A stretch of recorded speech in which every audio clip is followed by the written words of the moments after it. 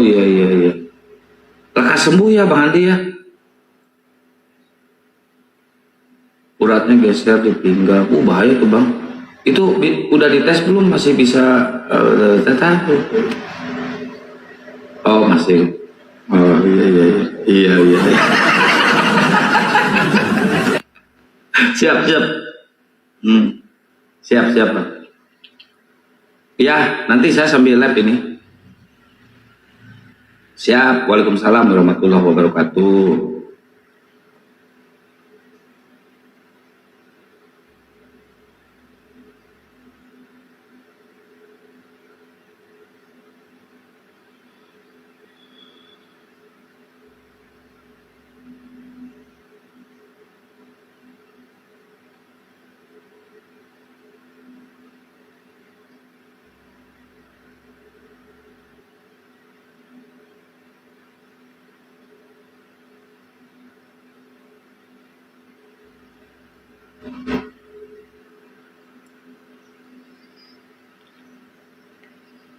Saya kemarin yang begadang, yang bawa mobil bolak-balik, Bang Andi yang sakit pinggang. Karena Bang Andi nggak ikut ya. Saya masih muda sih ya, kalau saya masih muda, ganteng, gagah perkakas gitu ya. Kang Bang Juma udah punya istri belum? Udah pernah punya. Ini pertanyaannya bikin pengen tepuk tangan. Pertanyaannya yang ini dong, yang jangan ini pribadi. Ayo teman-teman Oten yang mau diskusi naik ke atas yuk. Saya bikin judul ya, saya bikin judul sekarang, judulnya yang tadi aja judulnya.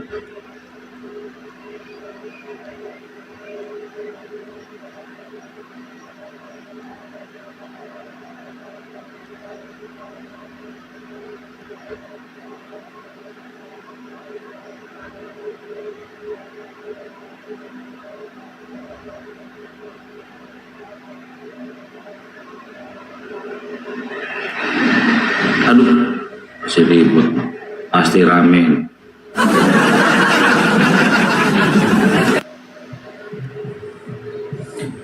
Assalamualaikum. Waalaikumsalam warahmatullahi wabarakatuh. Disangkanya akan bakal terpikat sama yang kayak gini kali, sorry ya. Bang Zuma belum live ya? Bang Juma belum live ya? Belum. Belum. Aku boleh pakai lipstick? Lipstick atau lipstick? Direvisi guys, bikinan pabrik direvisi. Tuh ada Gurunda di bawah. Assalamualaikum warahmatullahi wabarakatuh Gurunda. Belum datang juga itu yang mau belajar itu Gurunda. Udah akan DM juga itu. Mudah-mudahan secepatnya datang. Kita mah nggak ngajak mualaf, tapi dia datang sendiri mau belajar tentang Islam. Hidayah kan milik Allah, biar Allah nanti yang menentukan apakah dia itu layak masuk Islam apakah enggak. Tugas kita hanya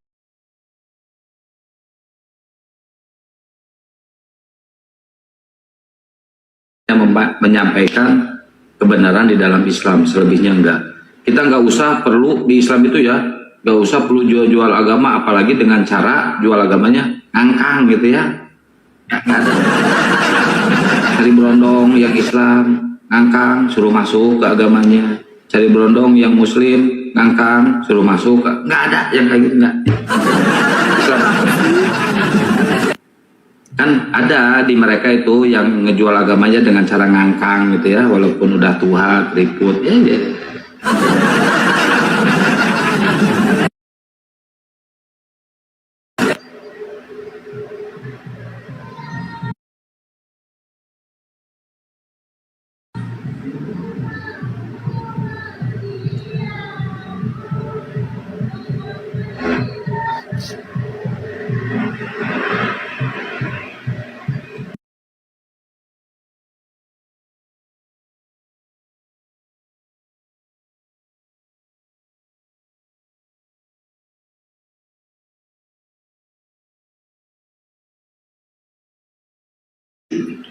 Mampus.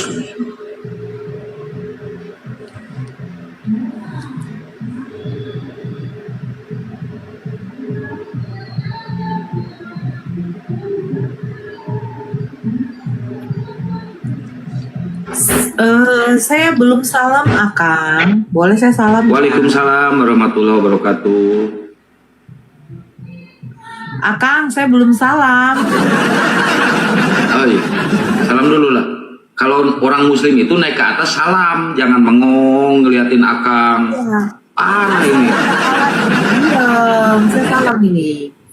Assalamualaikum warahmatullahi wabarakatuh untuk Akang hostnya. Selamat malam. Musiknya. Ah, Gak ada musik? musik. Gak ada. Ada musik ya? Gak ada.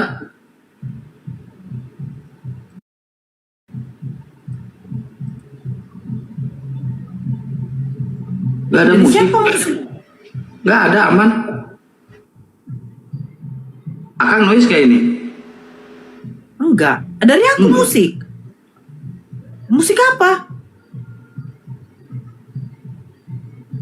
Oh iya, ada sedikit di Bunda Nora. Tuk. Itu kayak suara detak jantung, denyut jantung di dada. Itu sebelah. Ya, orang tetangga sebelah. Tapi musyrik, itu katanya musyrik. Bang Zuma ada aja deh. Gak jadilah aku salam. Bang Zuma di bawah. Salam dulu. Udah oke, aku salam ya. Assalamualaikum. Selamat malam untuk saudara-saudara yang ada di bawah. Mohon di tap-tap layarnya, di share, love orange-nya diklik ya, biar naik viewersnya. Jangan lupa ya, berdoa buat kami yang ada di atas ini biar tambah semangat, tambah ceria, tambah baik, tambah happy, tambah oke-oke aja gitu. Bagi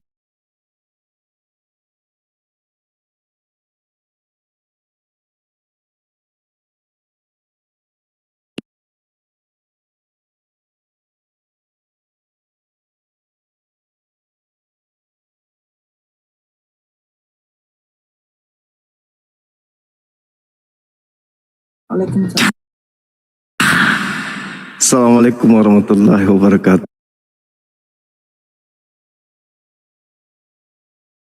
Masya Allah. Waalaikumsalam warahmatullahi. Temanya diganti aja ya Bang ya.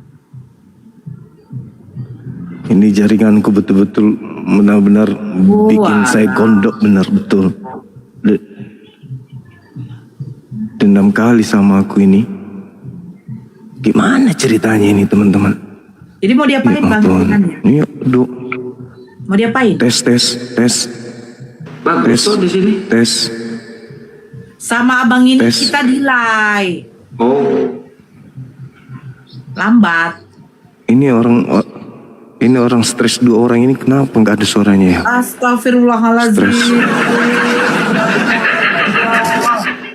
Ya Allah ya Robi, kita dikatakan stres. Ya Allah. Payah ini. Bang, yang stres itu jaringan abang loh Bang. Udah jaringan, Tuh kan? udah jaringannya kayak begini. Nah. Masuk di komal aneh. Ketemu sama dua orang yang stres, gimana nggak kacau, makin kacau. Allah Akbar. Ya Allah. Tes. Oi. Ada Bang. Oi. Ada Bang.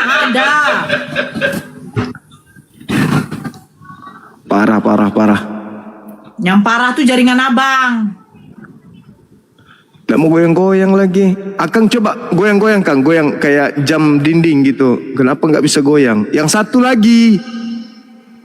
Loh, coba Dina goyang-goyang. Bisa nggak? Gak mau aku Kok Bang. nggak ada ini? Abang ngerjain kami. Gak mau aku. Mana ini? Di HP nggak mau goyang.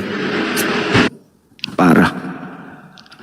Oke semuanya, Assalamualaikum warahmatullahi wabarakatuh. Teman-teman sekalian, jumpa lagi kita pada malam hari ini. Meskipun jaringan dua kawan kita ini tidak berfungsi sama sekali, nggak apa-apa. kita wakili mereka, insya Allah kalau ada tamu naik biar kita yang melayani, sementara 2 orang ini memperbaiki jaringan dulu.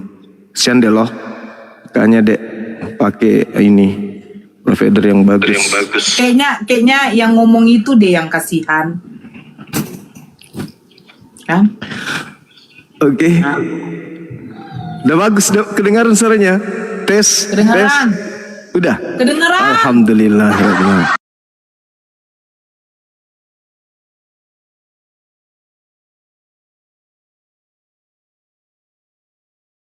Iya, udah.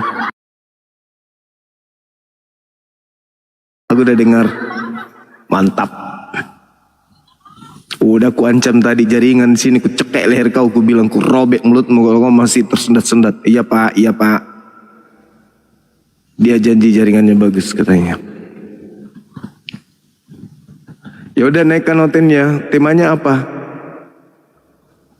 Adakah kebenaran dan? Bang. Ya. Iya ganti. Apa sama apa, ganti sama apa? Terserah. Dinda Nora aja terserah.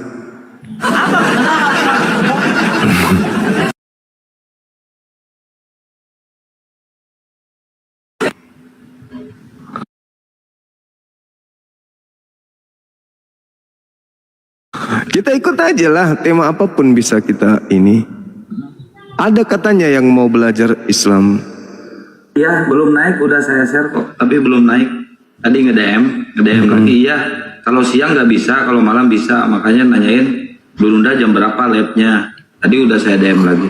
Insya Allah naik. Oke. Sahabat Alim Bahri, barakallahu fik. Masya Allah. Biar nggak ngantuk. Oh Tinore ini ngantuk ini. Habis dandutan tadi. Masih kedengaran dandutannya sampai di sini. Bukan bang, di sebelah itu ada apa acara. Mau kita suruh diam nggak?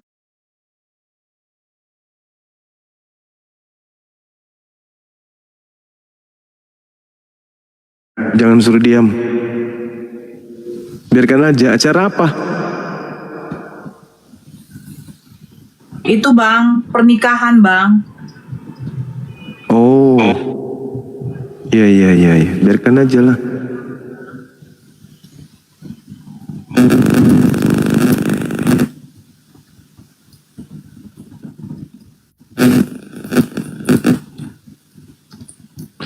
YouTube juga meradang, YouTubeku juga meradang.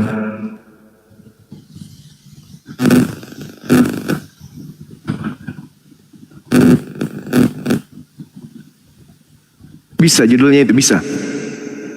Bisa itu, Gurunda aman. Itu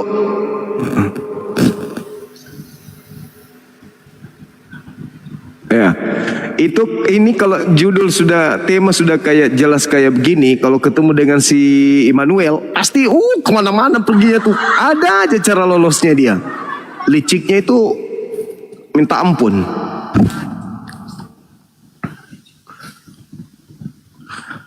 Ada aja caranya, gimana caranya bisa berkelit kemana-mana gitu. Sampai dengan dalam keadaan waras pun dia akui bahwa di dalam agamanya ada 3 Tuhan. Saking gilanya tuh, demi untuk ego, agar manusia, agar bumi ini kemudian menyembah kepada Kristus. Apapun dia lakukan, apapun diakuinya.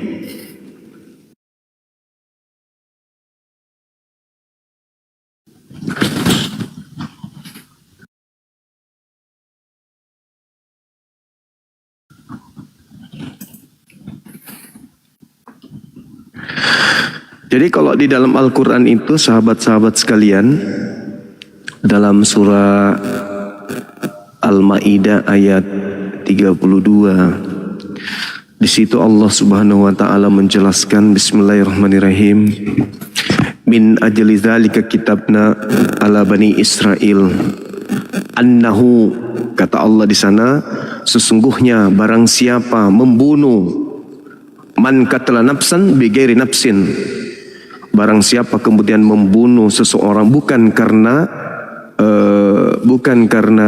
alasan yang dibenarkan, maka dia sama halnya membunuh seluruh umat manusia. Ini diterangkan di dalam Al-Quranul Karim di surah dan ayat yang saya sampaikan barusan. Artinya bahwa dalam kaidah Islam ketika datang perintah kepada Bani Israel, man qatala nafsan bigairi nafsin au fasadin fil ardi. Jadi orang-orang yang kemudian dibunuh atau orang yang membunuh orang yang tidak sepantasnya untuk dibunuh, bukan karena membunuh orang lain atau bukan karena membuat kerusakan di atas muka bumi, maka itu seibaratkan telah membunuh seluruh umat manusia. Ini kaidah dalam Islam. Nah, di dalam perintah ketika ditanya apa yang harus aku lakukan sehingga aku bisa memperoleh hidup yang kekal, dikatakan oleh Yesus, jangan kamu membunuh.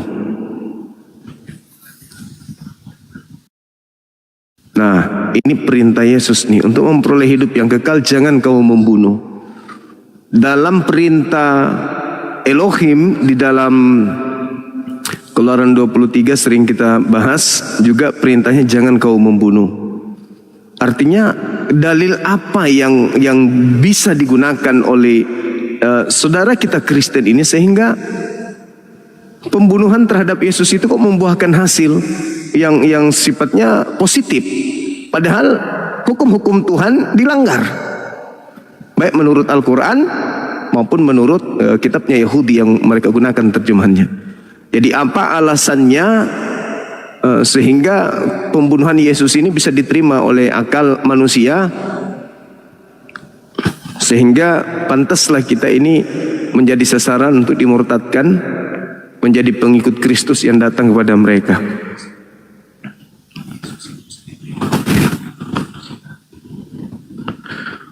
Dan orang nggak lihat remote AC ku tadi? Enggak, Bang. Lah, bukannya dari tadi di sini. Kamu dari tadi di sini kan? Mana dia ya? Tunggu ya. Ini tangannya anak ini nakal kali tangannya.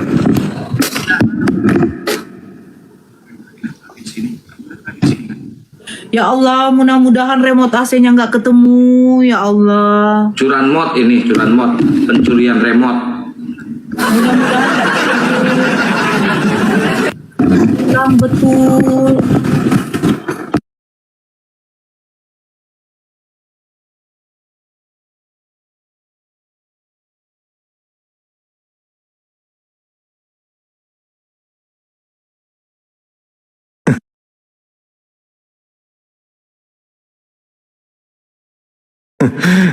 Enggak.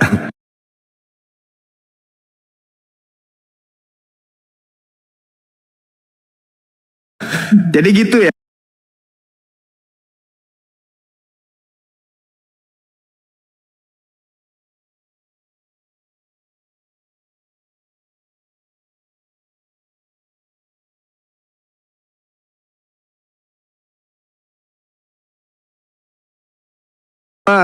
Kemudian disajikan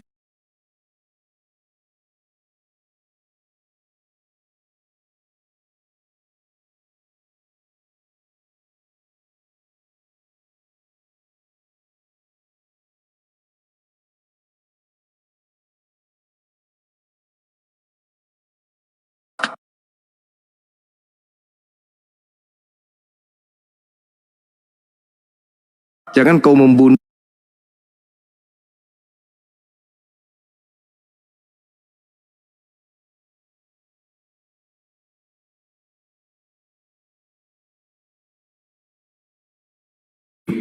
Yang ketiga, rencana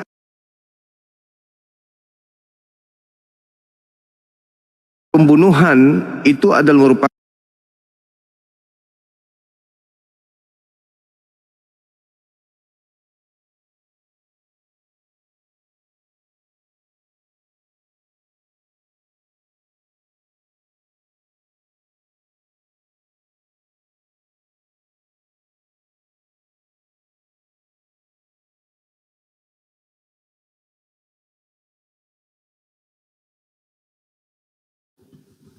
yaitu menumpahkan darah orang yang tidak bersalah. Nah, ini yang sangat-sangat miris gitu loh. Karena menumpahkan darah Yesus itu adalah satu kekejian, satu hal yang sangat dibenci, satu hal yang tidak disukai oleh Tuhan pencipta langit dan bumi menurut data yang ada di kitab yang digenggam oleh saudara Kristen hari ini. Lalu apa? Kekuatan apa gitu loh? Kekuatan apa yang bisa meloloskan pembunuhan terhadap Yesus ini, bisa melahirkan sebuah keselamatan gitu loh? Apa yang bisa kita terima dalam kajian ini untuk dibenarkan oleh akal? Membunuh orang yang tak bersalah adalah hal yang dibenci oleh Elohim. Yang dibunuh untuk disalib adalah orang yang dikutuk oleh Elohim. Orang yang melanggar perintah jangan kau membunuh adalah orang yang melanggar perintah Elohim.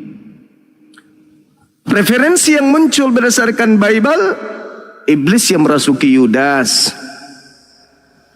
Dan kemudian orang-orang Farisi, mahkamah agama, imam kepala itu melakukan apa? Melakukan kesaksian palsu, tipu muslihat untuk kemudian membunuh Yesus. Lalu Paulus menekankan Kristus menebus kita dari kutuk hukum Taurat dengan jalan menjadi kutuk. Ini kok nggak ada yang ini. Belum lagi Pilatus sebagai gubernur yang mengambil keputusan pada saat itu. Dikatakan dengan sangat jelas bahwa mereka menyerahkan Yesus untuk disalib, Matius 27:18, karena dengki. Nah, karena dengki. Lagi-lagi tidak ada hal yang positif yang bisa diterima sebelum lahirnya konsep dosa waris dari Kristen. Kejadian-kejadian latar belakang penyaliban terhadap Kristus ini tak ada hal positif, tak ada hal positif. Iblis merasuki Yudas, membunuh orang yang tak bersalah, kekejian bagi Tuhan. Imam kepala mahkamah agama melakukan kesaksian palsu dan tipu muslihat. Yudas disebut iblis oleh Yesus. Yang dibunuh adalah orang yang dikutuk oleh Elohim. Elohim melarang membunuh orang yang benar. Lalu apa gitu loh? Apa? Apa yang bisa dibenarkan untuk diterima doktrin ini? Apa yang bisa kita pakai untuk mematikan akal ini? Apa gitu loh? Apa?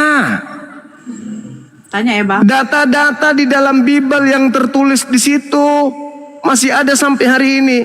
Lalu apa yang bisa membuat otak ini mati untuk bisa menerima hal yang dibenci Tuhan menjadi sesuatu yang dicintai Tuhan? Apa? Apa? Ya kita tanya Bang, itu ada arka Bang. Coba kita tanya Bang. Iya, maksud saya tanya netizen di bawah. Oh gitu Bang. Abang teriaknya saya kaget Bang. Sama, saya pun kaget dengar suara sendiri. Arka, halo Arka. Oh, kayaknya nggak bisa jawab juga dia Bang. Pertanyaan Abang sangat susah Bang. Saya juga bingung Bang jawabnya. Iya, enggak, saya serius. Kira-kira apa gitu loh?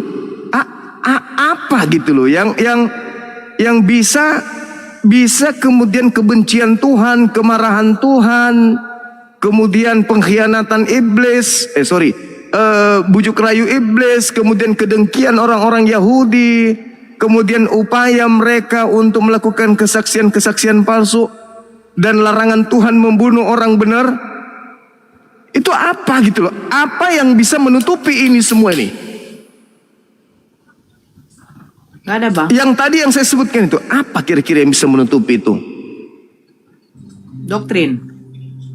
Ya, cuma doktrin doang. Gak ada yang lain. Jadi data yang katanya kehendak Elohim dibantah dengan doktrin. Padahal kalau kita jeli melihat di dalam Matius 16 nomor 20 berapa itu ya? Berapa itu ya? Kok saya jadi lupa ya? Yang 21 mana, apa 23? 16 23 atau 21? Tentang Matius 16 nomor 23 coba dek. Matius 16. Sama Nomor dia, Bang, 23. 23 ya. Anak Theos naik, anak Theos, iya. Maka Yesus berpaling dan berkata kepada Petrus, "Enyalah iblis, engkau Tuh batu maksud sandungan saya bagi- itu. Engkau bukan memikirkan apa yang dipikirkan Theos, melainkan apa yang dipikirkan manusia." Nah, artinya gini loh dek. Apa yang dipikirkan oleh Tuhan tentu terurai dari data-data yang saya sajikan tadi, bukan? Yang dipikirkan Tuhan, jangan kau membunuh orang yang tidak bersalah. Itu pikiran-pikiran Tuhan tuh dalam kaidah Bible mereka. Pikiran Tuhan, Tuhan akan melindungi anak-anaknya yang dikasihi. Tuhan tidak akan membiarkan orang yang dikasihinya kemudian teraniaya, terzolimi. Dia akan menjaganya. Kalau kita lihat dalam Mazmur 118, Mazmur 41, Mazmur 104, kemudian Mazmur 91, kemudian Amsal 6, Amsal 7, kemudian Mazmur 37. Itu semua bukti Tuhan itu mencintai anak atau hamba yang disayangi. Itu keinginan-keinginan Tuhan tuh. Kalau kita lihat di Mazmur 91 itu keinginan Tuhan itu lengkap dari data 1 sampai data 16. Itu keinginan Tuhan yang sangat luar biasa. Nah, artinya keinginan Tuhan itu adalah buah hasil dari pikiran Tuhan menurut data Bible, kan gitu. Sedangkan menurut Mazmur 16 tadi, kalau kita melihat Yesusnya mengatakan bahwa enyahlah iblis, sebab kamu hanya memikirkan apa yang dipikirkan manusia. Kamu tidak memikirkan apa yang dipikirkan oleh Tuhan. Nah, yang dipikirkan oleh Petrus saat itu adalah, ya Yesus harus kuhalangi supaya jangan ke sana. Kalau sampai dia ke sana, dia pasti disalib, pasti dia dibunuh. Itu pikiran Petrus, itu pikiran manusia. Nah, pikiran Tuhan, meskipun ular tedung panah di siang malam, di waktu siang, tidak akan menyentuh kemahmu, sebab Tuhan adalah tempat perlindunganmu. Jika ada kemudian yang mencobaimu, maka Tuhan akan mengutus malaikat untuk menantang di kaki tangannya agar kakimu tidak terantuk kepada batu.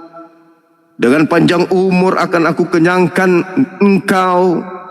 Jadi pikiran-pikiran Tuhan itu adalah akan menyelamatkan orang-orang yang dikasihinya. Inilah anakku yang kukasihi, akan menjaga orang yang benar. Akulah jalan, akulah kebenaran. Yesus itu yang benar ajarannya. Berarti Tuhan memikirkan, merancang keselamatan untuk Yesus. Nah, orang-orang yang banyak ini di luar daripada Yahudi, pemerkaos, pembunbun, pencuri, perampok, penipu, pesina, pemburit, apalagi pemboikot, koruptor, nepotisme. Itu dosa-dosanya dihapuskan dengan cara melanggar firman Tuhan, kan enggak rasional gitu loh. Nah, apa kira-kira yang bisa dijadikan sebagai landasan atau pijakan berpikir oleh teman-teman kita, orang-orang yang menginginkan kita keluar dari Islam dan menjadi pengikut Kristus? Pergilah ke seluruh bangsa, pergilah ke seluruh dunia, jadikan seluruh bangsa menjadi muridku. Oke, kita akan jadi murid loh, tapi terangkan dulu, apakah boleh membunuh Yesus? Menurut Yesus, menurut Tuhannya Yesus, boleh nggak?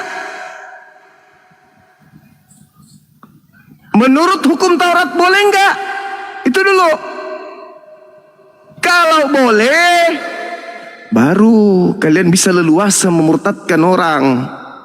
Tapi kalau kalian aja bingung, gak tahu mau jawab apa, ya, maka tidak ada dasar pijakan umat Islam ini bisa kalian murtadkan. Segera begitu dari saya. Silakan. Cek, cek, cek, cek, ci. Oke, lanjut. Yei. Halo Yei. Aduh. Yei. Ya malam Kak Nur. Ya, agama apa Bang? Selamat malam. Ya malam. Simak Kak, simak. Agama apa Bang? Kristen. Oh, Kristen Bang. Simak Kak, simak. Apa mau Abang simak? Nah, kajian dulu sebentar. Karena dinamku agak lain. Apa Saya Bang? jemaat. Abang jemaat, Abang Iya. pendeta. Bukan jemaat. Ah, Belajar. Abang jemaat. Ya belajar. Simak ya. Boleh? Yang lain naik ya. Gak apa-apa Bang, Abang di sini Ya, aja ya, mau bertanya. ya. Ini ada Bapak Uskup kita. Oh ya, simak. Apa yang Bang simak? Astagfirullahaladzim, ya Allah. Bang, dia bilang simak Pak Uskup. Baco. Deng baco. Baco. Oh alah. Oh baco, kedo ko baco. Baco. Oh, iya. Larilah baco. Dia nak bertanggung jawab. Mas suntik bau me. Matampu anak natai lari dia nak bertanggung jawab lah baco.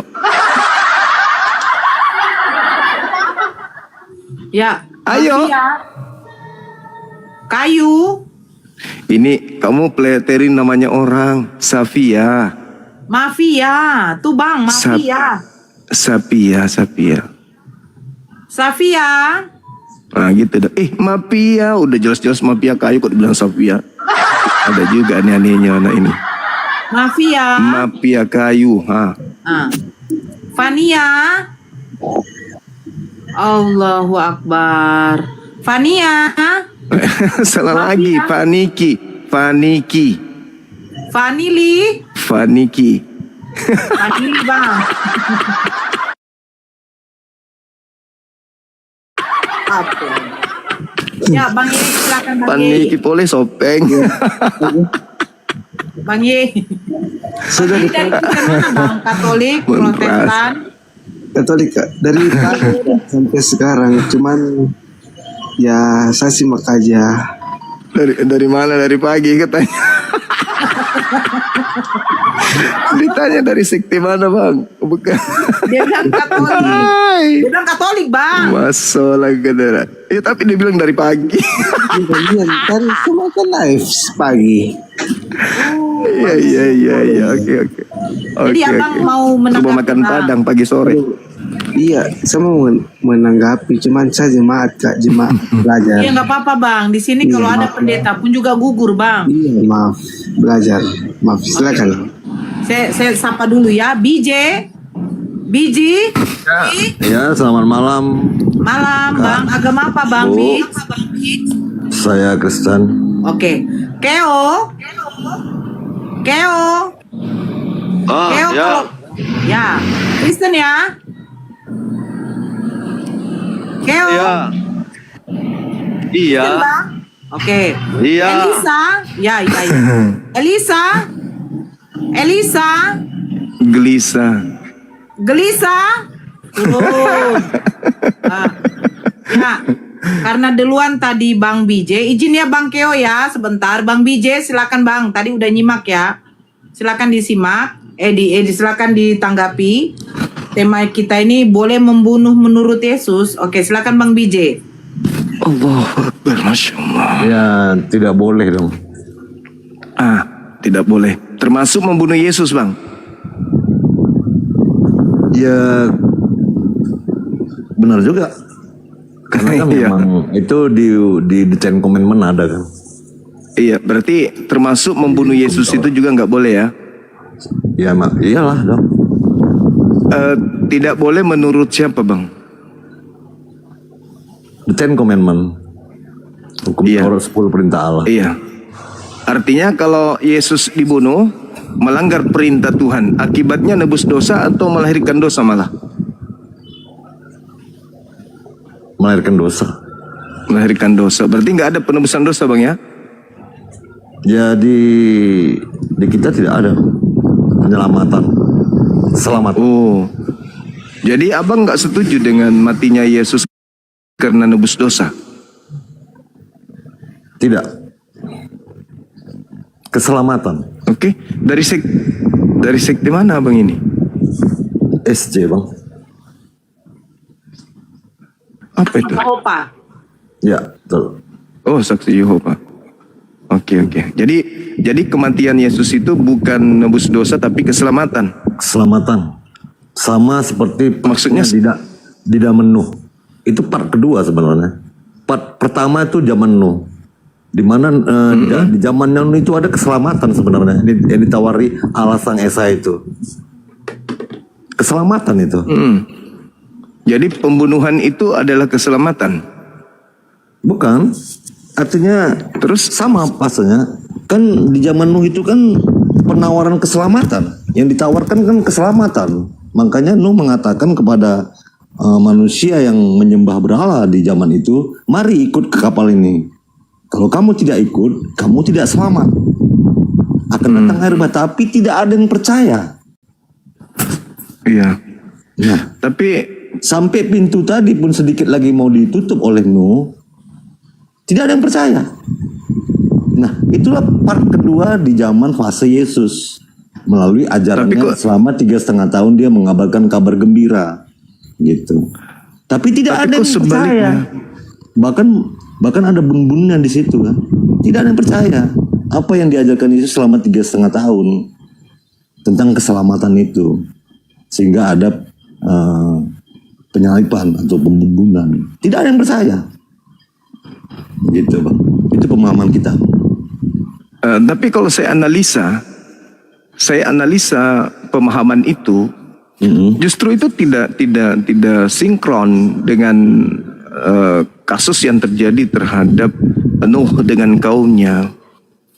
Karena kalau di dalam perintah Nuh kan ajakannya untuk ikut kepada Nuh. Karena Tuhan akan mendatangkan musibah. Iya maksudnya Yaitu bahtera. mungkin di persepsi Bang Juma itu tidak sinkron. Maksudnya di Iya, kami saya begini, jelaskan Bang. dulu Bang. Manusia di zamannya Nuh ini kan sudah sesat semua menyembah berhala. Tapi sang Allah, sang sumber itu memberikan satu tawaran. Ya kan? Nah, jadi kan di zaman Nuh ini kan belum ada kitab. Ya kan? Hanya langsung berinteraksi Allah sang Esa sumber kepada Nuh. Makanya Nuh mengabarkan kabar gembira kepada umat di situ, mari ikut ke kapal ini. Akan datang air bah, karena itu perintah sang Esa itu. Dikasih kesempatan sebenarnya. Iya. Tapi manusia itu pun dikasih kesempatan tidak percaya. Begitu maksudnya. Nah persepsi. sekarang apa hubungannya dengan penyaliban dengan keadaan itu? Hubungannya begini, sinkronnya begini. Jadi Yesus selama 3,5 tahun mengabarkan kabar gembira yang tracknya sama, tracknya berbeda dengan Nuh. Selama 3,5 tahun tidak ada yang percaya, sehingga dia harus mati, harus metong untuk keselamatan. Terus itu. tadi kenapa bukan Nabi Nuh yang mati juga? Nah medianya di Nuh kapal bahtera. Tapi di fase Yesus medianya adalah ajaran kasih tadi 3,5 tahun kabar gembira tadi. Begitu bang. Tentang keselamatan. Saya rasa enggak. Keselamatan kok, tapi yang terjadi kalau di Bahtera Nuh, terjadinya Bahtera Nuh itu setelah ajakan untuk menjadi pengikut Nuh. Nah sekarang Yesus datang mengajarkan Bani Israel untuk percaya kepadanya kalau dia itu adalah utusan Tuhan untuk mereka. Artinya kalau kita sepadankan dengan Bahtera Nuh, yang terjadi setelah orang-orang ini kemudian terjadi orang-orang ini kemudian tidak ingin mengikuti ajaran Nuh yang sebentar dihukum bang, adalah sebentar bang Juma, bukan maksudnya kita sepadankan, enggak bang, enggak gitu bang. ya tadi ya. Jadi gimana cerita ini? Jadi pemahaman kita bukan disepadankan gitu bang. Yang dihukum saat itu adalah kaumnya Nabi Nuh. Zamannya Yesus yang dihukum Yesus. Sebenarnya gini bang, sebenarnya di situ bukan ada penghukuman bang. Kenapa bukan ada penghukuman? Karena Allah di situ kan menawarkan sesuatu juga, tidak langsung dihukum, menawarkan ikut Dia mengabarkan setelah mereka Musa kasihkan kabar gembira ini supaya mereka bisa bertobat, masuk ke kapal. Kan itu nggak hukuman, ada dikasih kesempatan. Nah, setelah tidak mau, mereka dilenyapkan. Nah, ternyata mereka tidak percaya. Bukan cuma mereka dilenyapkan. tidak percaya. Kalau di Datang kasusnya air batu. Yesus yang dilenyapkan. Ya, Yang diselamatkan orang-orang yang membangkangnya, yang membantahnya. ya kalau ke situ Gimana kajiannya ceritanya? ya benar bang, kalau kajiannya ke situ. betul. Memang harus ke situ. Memang harus ke situ. Makanya saya uraikan di awal, banyak hal yang dilanggar dengan konsep itu. Perintah Tuhan jangan membunuh orang yang benar dilanggar. Oke. Jadi justru bukan seperti Nabi Nuh. Kalau Anda ingin menyamakan dengan Nabi Nuh, maka orang-orang yang membunuh Yesus dan orang-orang yang menerima penyaliban inilah yang harus dimusnahkan. Kalian-kalian ini. Di sini kita tidak menyamakan maksudnya bang. Lalu Abang jangan bawa mindset abang kita bahwasanya kita menyamakan, tidak bang. Bukan menyamakan maksudnya. ya sudah, kalau begitu lari kepada poin pengajaran Yesus. Keselamatan itu menerima dirinya sebagai utusan Tuhan untuk Bani Israel. Ya memang utusan Tuhan. Nah, Yesus adalah utusan Tuhan dan ciptaan Sang Esa. Nah, setelah dalilnya. sampai di situ, udah selesai. Itu aja. Ya benar, selesai. Nah, tidak perlu lagi ada kepercayaan bahwa dia mati nebus dosa manusia. Ya benar. Itu kan embel-embel yang muncul belakangan. Ya itu hasil konspirasi. Hasil konspirasi di abad ketiga. Kemudian yang saudara harus pahami di sini sebagai seorang Kristiani, harus mendudukkan perkara penyaliban, latar belakang penyaliban ini apa? Ketika Yesus terjadi tawar-menawar, kalau dia kemudian tawar-menawar dengan Tuhan pencipta langit dan bumi, Yesus serahkan sepenuhnya kepada Tuhannya. Nah, sementara misi daripada orang-orang Yahudi kaumnya adalah Yesus ini harus mati seorang demi untuk menyelamatkan bangsa Israel, termasuk murid-murid Yesus, dari rampasan penjajahan orang Roma pada saat itu. Nah, sehingga Yesusnya mau dikorbankan seorang ini. Jadi Yesus mengatakan apa? Ya, sudahlah kalau memang saya harus menjadi korban, biarlah saya menyerahkan diriku, menyerahkan nyawaku. Akhirnya dia diangkat ke langit tanpa penyaliban. Sehingga orang-orang Roma tidak datang merampas dan mengambil kemudian tempat suci mereka. Ini latar belakangnya. Orang mahkamah agama, imam kepala, orang Farisi berkongkol untuk menyelesaikan Yesus. Yesus harus kita bunuh. Ya, hasil Karena kalau konspirasi. kita tidak bunuh, Ya, konspirasi inilah yang terbesar kemudian menyebabkan. zaman Romawi yang berkuasa. Nah, Di mana di situ kalau Yesus tidak kita bunuh, imam-imam itu punya maka kepentingan di situ. orang Roma akan datang merampas tempat suci kita dan merampas bangsa kita. Itu Ya, kenapa benar, mereka Bang. kemudian ingin membunuh Yesus. Nah, sekarang terangkatnya Yesus ke langit, apakah untuk kepentingan umatnya Bani Israel atau kepentingan orang Kristen? Itu dulu. Relanya Yesus kemudian terangkat ke langit karena kepentingan umatnya Bani Israel atau kepentingan orang-orang yang tidak dikenalnya muncul belakangan yang ngaku-ngaku pengikut? Mana yang betul? Bukan untuk kepentingan Bani Israel. Kepentingan kaumnya, Bang. Karena kalau dia tidak pergi, nggak terangkat ke langit, maka bangsanya akan dirampas oleh Roma. Karena upaya pembunuhan terhadap dirinya alasannya jelas. Yesus mau dibunuh karena kalau tidak, maka orang akan semakin banyak percaya kepada dia, orang Yahudi. Dan kalau semakin banyak orang percaya kepada dia, maka orang Roma akan datang merampas tempat suci mereka dan mengambil bangsa mereka. Orang-orang tokoh-tokoh pemerintah, orang-orang terpenting kemudian dari kalangan Yahudi tidak menginginkan hal itu terjadi. Maka Yesus satu-satunya yang harus dijadikan korban demi supaya bangsa mereka tidak diambil oleh Roma. Bukan karena kepentingan Kristen, tidak. Karena memang kepentingan bangsa Israel saja. Gak ada hubungannya dengan Kristen di situ. Tapi di situ Sekte ada apapun. kepentingan, di situ ada konspirasi kepentingan imam-imam besar yang sudah punya sudah punya Taurat, Bang, dan punya umat sendiri. Bahwasanya mereka ingin sudah tidak suka dengan Yesus Masia. Karena mereka punya umat dan punya Taurat Memang sendiri. betul.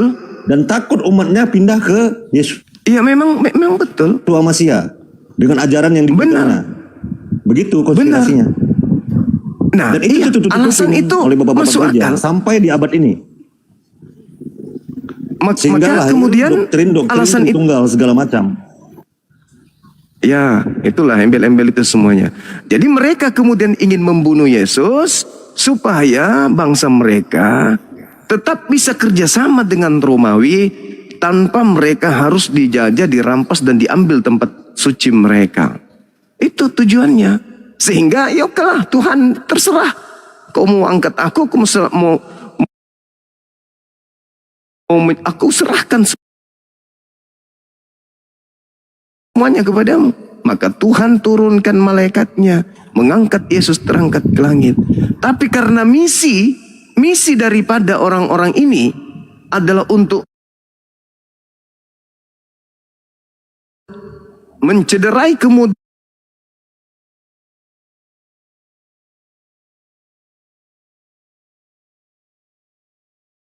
Yesus, maka tetap saja mereka bersepakat membunuh Yesus pada saat itu juga. Terjadi penyaliban. Tapi yang disalib bukan Yesus dong. Gak ada alasan untuk membunuh Yesus. Karena Tuhan tidak mau Yesus dibunuh. Makanya Yesus sendiri mengatakan, aku harus pergi sesuai dengan apa yang telah dituliskan tentang aku.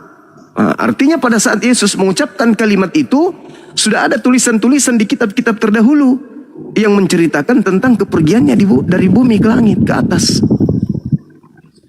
Nah, sedangkan tidak pernah kita temukan dalam hal yang sudah tertulis di kitabnya orang Yahudi, Mesias mati, kemudian dia bangkit di antara orang mati pada hari ketiga. Itu nggak ada. Nggak ada. Yang ada, Yesus terangkat langsung ke langit tanpa proses pembunuhan dari orang-orang yang membencinya. Begitu, Bung.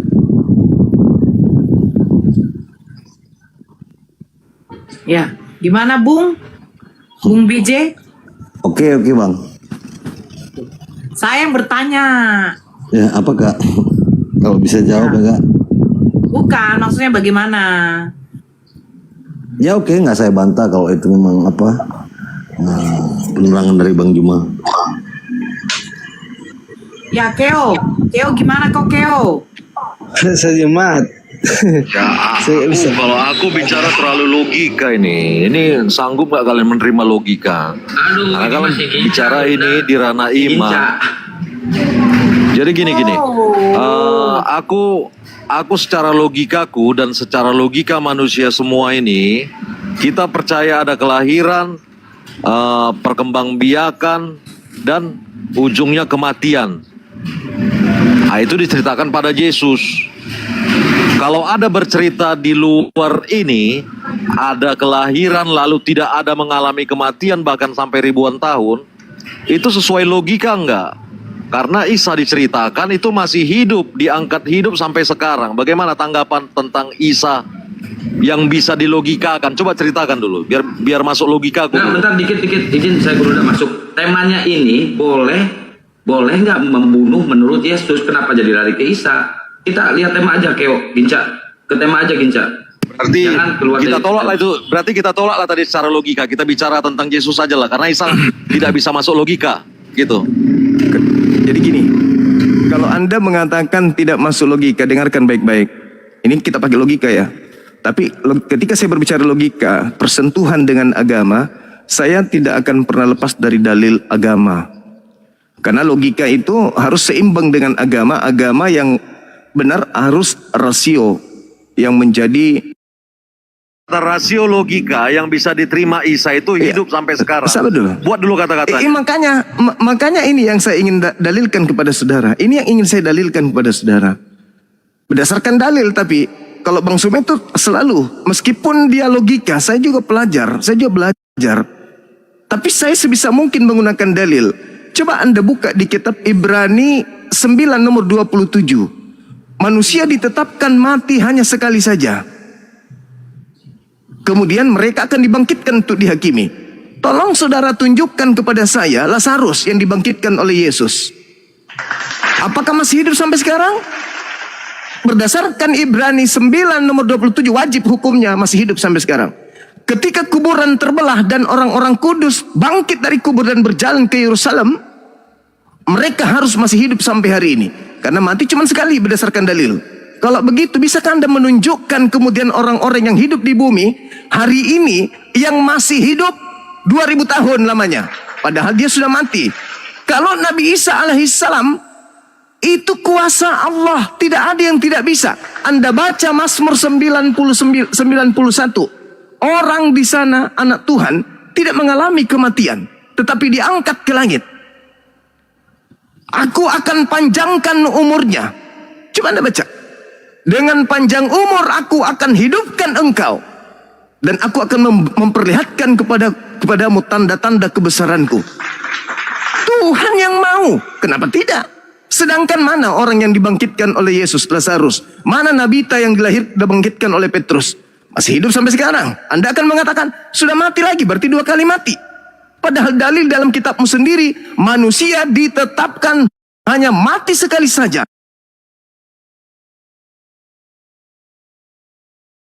Setelah itu dia akan dibangkitkan untuk dihakimi. Nah, mana Lazarus yang sudah mati satu kali lalu dibangkitkan? Kutunggu Berarti masih hidup. penjelasanmu secara Ya, kutunggu sama. penjelasanmu yang bisa diterima logika. Kalau kau menyerang ini saya aku bisa lemparkan jawab. kepada saudara. Aku bisa jawab. Saya lemparkan kepada Aku saudara. bisa menjelaskan Saya secara logika. lemparkan Dek. kepada saudara. Dek, aku Ini bisa logika. menjelaskan Ini logika, secara Bang. logika. Nabi, sabar dulu. Aku bisa, kalau Nabi dalil-dalil Isa, yang kau sabar dulu. sampaikan tadi, Oke, silakan Anda bicara, silakan. kalau Silakan Anda bicara. dalil yang kau sampaikan Silakan. tadi itu bisa kulogikakan. Iya. Pasti Silakan. bisa kulogikakan yang bisa diterima rasio manusia sekarang. Silakan. Kutunggu dulu penjelasanmu yang Sudah bisa saya diterima jelaskan barusan, rasio tinggal kau tanggapi. manusia. Sekarang tinggal Enggak, Anda kau yang masih bicara tanggapi. iman. Silakan. Enggak, kau masih bicara iman tentang kekuasaan Iman Tuhan yang saya tadi. jelaskan tadi itu berdasarkan Bibelmu sendiri loh.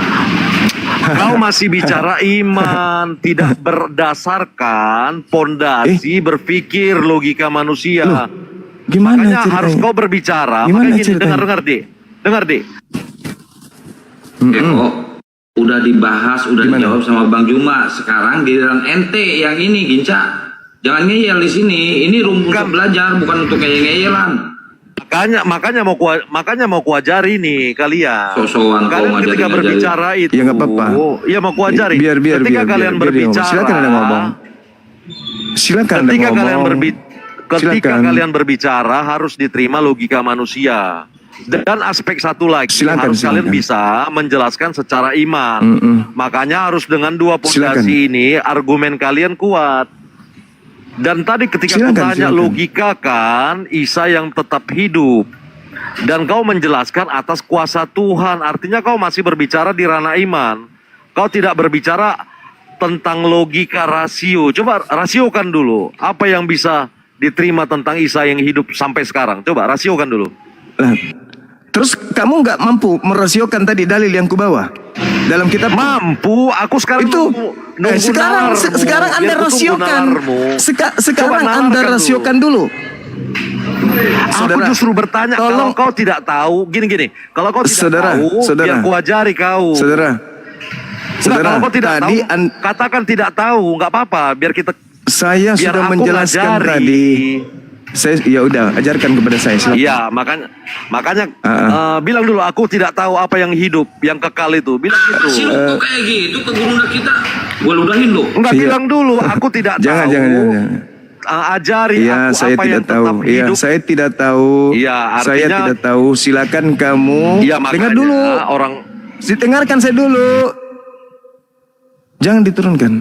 Silakan saudara narasikan kepada saya secara logika Ibrani 9 nomor 27 terkait dengan sanggahanmu kepada Nabi Isa alaihissalam yang menurutmu tidak rasio. Silakan. bukan tidak rasio. Itulah aku Nah, tidak apa maunya katakan orang ini? bisa tidak rasio, Apa maumu? tapi bisa dilogikakan. Nanti kalau ada orang bertanya samamu, biar kuajari kau menjawab. Kau jangan membahas iya. kitab Terus, yang terus. lain dulu, Ibrani apa segala macam di luar kitabmu. Loh, kenapa? Kitabmu sendiri kau Kenapa? belum bisa merasiokan. Kenapa? Enggak. Nanti kau kalau Kenapa? ditanya orang, biar kuajari kau menjawabnya bagaimana poinnya. Mau kau kuajari? Oke. Saya jelaskan yang- dulu kalau masih Apa yang tetap Saya hidup juga- pada saya Isa jelaskan sampai dulu. sekarang? Kau biar kuajari. Saya jelaskan gimana? dulu. Ambil pulpenmu biar catat.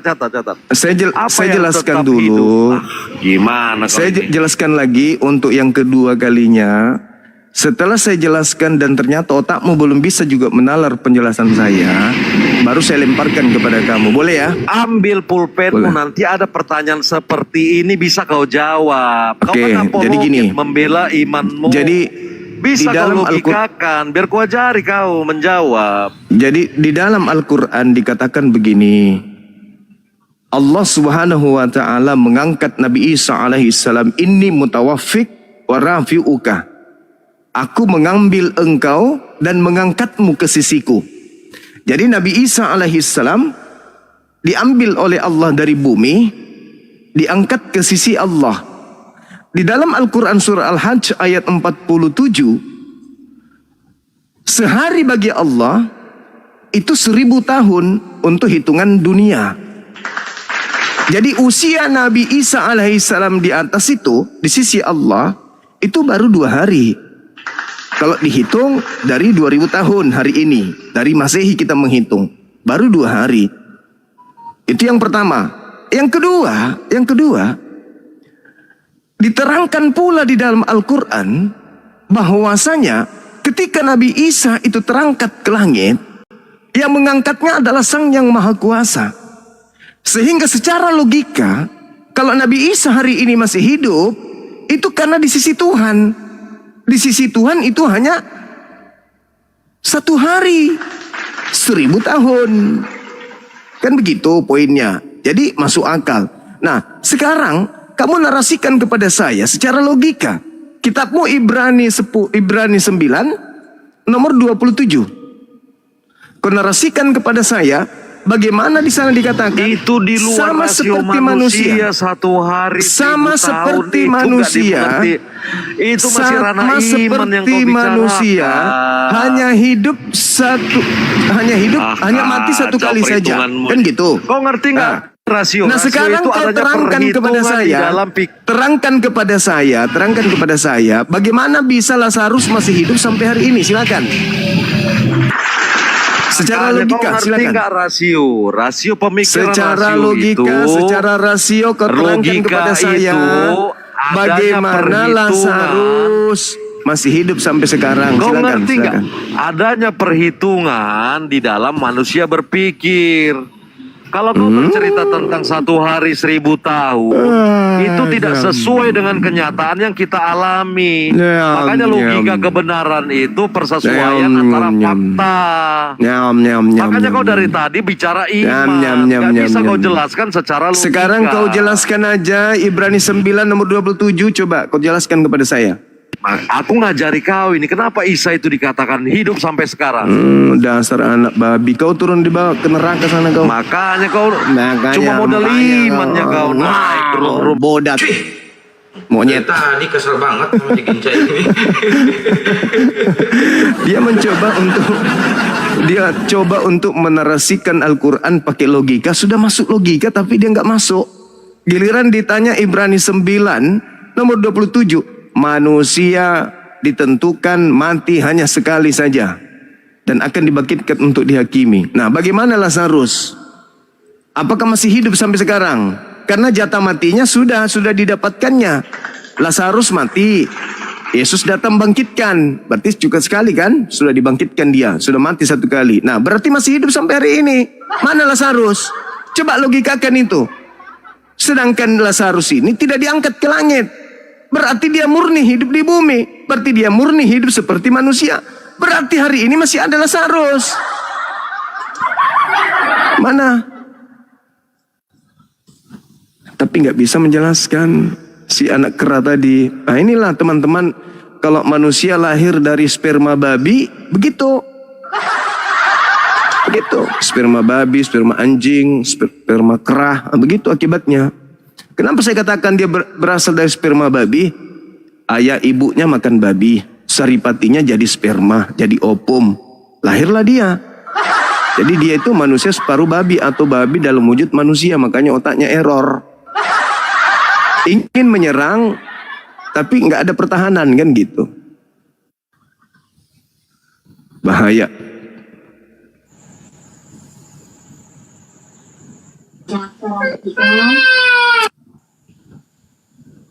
Ya, Just Entertainment, Meli, selamat malam. Assalamualaikum. Waalaikumsalam. Selamat malam. Ya, Waalaikumsalam. selamat malam Meli. Ya, Meli, mau Izin, diskusi host. silakan. Selamat malam. YouTube Boleh aku masih bertanya error. dulu ya. Ya, dari Kristen Bang Meli.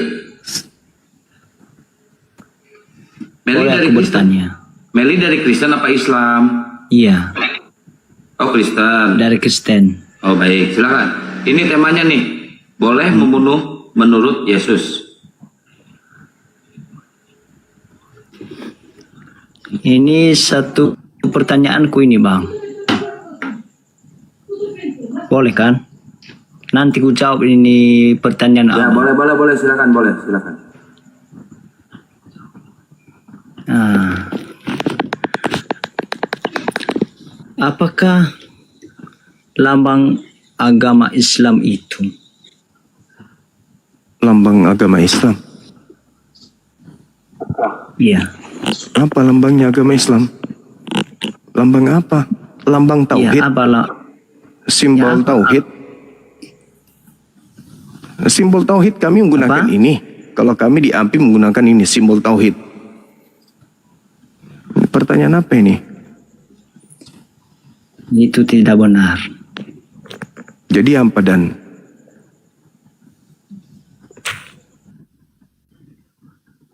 Ini kalau manusia dari sperma babi aneh-aneh aja.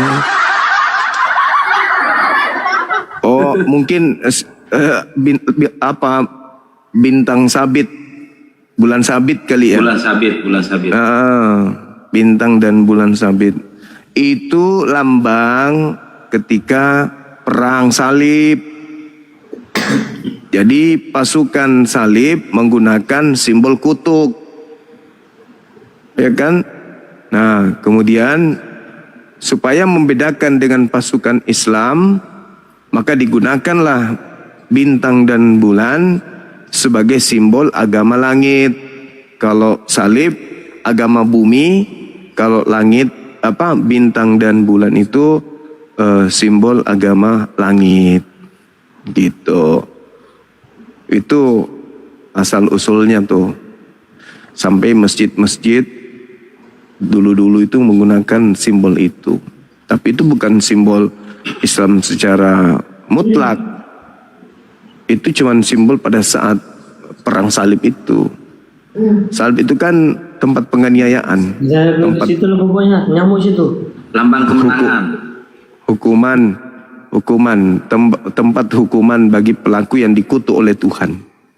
Itu yang dipakai. Maka pasukan Islam menggunakan simbol itu sebagai bukti bahwa agama Islam itu adalah agama langit. Begitu sudah.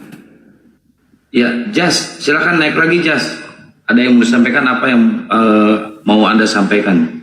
Ini ada Yang dokter mana itu? keliling. Ada di bawah Jas, apa itu tadi? Yang bertanya ya? Entertainment. Yang bertanya nggak tahu. barusan. Bukan, yang bertanya barusan mah kabur. Nggak ada balik lagi. Oh,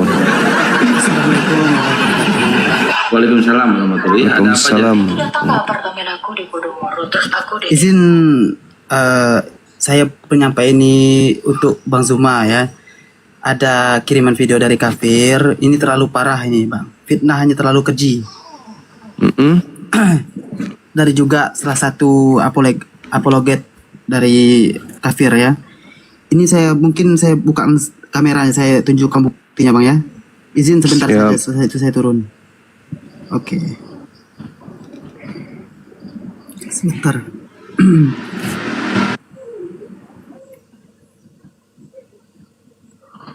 Jadi ini Bang.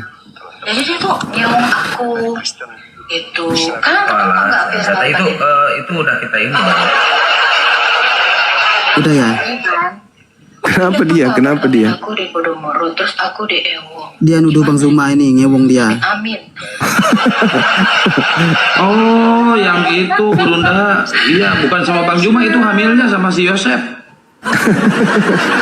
Sama si Yosef itu.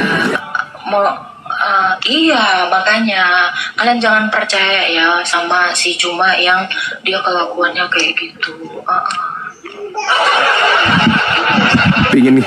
Pingin kali dia dekat Iya, sama Bang Zuma. sama si Juma, cuman dong. Coba ya, suruh ya. Jadi kalian kalau ketemu sama si Juma, kasih tahu.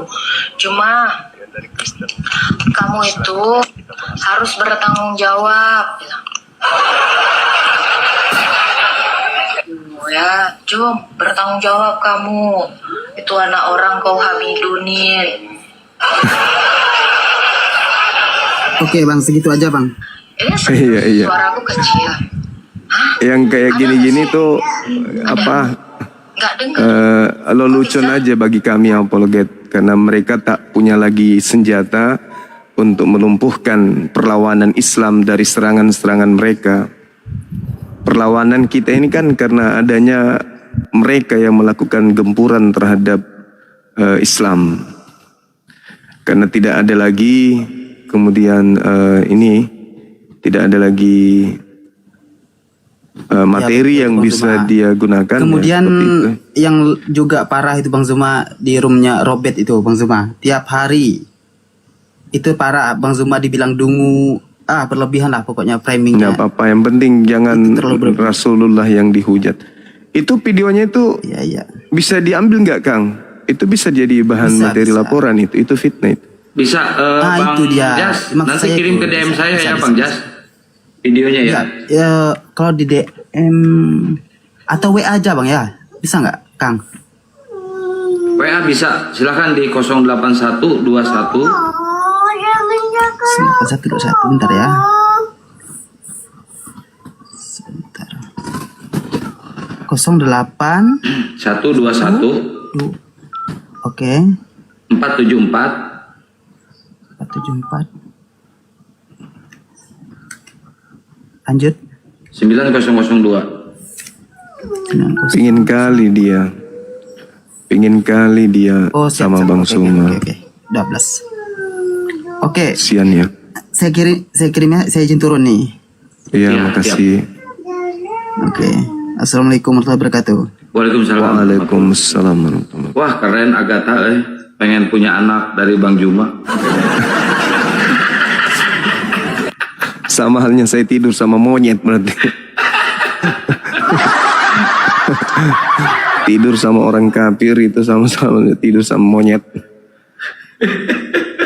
Benih rohani. Bayangkan itu bau ketek. Menghayal. Ya. Assalamualaikum warahmatullahi wabarakatuh. Waalaikumsalam warahmatullahi wabarakatuh. Ya, Bang. Waalaikumsalam. Muslim, Bang. Saya cuma mau ngomong kalau saya penggemar Bang Zuma dari Kota Serang, Banten. Siap. Banten. Kota Serang, Banten, Bang Zuma.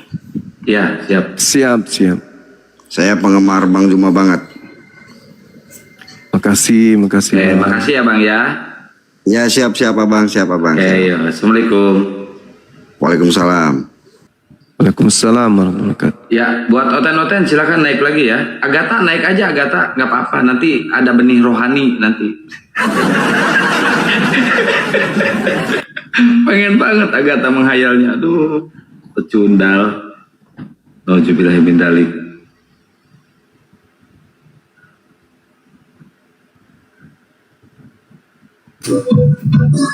Waduh, ada musik bang. Saya Ada musik bang, ada musik bang. Bang, ada musik. Kita lagi live di YouTube. Anda ada musik di bawah dulu ya bang. Yang Kristen dulu yang naik ya teman-teman. Kalau yang Muslim yang minta naik semuanya nanti, aduh, jadi room curhat. Kasihan yang lagi nonton ya. Assalamualaikum. Waalaikumsalam warahmatullahi wabarakatuh. muncul lagi dia. Kenapa tadi akunnya? Dilaporkan bang. Padahal saya kan tidak ngapa-ngapain, ngambil remote tidak, ngambil AC tidak. Kok saya di report ya, saya dilapor ya. Oh alah.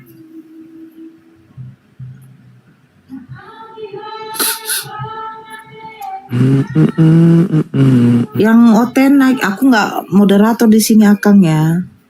Ayo yang naik Oten, tidak usah Islam dulu ya nanti. Aduh Bang Zuma, saya ngefans sekali sama Bang Zuma. Itu janganlah dulu malam ini ya. Kita mau diskusi Dari sini. yang tadi tuh lebih parah lagi. Aduh Yang mana? Bang Suma, aku mengandung benihmu Bang Suma. Yang tadi tuh. Bang, Itu bang, videonya bang, udah bang, saya bang. kirim ke grup bang. Oh, iya. Tadi saya kan di roomnya, tadi kan saya scroll masuk ke roomnya Agatha. Terus dia bilang gini, Norari Tonang bergabung, ya ampun. Kenapa kalian bergabung di sini? Padahal karena scroll kan. Terus saya bilang, selamat ya Agatha, mudah-mudahan debaynya sehat. Langsung aku di mute. Terus diblokir. Berarti benar. Karena aku bilang, mudah-mudahan debaynya sehat ya. Langsung aku di mute. Selamat tinggal Sepul. Semoga kamu diterima amalmu di sisi Tuhanmu katanya. Langsung diblokirnya aku bang. Wih padahal aku mengucapkan selamat loh bang. Apa sih salah dan dosaku bang? Malu dia kan. Berarti benar kan? Gitu loh.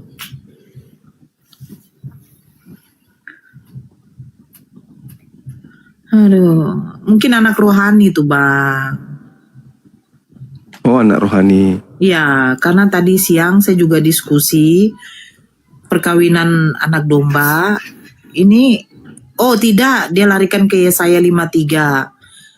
Keturunan, Yesaya 53 nomor 10. Kalau itu merujuk kepada Yesus berarti punya keturunan. Dia bilang, iya bang. Jadi Yesus punya keturunan, iya. Keturunan apa? Rohani katanya bang. Jadi Astagfirullahaladzim. Hanya untuk membenarkan nubuatan itu ya bang ya untuk Yesus. Sampai segala cara pun dia bilang keturunan rohani. Ya Allah, ya ampun. Jadi Yesus punya keturunan rohani. Punyalah. Seperti apa bentuknya? Seperti kami-kami inilah keturunan rohaninya. Padahal dia jasmani. Itulah bang. Astagfirullahaladzim. Ya Allah. Ampun aku. Apa dikatakan orang ini? Kan orang gak tahu kalau Agatha hamil sama Bang Zuma. Astagfirullah itulah bang. Ya kan?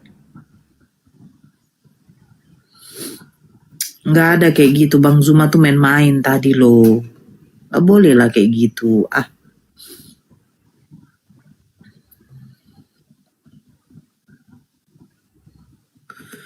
Tadi Bang Faruk versus Joseph. Bang Faruk nyenggol yang digeruduk di apartemen.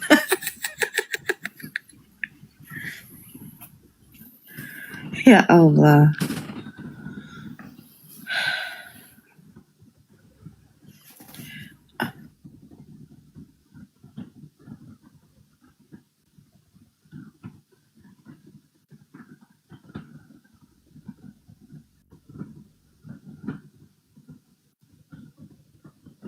Ini nggak ada yang mau naik atau gimana sih, Akang? Ada yang mau belajar sama Gurunda, termasuk ada yang 3 mualaf Gurunda ingin belajar ke Gurunda dan dia ingin umroh tuh, 3-3-nya ingin umroh Alhamdulillah. melalui travel kita Gurunda.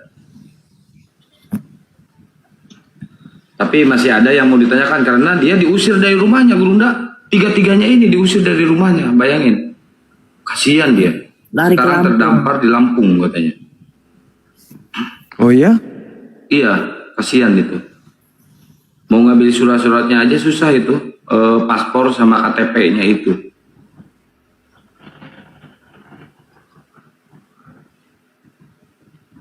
Tapi insya Allah kalau di Islam itu pasti ada jalan keluarnya. Mudah-mudahan. Amin. Kebetulan kan ketua Pak Arif kan di sana di Lampung juga. Mungkin Pak Arif nanti bisa membantu. Pak Arif.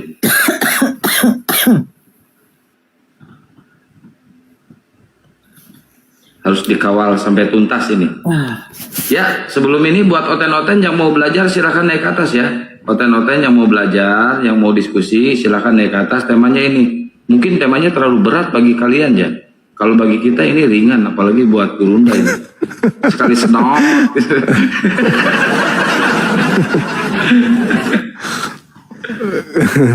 Ringan bagi kita ya. Iya. Ringan lah. Ya ringan lah orang tiap hari belajar. Minum air panas. Apa ini katanya nih? Air panas suam kuku bunda. Iya lagi kurang enak badan. Anak-anak salib kalau mampu naik dong. Oh. Ya silakan naik ya. Yang bercelana, tak bercelana, berdaster, silakan naik.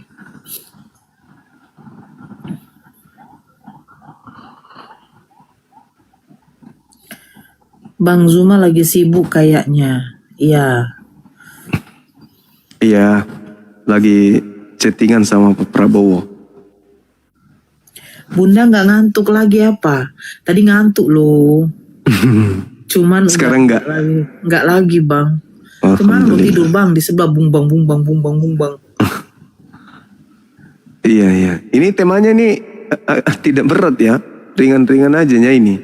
Ringan, ini tema ringan. Cuma mereka aja yang Serba salah mereka bang. Temanya ini serba salah. Kalau mereka bilang boleh membunuh menurut Yesus, ya tidak lah, kan ajaran kasih. Lah terus membunuh Yesus gimana? Di situ udah. Jadi begini bang. Ini begini. Jadi begini bang. Nah begitu bang. Begini. Ya. Nah, setelah itu begini. Nah ujungnya Bang Juma Ya, sih kayak nggak tadi mengimani. Coba kalau Bang Juma mengimani, pasti masuk Kristen. Percaya. iya, itu karena kalian tidak paham. Tidak bisa dilogikan kalau kitab kami katanya. Jadi diapain? Cukup diimani. Apapun yang tertulis, imani saja. Ya Allah, Bang. Aku berpikir, aku pernah ngomong sama Tuh Faruk, seandainya kita masih Kristen, nah room begini, kira-kira bagaimana lah kita dibuat orang ini ya? Habis lah itu, babak belur kita. Kita bal-bali lah. Tapi pasti tetap ngeyel. Mau Iya, tidak benar. mau. Benar, ngotot. Mau tidak mau pasti tetap ngeyel. Apalagi Ngotot kami Batak yang paling ngotot kan. Oh enggak bang, oh enggak mengerti itu pasti gitu. Itulah indahnya kasih di dalam Kristen. Mengajarkan kasih saking cintanya Yesus pada kami. Dia mengorbankan dirinya. Kentut. Pasti kan kayak gitu kan. Memang lah bang ya. Aku bayangkan lah itu kalau seandainya masih Kristen. Wih. Ampun. Sambil dipromosi travel kita Bunda Nora. Aku lupa nama travelnya apa. Bentar ya. Oke, bentar. Ya teman-teman Oten silahkan naik ke atas yang mau diskusi. Jangan hanya cuma bisa ngancam-ngancam di DM. Kalian itu cuma bisa ngancam dan modal congor. Sekalinya disamperin, mampus semua. Besarkan saya. Ya, bagi yang mau umroh ya, insya Allah di bulan 2 nanti tanggal bulan 1 ya, tanggal 21 sampai tanggal 29. Hah? Tanggal 21 sampai tanggal 29 Januari ya. Di situ akan ada umroh bareng sama Bang Zuma ya. Bagi yang mau mendaftarkan, silahkan daftarkan ke travel. Apa nih? Bunda Risma Tour Travel. Silakan dihubungi Akang Santang di DM. Bagi yang mau umroh ya, itu 9 hari kalau nggak salah ya. Tadi katanya 9 hari. Iya. Itu seharga berapa katanya tadi dibilang Bunda itu 30. Ini yang VIP 41,5, kalau yang biasa reguler 30. 30-an, sekitar 30-an, 31, 32-an gitu. Jadi siapa yang mau mendaftar umroh, ibadah umroh ya silakan di tour travelnya Bunda Risma. Insya Allah amanah, silakan hubungi Akang Santang. Insya Allah juga Bang Zuma akan ikut ibadah umroh tanggal 21. Bagi yang mau VIP silakan, di situ sudah tertera harganya 41,5 juta. Bagi yang biasa reguler namanya ya, kalau yang biasa ya. Iya. Itu 30 jutaan. Ya. 9 hari. 2 hari yang punya tour travelnya. Alhamdulillah masih ada seatnya. Insya Allah 45 tuh sudah mendaftarkan, kata Bunda tadi. Ayo silakan yang ada rezekinya, ada kesempatan waktu, jangan disia-siakan ya. Karena belum tentu kita ada waktu, ada umur lagi untuk mengunjungi rumah Allah. Gitu. Ya, syaratnya ini buat yang VIP 41, buat yang reguler 30-an, tapi syarat utamanya harus udah disunat ya, syarat utamanya. Kalau belum disunat nggak boleh. Ke tanah suci itu harus jangan berkuluk ya. Syarat paling utama maksudnya KTP-nya sudah ada ya, elektronik, biar bisa pembuatan visa. Pakai visa rupanya ke sana ya. Paspor. Visa juga katanya. Ya, bisa Kunjungan ibadah. Kunjungannya. Sunat di jalan nggak bisa bang. Bisa. Sunat di jalan. Mau di atas pesawat pun bisa. Di atas pesawat pun bisa. Di kamar mandi pesawat pun bisa. Maaf, uangnya masih kurang 40 juta. Ya, kumpulkan perpuluhan. Tapi kalau disunatnya hasil digigit si Agatha nggak bisa. Akang naksir ya sama Agatha ya. Gimana? Soalnya dari tadi ngomongin Agatha. Sebab masa pengen benih rohani dari Bang Juma, tanggung jawab tuh. Orang jadi hamil. Salah diomongkan yang kayak gitu Emang si nanti Agatha ini. digoreng-goreng, nggak suka Jangan Aduh, lihat mukanya aja udah kayak kodok hamil. Karena orang cemburu bukan. Aku tidak mau lagi ada penggorengan begitulah. Sikit-sikit ada saja lah yang mau diambil sebagai apa. Coba kalau Bang Zuma BAB, teh-nya warna biru, pasti digoreng lagi. Aneh-aneh aja. Nora tidak tahu ada Viti Agatha. Aku udah tahu. Ya Allah, kalian tuh jangan salah apalah. Ya. Ya, buat moderator tolong dijambak oten-otennya ya. Silakan naik ke atas. Aku yang cemburu jika Bang Juma dekat-dekat Agatha. Ya ampun, Kak Nurul, kamu kan cowok. Kok kamu cemburu? Ya Allah. El, naik aja ke atas El. Silakan nanti dijelasin di lubang hidung kalian itu ada siapa ya. Jelasin, nggak usah ngoceh di bawah. Ya di lubang hidung kita tuh ada Tuhannya mereka. Kenapa saya katakan begitu? Karena begini, di lubang hidung katanya mereka umat Muslim, padahal di situ dikatakan bukan umat Muslim ya. Ada setan, kan begitu. Nah, di lubang hidung mereka ada Tuhan. Jadi setan di lubang hidung kita itu adalah Tuhan mereka. Sama seperti ini loh, Akang. Taut ya, a'udzubillahi minasyaiton nirojim.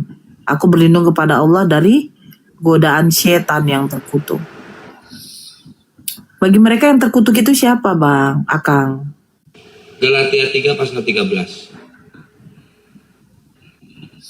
Bagi kita yang terkutuk adalah setan. Bagi mereka yang terkutuk adalah Galatia 3 pasal 13. Nah, itulah. Saya tidak mau apa ya. Itu.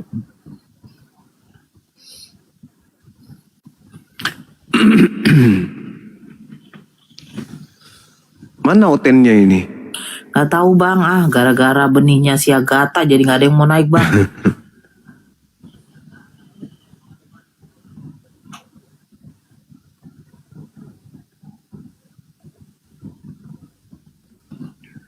Ayo teman-teman Kristen jangan takut, naik aja ya. Kita mah di sini baik-baik semuanya. Ini temanya menarik, temanya bagus, temanya buat mengedukasi kita semuanya. Boleh membunuh menurut Yesus? Tanda tanya nih. Boleh nggak tuh? Kalau menurut kalian nggak boleh, silahkan jelaskan kenapa nggak boleh. Kalau menurut kalian boleh, kejam ya boleh.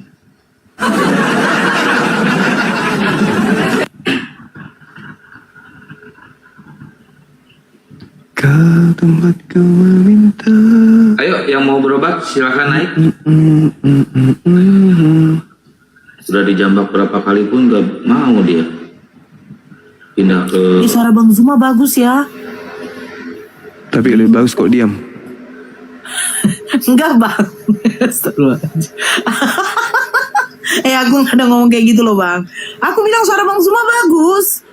Masya Allah Bang, bagusnya Bang, ya Allah. Tapi lebih bagus kalau diam. Enggak, aku gak ada ngomong Bang. Tunggu dulu, otennya mana otennya? Gak ada Bang. Minum kopi dulu ya. Oke. Ayo naikkan. Naikkan.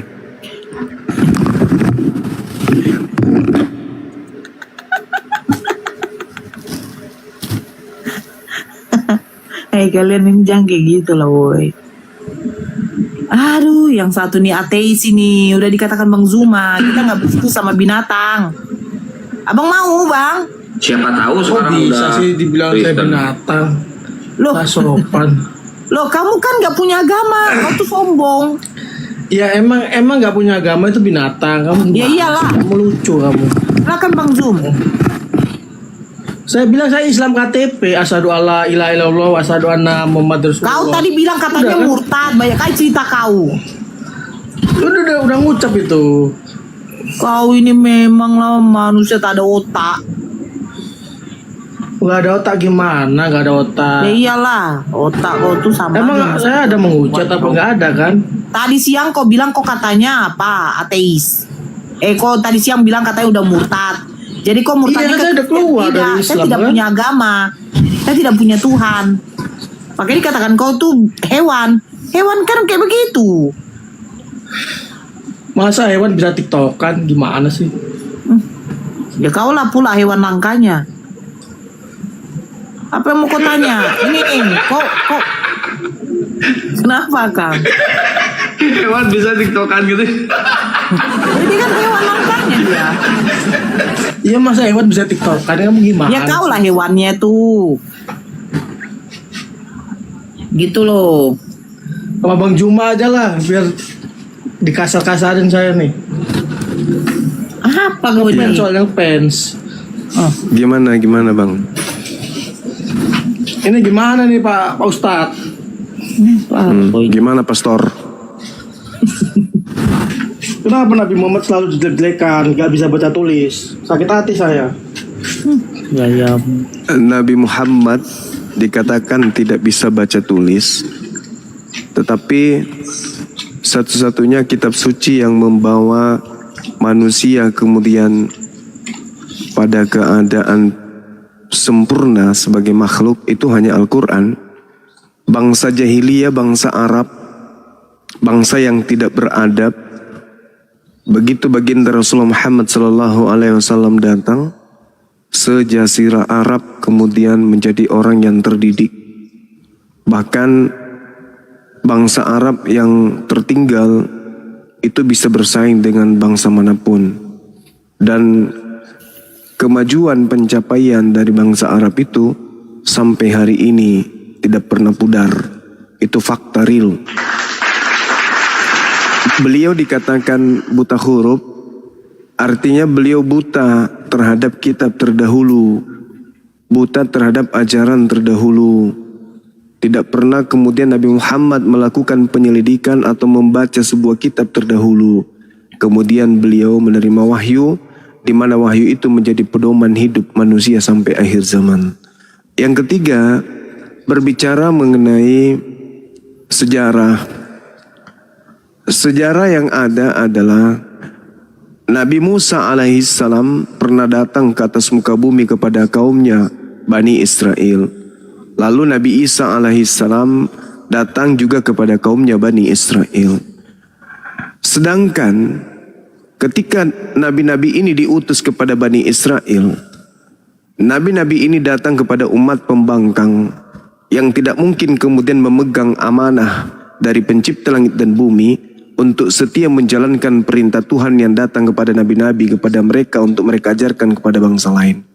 Maka agama Yahudi, dalam hal ini ajaran Taurat, ajaran Zabur, dan juga ajaran yang datang kepada Nabi Isa, itu sifatnya hanya kepada satu kelompok saja, bukan kepada seluruh kelompok manusia. Baginda Rasulullah Muhammad SAW datang mengajarkan kebenaran kepada seluruh umat manusia. Sebuah episode yang didatangkan kemudian oleh anak keturunan Adam. Sejak Nabi Muhammad SAW, manusia diajak untuk merangkai sebuah keadaan di mana mereka sebagai manusia harus menemukan dirinya pada posisi kebenaran, menghambakan diri kepada Tuhan berdasarkan akal dan wahyu, yaitu Al-Quran. Kita lihat di dalam Yesaya 29 nomor 12, di situ diterangkan apabila kitab termaterai itu diberikan kepada seorang yang tidak mampu membaca, maka dia akan berkata, aku tidak bisa membaca. Subhanallah. Burung merpati, roh kudusnya orang Kristen, terima kasih. Jadi seperti itu saudaraku, Nabi Muhammad itu sudah dibicarakan dari sejak semula. Dari sejak nabi-nabi diturunkan kemudian di atas muka bumi ini, nuansa kedatangan Nabi Muhammad itu sudah terbawa oleh ajaran mereka. Jadi kalau dikatakan beliau ummi, betul. Ummi itu boleh diartikan sebagai induk, pemimpin orang-orang yang kepada mereka tidak diberi kitab. Berbeda dengan kaum Israel diberi beberapa kitab dan diutus beberapa nabi. Bangsa Arab dianggap sebagai bangsa jahiliyah. Anda bisa lihat di dalam Bilangan 32:21. Di situ diterangkan bagaimana bangsa Arab itu dianggap sebagai bukan bangsa, dianggap sebagai bangsa ummi. Aku akan membangkitkan amarah orang Yahudi dan membangkitkan cemburu mereka dengan menggunakan bangsa yang bukan umat, yaitu bangsa yang ummi, bangsa yang jahil, bangsa yang bodoh. Apakah itu betul terbukti? Ya, sampai hari ini bangsa Israel selalu cemburu kepada bangsa Arab, yaitu bangsa yang ummi. Begitu saudara. Apakah Anda seorang ateis? Apakah Anda seorang yang tidak bertuhan?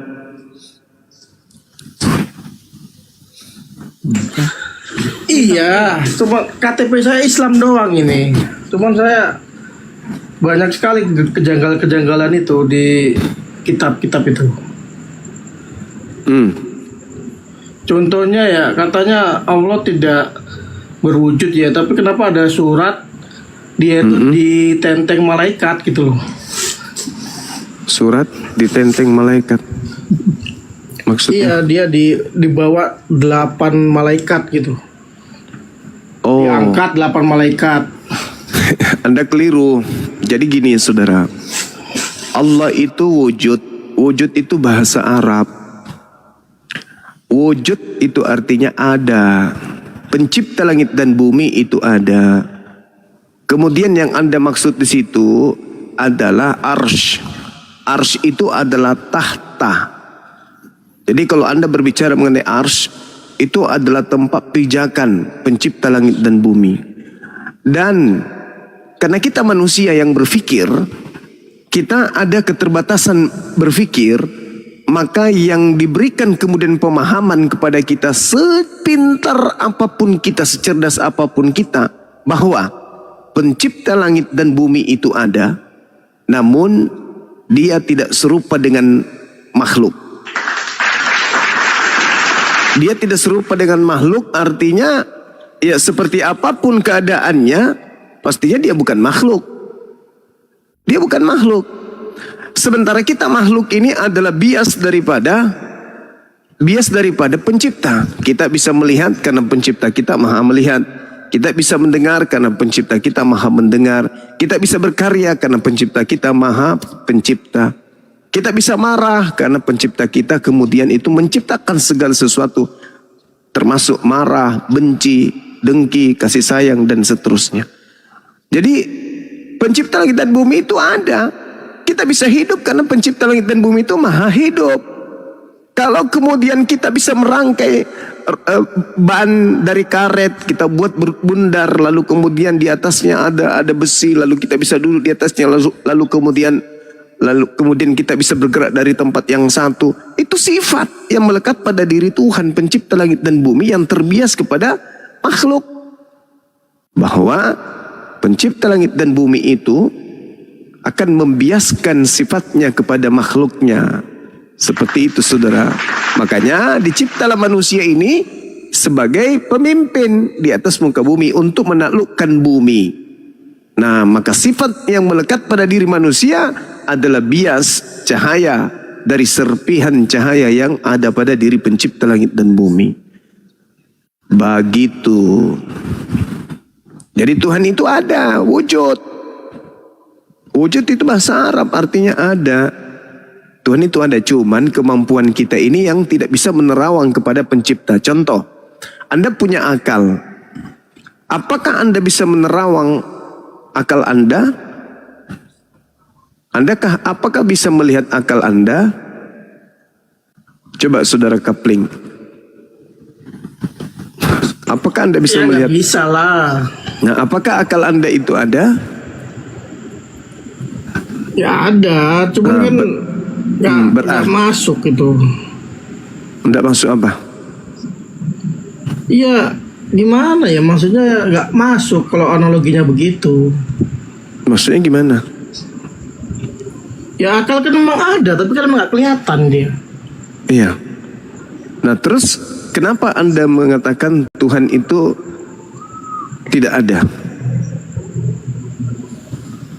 Ya dari kitab-kitabnya kayaknya janggal begitu maksudnya.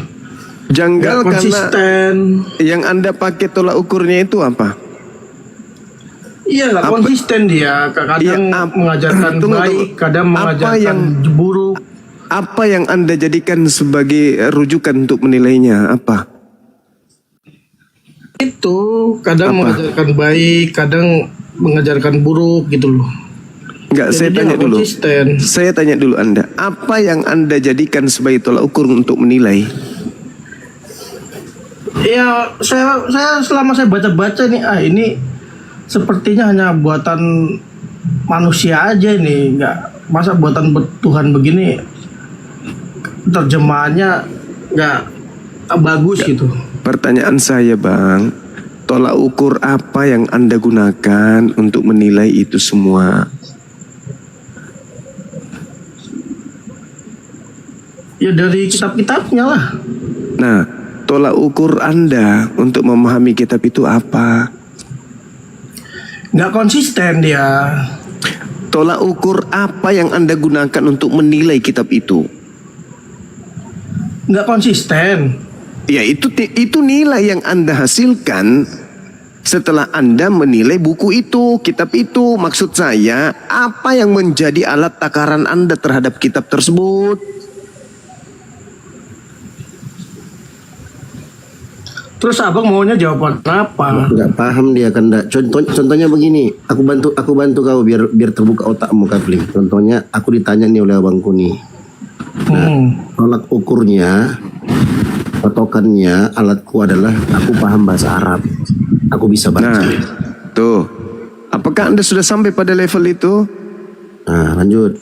Itu dulu. Iya, kalau Ya, bahasa apa? Arab tuh kan cuman tulisan aja. Nah ini, di sini kelemahan Anda. Anda seperti anak TK yang melihat kapal selam di laut. Habis itu Anda akan mengatakan itu adalah ikan. Kenapa Anda mengatakan itu adalah ikan? Karena pemahaman Anda terbatas.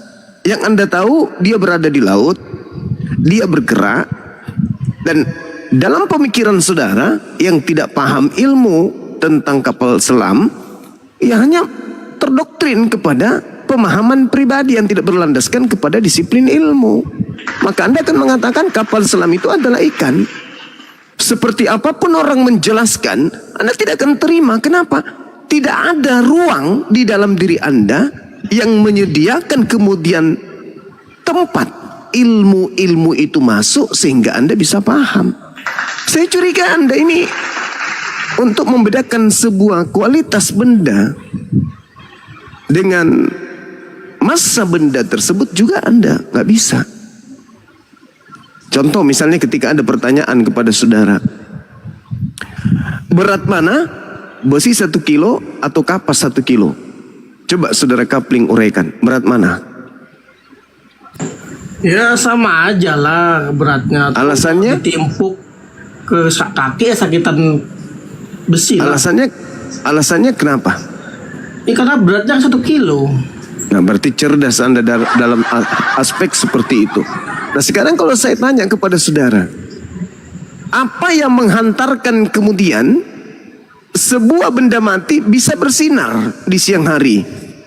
Hanya oleh karena bunyinya mesin dalam sebuah gardu yang sempit. Coba Anda uraikan, bisa enggak?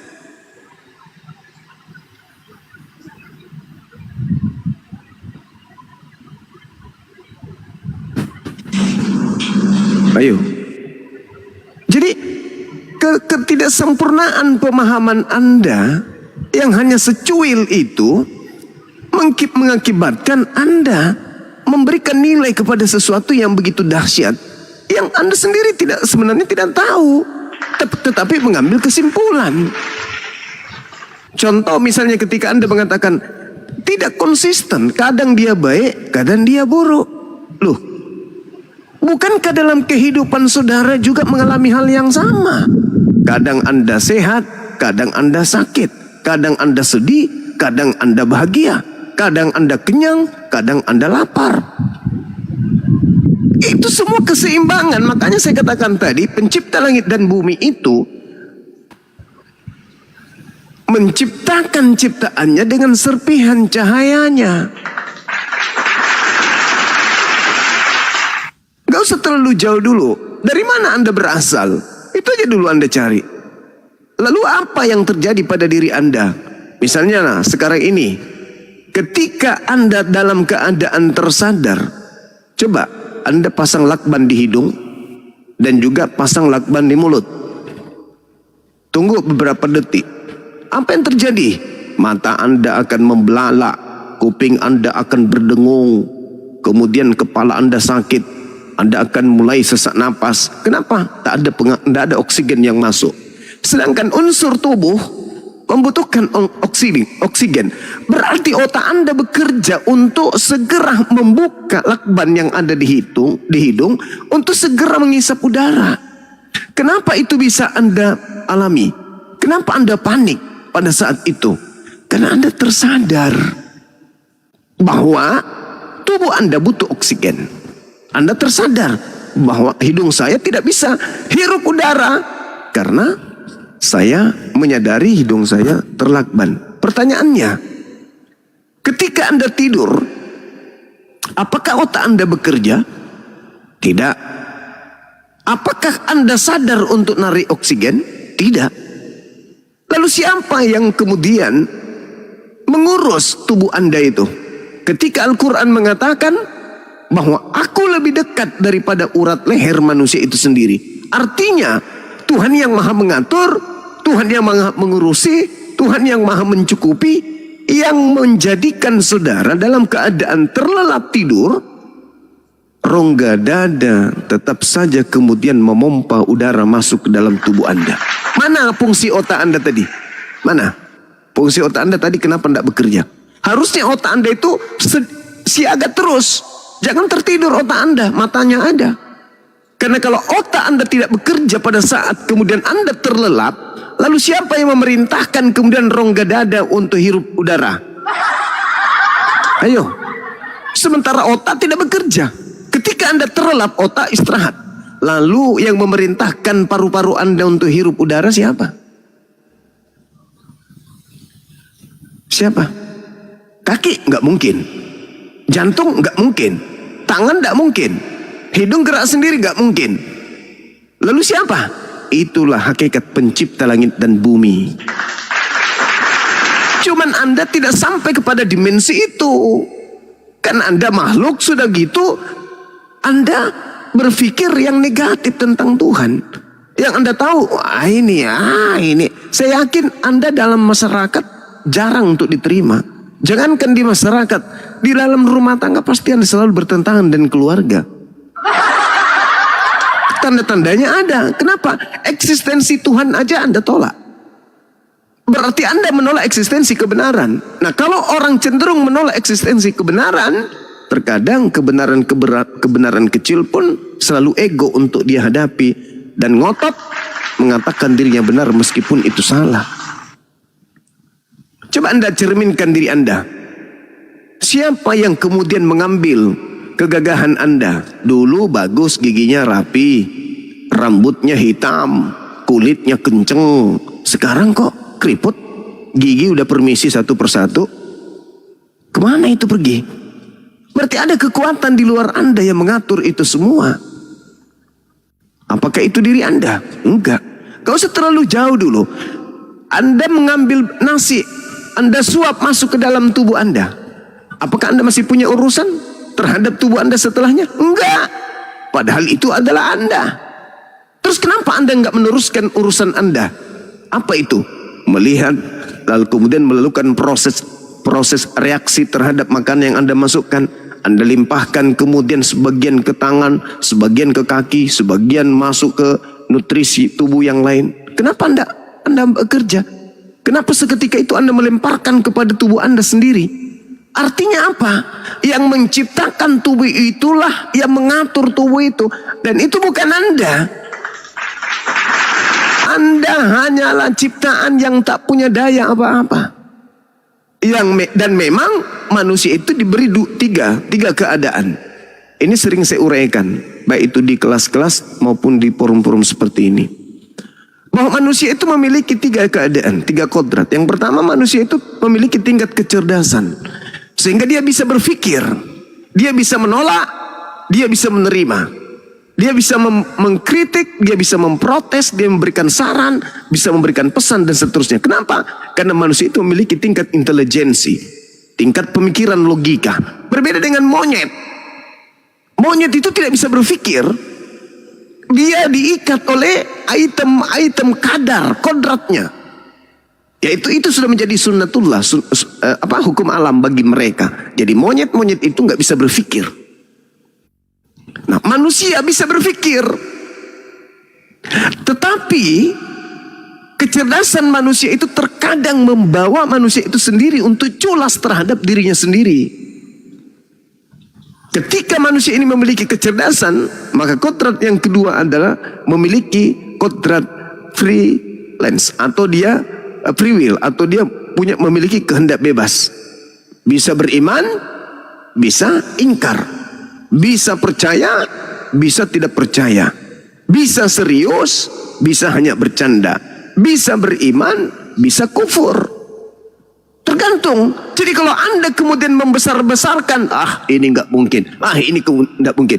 Justru pernyataan-pernyataan keyakinan yang muncul dalam benak Anda, pikiran Anda terhadap keadaan itu menandakan bahwa Anda adalah manusia yang gagal menemukan diri Anda sebagai manusia. Orang yang berhasil menemukan dirinya sebagai manusia, dia akan sampai kepada Tuhannya. Itu yang kedua. Yang ketiga, cobaan. Mungkin di dalam kehidupan saudara terlalu banyak cobaan, terlalu banyak ujian, banyak kesengsaraan. Anda sering disakiti, Anda sering dikhianati, kekasih Anda sering selingkuh dan seterusnya. Boleh jadi karena itu adalah ujian. Mungkin Anda pernah kehilangan kekasih yang Anda sangat cintai. Mungkin Anda pernah kehilangan, ditinggal mati oleh istri yang Anda cintai. Mungkin Anda dikecewakan oleh pimpinan Anda. Ujian-ujian itu datang. Sehingga apa yang terjadi? Anda frustasi. Apa akibatnya? Kemudian Anda menjadi orang lemah di dalam mengambil sebuah keputusan. Anda selalu pasrah dengan keadaan yang Anda bawa, yang Anda sadar, yang Anda datangkan dari alam bawah sadar Anda. Sehingga yang terjadi kemudian Anda sudah tak mampu lagi menangkal keinginan-keinginan diri Anda untuk menolak adanya Tuhan. Kenapa? Beban hidup ini terlalu berat. Bagaimana lagi saya harus sholat? Beban hidup ini terlalu berat. Masa saya harus lagi berimpok, bersedekah? Capek-capek. Baiknya saya hidup saja apa adanya. Ngapain juga harus saya sujud, sholat. Padahal itu sesuatu yang masih sifatnya ilusi, sifatnya halusinasi, sesuatu yang tidak nampak kemudian. Sehingga pemikiran-pemikiran itulah yang melahirkan kepada keadaan ujian tak Anda sanggupi hadapi, kemudian Anda memilih, kemudian dalam kehendak bebas tadi itu memilih untuk jadi pemalas, kemudian dalam tingkat intelijensi Anda itu tidak berfungsi dan tidak bekerja. Apa yang terjadi? Kufur kepada pencipta. Padahal tahu.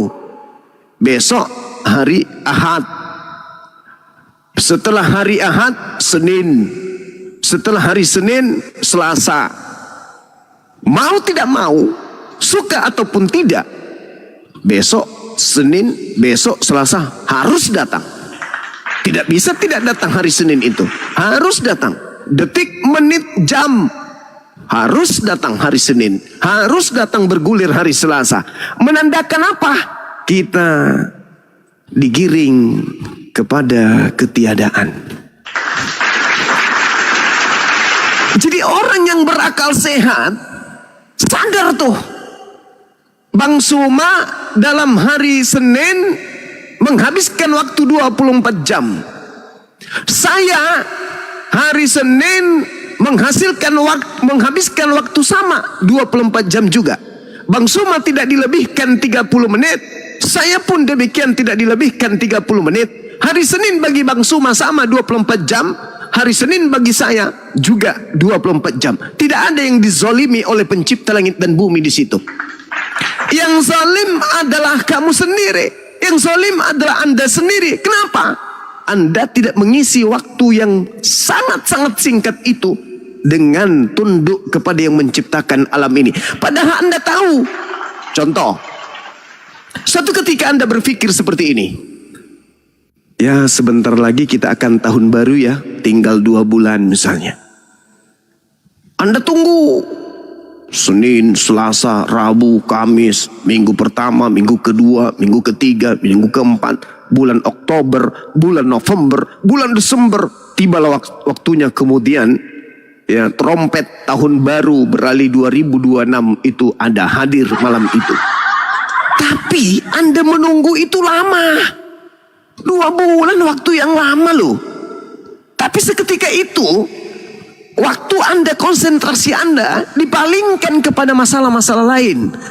Dalam banyaknya kemudian masalah dalam hidup Anda. Tiba-tiba Anda duduk merenung sambil minum kopi di teras rumah. Sambil melihat kalender ditempel dari Bank BRI. 2026 kalender baru Januari. Loh, ini bulan berapa ya? Kok sudah bulan Maret rupanya ya? Anda tiba-tiba duduk di bulan Maret, di mana pada saat Anda berpikir di bulan Oktober, ini kok masih lama lagi ya? Tahun baru masih 2 bulan. Tahu-tahunya begitu Anda duduk merenung, berpikir dan melihat kalender, loh ini kok sudah bulan Maret ya? Padahal baru terasa sehari yang lalu. Saya berpikir di bulan Oktober saya berpikir akan tahun baru. Saya rasa lama kali. Tapi ketika saya duduk di sini di bulan Maret melihat ke belakang di bulan Oktober 2025, kok serasa cuma sehari ya? Itulah hebatnya kemudian insting manusia yang dicipta oleh penciptanya. Apakah itu buatan saudara? Bukan. Ada yang mengadakan, ada yang menciptakan. Itulah yang disebut Khalik, sang pencipta. Dan hanya orang yang menggunakan akal yang bisa sampai ke sana. Bukan yang akal-akalan. Nah, kemudian ketika Anda digiring kepada hari, minggu, bulan, tahun, tiba masa di mana tubuh Anda akan pamit. Ada dua unsur di dalam tubuh manusia yang sejak dicipta oleh penciptanya itu tidak pernah terpisah sedetik pun. Sedetik pun, sekejap mata pun, sekedip mata pun. Dua unsur ini adalah jasad dan ruh. Ada masa di mana dua unsur ini akan berpisah. Mereka akan berpisah. Kalau kita dengan ibu kita saling menyayangi, kasih sayang yang sempurna. Tapi ada masa kita dan ibu akan berpisah. Kita sangat cinta kepada anak-anak kita. Tapi ada masa kita dengan anak kita akan berpisah. Tapi ada di atas muka bumi ini yang tidak pernah terpisah. Kemana dia pergi, kemana dia datang, kemana dia duduk, kemana dia berdiri, kemana dia baring. Dua unsur ini tetap bersama. Apa itu? Jasad dan ruh. Ada masa di mana jasad dan ruh akan say hello, bye-bye, selamat tinggal tubuhku. Menunggu hari kebangkitan untuk kita jumpa kembali. Tubuh ini, kalau kita nggak pelihara berdasarkan dengan perintah sang pencipta, maka tubuh akan kembali kepada kadar yang negatif. Begitu juga ruh. Kalau kita tidak bersihkan dalam kehidupan kita ini berdasarkan keinginan sang pencipta kita, maka akan menempati tempat yang sangat-sangat dihinakan. Inilah fungsinya akal. Bahwasanya ketika Anda digiring dari menit, jam, hari, minggu, bulan, tahun, Anda akan meninggalkan dunia ini pelan-pelan.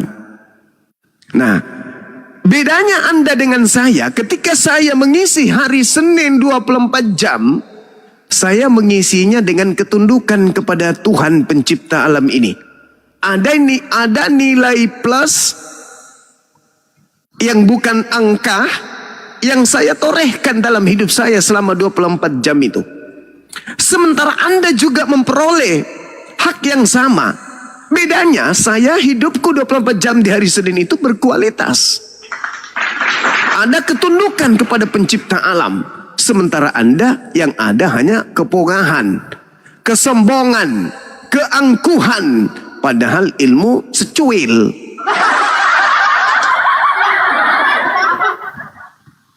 Jadi ketika kita menghadapi kehidupan, kita memiliki perbedaan. Saya dalam hidup saya digiring kepada ketiadaan di bumi, Anda digiring kepada ketiadaan di bumi. Bedanya, saya menundukkan diri saya kepada sang pencipta, sedangkan Anda menyombongkan diri kepada pencipta. Kita sama-sama akan tiada dan sama-sama akan dikembalikan kepada sang pencipta kita. Itu tidak mungkin tidak. Itu adalah sesuatu yang mutlak absolut akan terjadi. Sebagaimana besok adalah minggu, begitulah besok alam kubur. Hari ini Anda boleh menyombongkan diri, wah Tuhan itu nggak benar, Tuhan gini bla bla bla, dengan keterbatasan ilmu. Tapi tunggu, Anda akan berhadapan dengan yang disebut malaikat maut. Pada saat makhluk-makhluk berjubah hitam ini datang, orang-orang di samping Anda itu masih tertawa, masih tersenyum, masih sibuk main HP. Tapi karena dia diutus spesial untuk Anda saja, Anda sudah mengalami hal-hal yang aneh. Anda sudah teriak kepada orang kiri kanan tapi orang tidak peduli. Anda berasa kemudian ingin minta bantuan tapi orang-orang tidak peduli. Seakan-akan tak ada yang terjadi dengan Anda. Anda sendiri yang sibuk. Kenapa? Karena aura alam barzah sudah mendatangi Anda. Pada saat Anda ingin berteriak menolong kepada akal, akal tak sanggup. Anda minta tolong kepada tangan yang Anda gunakan untuk sombong di hadapan pencipta. Tangan Anda tak sanggup. Kaki Anda gunakan untuk minta tolong kepada kaki Anda, kepada batok kepala Anda, kepada tabungan Anda, kepada harta Anda, kepada jabatan Anda, kepada pangkat Anda, nilai-nilai kebangsawanan Anda pakai, Anda panggil untuk menolong Anda dari malaikatul maut. Tapi mereka semuanya hanya tertunduk lesu. Jangankan kamu wahai si fulan, bumi ini pun takut kepada hal yang engkau takuti tersebut. Lalu apa daya Anda? Masih mau sombong? Masih mau merendahkan tangan? Itu enggak ada, Tuhan itu enggak ada. Apa sih Tuhan itu? Sementara Anda berbicara seperti itu, Anda berdiri 55 menit aja sudah kena asam lambung, asam urat. Sedikit-sedikit sakit, sedikit-sedikit ploh, sedikit-sedikit pinggang sakit, sedikit-sedikit sakit kepala. Anda tahu, ketika Anda sudah merasakan hal-hal seperti itu sebenarnya kode alam kubur. Ketika Anda sudah mulai sedikit pelupa, ketika Anda sedikit-sedikit sakit, ketika kemudian uban sudah mulai tumbuh, sebenarnya itu adalah tanda-tanda panggilan alam kubur bagi orang yang berpikir. Jadi seperti itu saudara. Jadi seperti itu yang ingin saya sampaikan pada saudara. Karena Anda merasa seorang yang sudah murtad dari Islam, karena pemikiran Anda yang Anda jadikan sebagai acuan untuk menilai Islam, agama yang keliru, yang tidak benar. Tapi senjata yang Anda gunakan kemudian untuk menilai itu sama sekali tidak ada, hanya pemikiran seorang awam yang tak tahu apa-apa tentang Islam. Saya kira demikian dari saya sebagai contoh-contoh kalau ketika kita ingin menyampaikan sebuah pernyataan di depan umum tanpa malu-malu, dengan pakaian lengkap, berdasi dan rambut disisir ke sebelah samping kanan.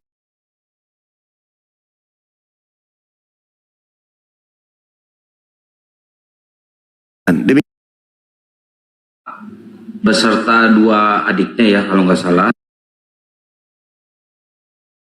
ikut mualaf, tapi kendalanya dia diusir nih sama mungkin sama orang tuanya ya, tapi insya Allah beliau akan ikut umroh beserta 2 adiknya Gurunda ke travel kita itu Gurunda. Ini Pak Ebi katanya masih ada unek-unek, silakan dijabarkan ke Gurunda. Baik, terima kasih ya Kang. Assalamualaikum warahmatullahi wabarakatuh.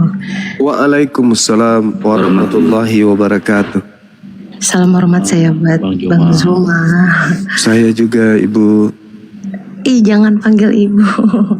Oh iya, panggil Nona, panggil adik. Ebi aja. Oh iya, Mbak Ebi. Bang Zuma, mohon maaf saya mengucapkan terima kasih buat Kang Kian, buat semuanya juga. Terima kasih, saya adalah salah satu penonton Bang Zuma pada saat itu yang akhirnya membuat saya tertegun untuk menjadi seorang mualaf. Allahu Akbar. Saya ada pada saat itu adalah saya seorang istri dari anak seorang pendeta di Gresik, yang pada saat itu membuat saya, awalnya saya mendapat siaran dari salah satu teman di tempat kerjaan. Kebetulan saya pada saat itu saya bekerja di Bepom. Ada siaran yang status di WhatsApp yang membuat saya menjadi tertegun untuk sedikit mengetahui tentang dakwah Gurunda di TikTok. Pada saat itu membuat saya mempertanyakan tentang jati diri saya sebagai seorang Kristen pada saat itu. Kebetulan saya kenal juga dengan Bang Fandi Ahmad.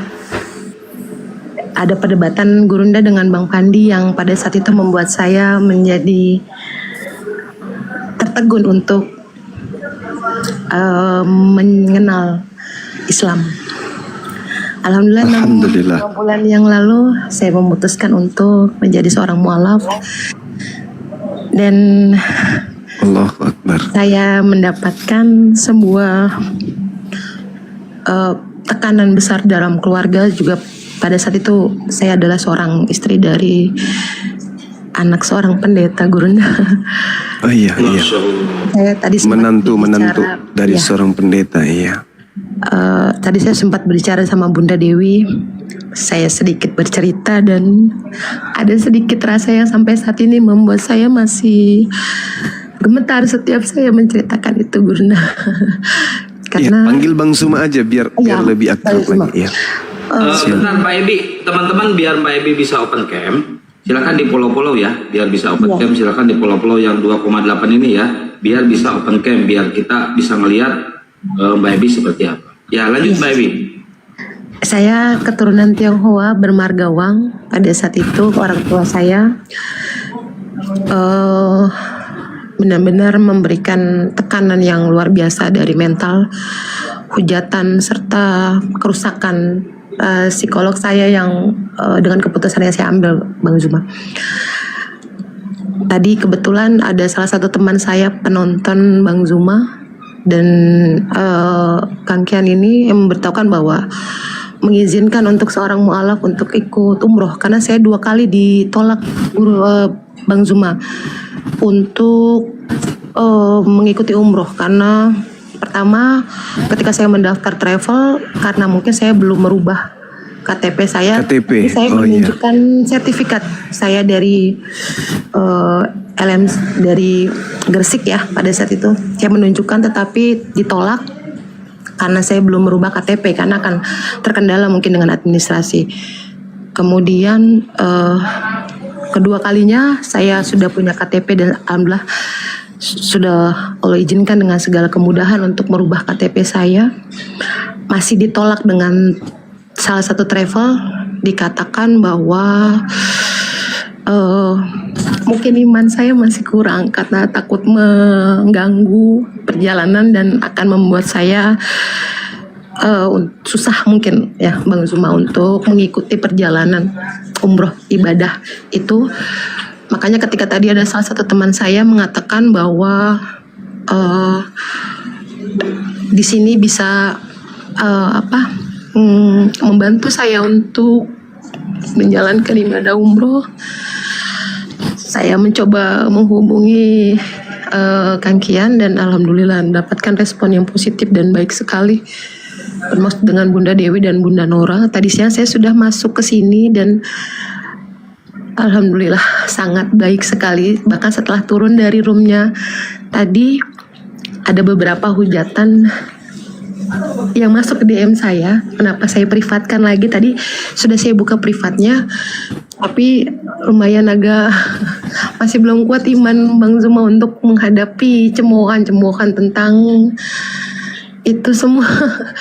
Mohon maaf, terlalu berat banget Bang Zuma. Dibuka lagi aja privatnya Mbak Ebi biar di follow sama teman-teman. Baik, setelah ini akan saya buka. Alhamdulillah adik saya satu yang perempuan mengikuti saya dengan arahan yang saya coba jelaskan tentang, Masya Allah banget. Lagi-lagi adik saya pun yang perempuan ikut beberapa debat Bang Zuma dengan beberapa, termaksud saya salah satu penonton RK. Adik saya akhirnya memutuskan ikut mualaf dengan saya. Allahu Akbar, adik saya yang laki-laki yang masih SMA kelas 12 itu yang agak dahsyat Bang Zuma. Bahkan adik saya sempat diracuni oleh orang tua saya sendiri. Astagfirullahaladzim. Karena bapak saya ayah saya bilang, lebih baik kamu mati di tangan saya daripada kamu mengkhianati agamamu. Makanya pada saat itu saya pindah dari Gresik ke Jakarta karena saya ikut dengan teman saya. Tapi ketika saya dapat kabar dari adik saya coba jemput dan lagi-lagi intimidasi yang saya dapatkan tidak main-main. Sampai akhirnya saya berpindah lagi ke Lampung. Dan alhamdulillah sekarang saya sudah ada di Lampung dengan adik dari ibu saya.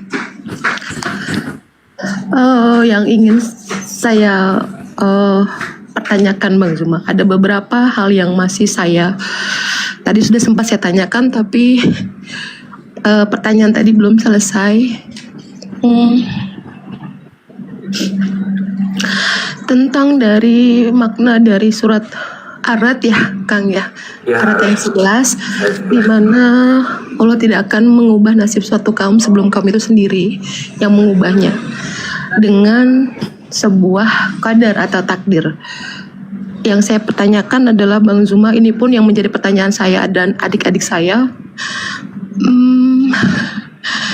jika memang sudah ada yang namanya takdir, kenapa saya harus dilahirkan dalam agama yang mungkin salah? Tetapi ketika saya diperkuat dengan surat Ar-Ra'd tersebut, saya merasa bahwa adik saya yang laki-laki sempat ada pertanyaan, mungkin bercandaan ya Bang Zuma. Oh berarti kita dipermainkan sama Allah gitu. Saya bilang jangan langsung menjudge, kita tetap berhusnuzon, kita tetap istiqomah. Nanti akan saya coba tanyakan dengan Bang Zuma, dengan tim. Jadi maksud dari kata penjelasan di mana kita sudah punya takdir masing-masing setiap manusia sebelum dilahirkan. Tetapi ketika kita dilahirkan dalam satu lingkup atau lingkungan keluarga yang mungkin berbeda, sedangkan saya tahu inna indallahi Islam ya, sungguhnya agama yang diridhoi sama Allah itu hanya Islam. Tapi mengapa jika memang sudah ada takdir, kenapa ada surat penegasan bahwa tidak akan mengubahnya itu, Bang Zuma? Mohon maaf, minta tolong pencerahannya biar saya bisa lebih meyakinkan kepada saudara dan saudari saya tentang pertanyaan yang sampai saat ini masih membuat saya agak tanda tanya besar. Jika memang Islam itu adalah agama yang benar-benar Allah ridhoi sampai nanti akhir zaman, kenapa saya harus dilahirkan dalam lingkungan keluarga yang mungkin berbeda? Dan maaf Bang Zuma. Iya, nggak apa-apa. Kenapa saya harus dilahirkan? Padahal saya punya takdir yang mungkin jika Allah sudah berbaik hati dari awal, saya mungkin bisa lebih awal dilahirkan dari ruang lingkup Islam. Walaupun saya tidak menyalahkan takdir, saya tahu Allah itu baik dan saya tetap berhusnuzon. Mohon pencerahannya Bang Zuma untuk menjawab pertanyaan saya dan adik-adik. Baik, sebelum Gurunda jawab, Ebi dibuka dulu privatnya, turun dulu biar bisa open cam nanti ya. Baik. Ya, lanjut Gurunda. Bisa open cam? Baik, saya coba. Assalamualaikum warahmatullahi wabarakatuh. Waalaikumsalam warahmatullahi wabarakatuh. Apa dulu Gurunda? Iya, baik. Jadi gini, ini pertanyaan yang sangat menarik dari teman kita. Tapi kemana orangnya? Buka dulu privat beliau. Oh iya, mohon izin guru-guru saya yang ada di sini, masya Allah ada Dinda dia, jadi nggak enak nih. Kebetulan saya yang ditanya, saya coba untuk melakukan pendekatan secara logika aja. Kita tunggu beliau naik. Aman, kena lanjut. Iya. Lanjut kasih. Alhamdulillah Gurunda. Moderator dipantau moderator. Namanya Ebi. Dalil di mana tadi itu katanya Bang Juma? Dia bawa data dari Iya. Dari Al-Qur'anul Karim surah apa tadi ya teman-teman ya? Ar-Ra'd. Iya. Lahu mu'aqibat. Yang itu kayaknya. Innallaha la yughayyiru ma biqaumin. Iya. Iya betul. Kita tunggu beliau. Izin Bang Juma. Iya silakan Bang. Tadi sore jelang maghrib pertanyaan yang sama dilontarkan juga. Oh. Saya coba jawab tadi. Masya Allah. Saya bilang Bang Zuma pernah bilang ada kehendak bebas itu Bang Zuma. Silakan lanjut.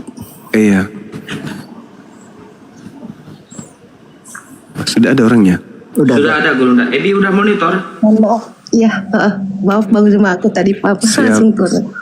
Ya, saya dengarkan Bang Zuma. Izin Bang Juma, host bisa mohon izin Ibu Ebi bisa sekalian sharing kesaksiannya, kenapa alasannya? Bentar bang, biar dijawab dulu pertanyaan dari Mbak Ebi ini ya bang, bentar bang.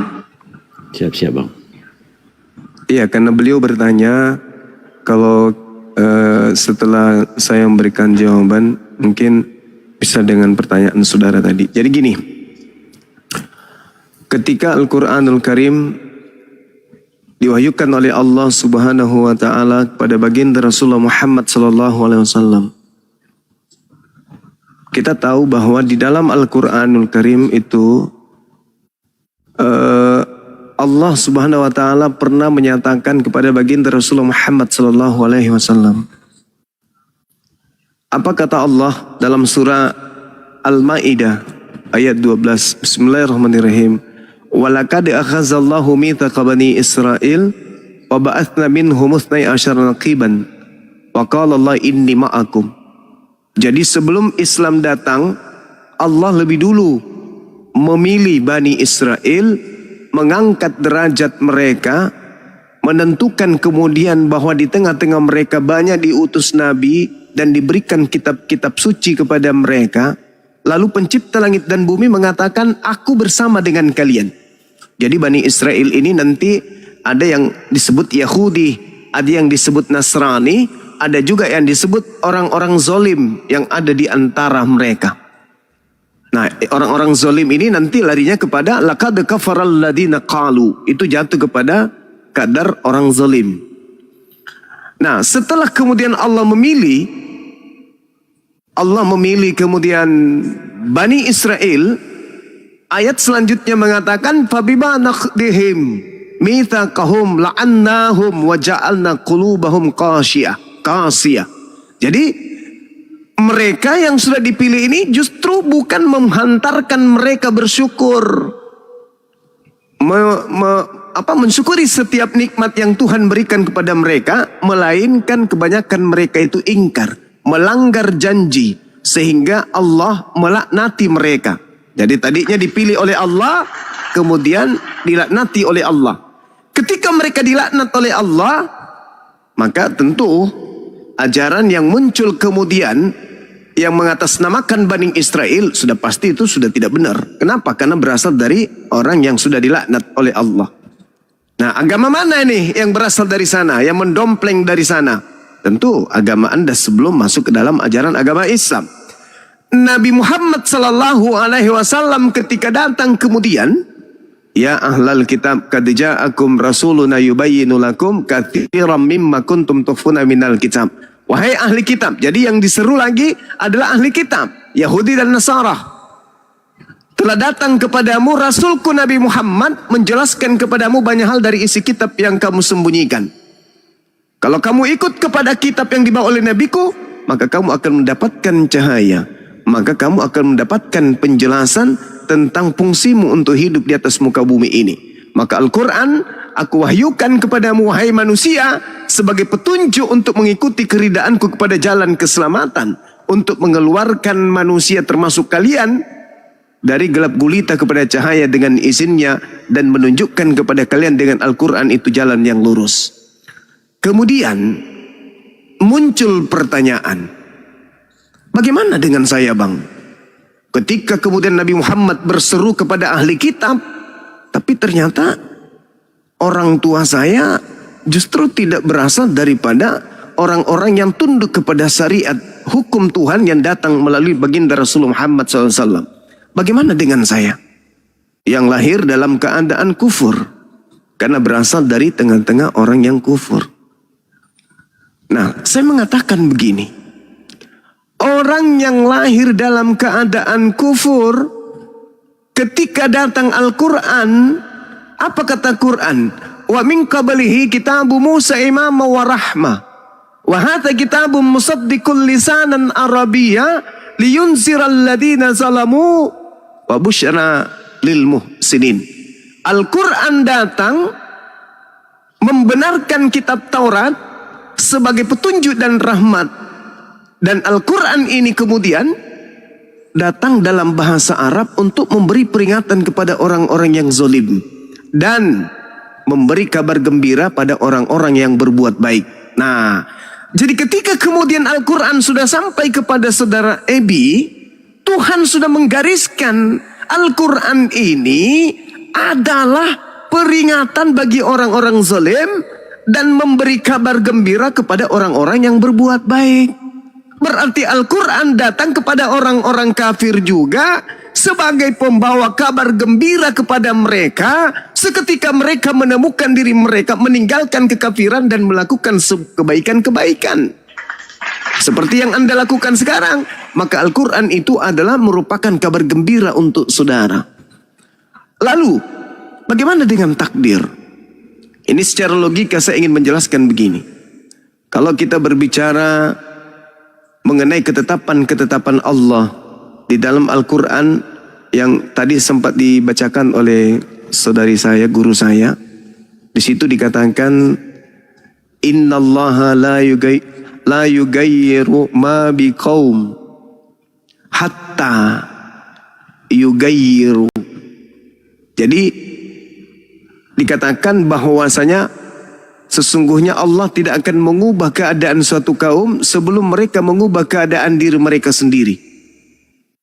Di dalam Al-Quran juga diterangkan kebenaran itu telah didatangkan oleh Allah. Barang siapa yang mau beriman silakan beriman, barang siapa yang mau kafir silakan kafir. Itu kaidah dalam Islam tuh. Nah, sekarang ketika Anda dilahirkan dalam keadaan kafir, lalu kemudian Anda menggunakan akal sehat, istimewanya Anda adalah ketika kami yang dilahirkan dari Islam sejak kecil, dosa-dosa kami itu terhitung dari sejak kami balik sampai hari ini. Kecuali kami bertaubat dengan taubatan nasuha. Dan itu sangat berat.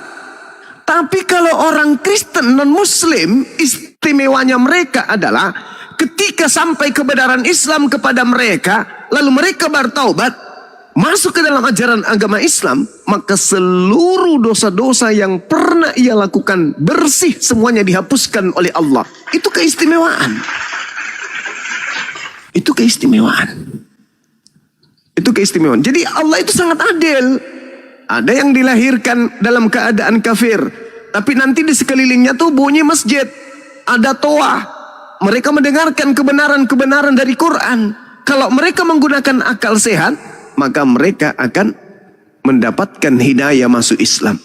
Artinya mereka masuk Islam sudah dalam keadaan dewasa dan langsung bersih dosa-dosanya. Itu keistimewaan. Itu keistimewaan. Lalu bagaimana dengan ayat tadi? Dalam surah Ar-Ra'd ayat 11. Itu ayat 11 ya. Ayat 11. Nah, begini saudariku.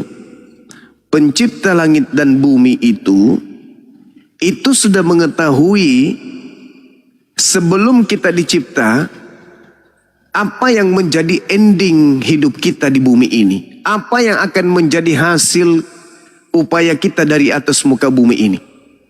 Jadi Tuhan tidak merubah sebelum manusia itu sendiri yang merubah kemudian. Jadi misalnya saudara lahir dalam keadaan Kristen,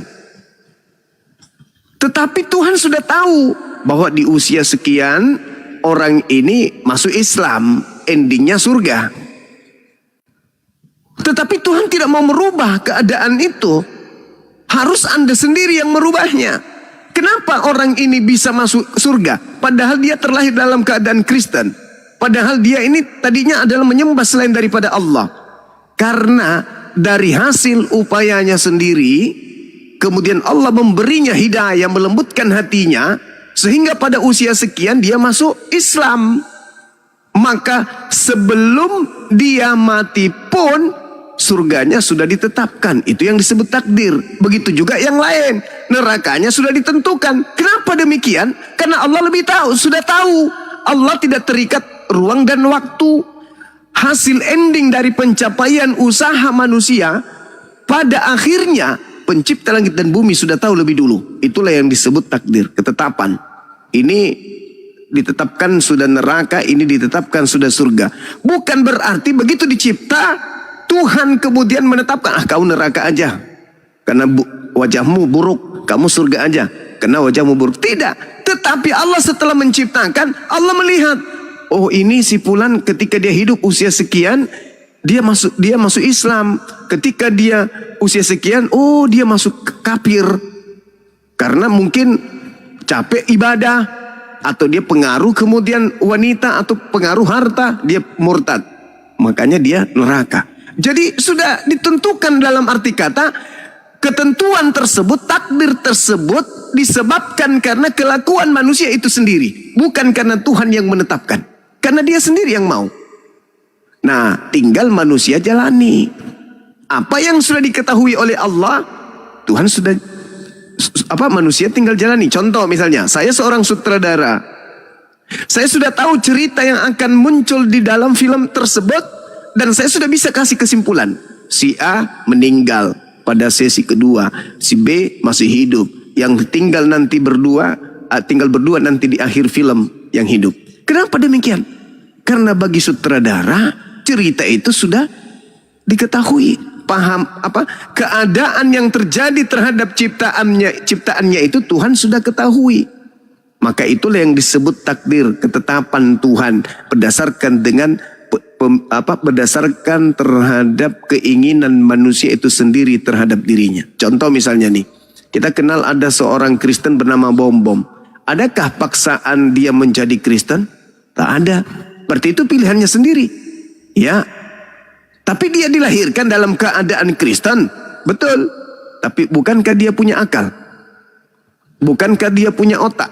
Bukankah dia punya pemikiran? Dia punya kuping, dia punya mata, dia punya perasaan. Masuk akalkah Tuhan menjadi bayi? Masuk akalkah Tuhan dibunuh manusia? Kalau dia menggunakan akal, maka dia akan meninggalkan keyakinannya yang ada sekarang ini. Nah, itulah yang dikatakan takdir di dalam Islam terkait dengan nasib. Ya, kalau nasib itu beda lagi kajiannya. Saya kira begitu. Mudah-mudahan bisa dipahami. Kalau ada tambahan dari guru yang lain silakan. Iya, baik. Ebi, silakan ditanggapi dulu Ebi sebelum ke guru yang lain biar satu pintu. Dibuka mute-nya, Mbak Ebi. Loh, pental dia. Jaringan kali. Jaringannya jelek, dia kepetal-petal terus Gurunda. Oh ya? Tunggu naik lagi. Iya. Dari tadi ya naik lagi.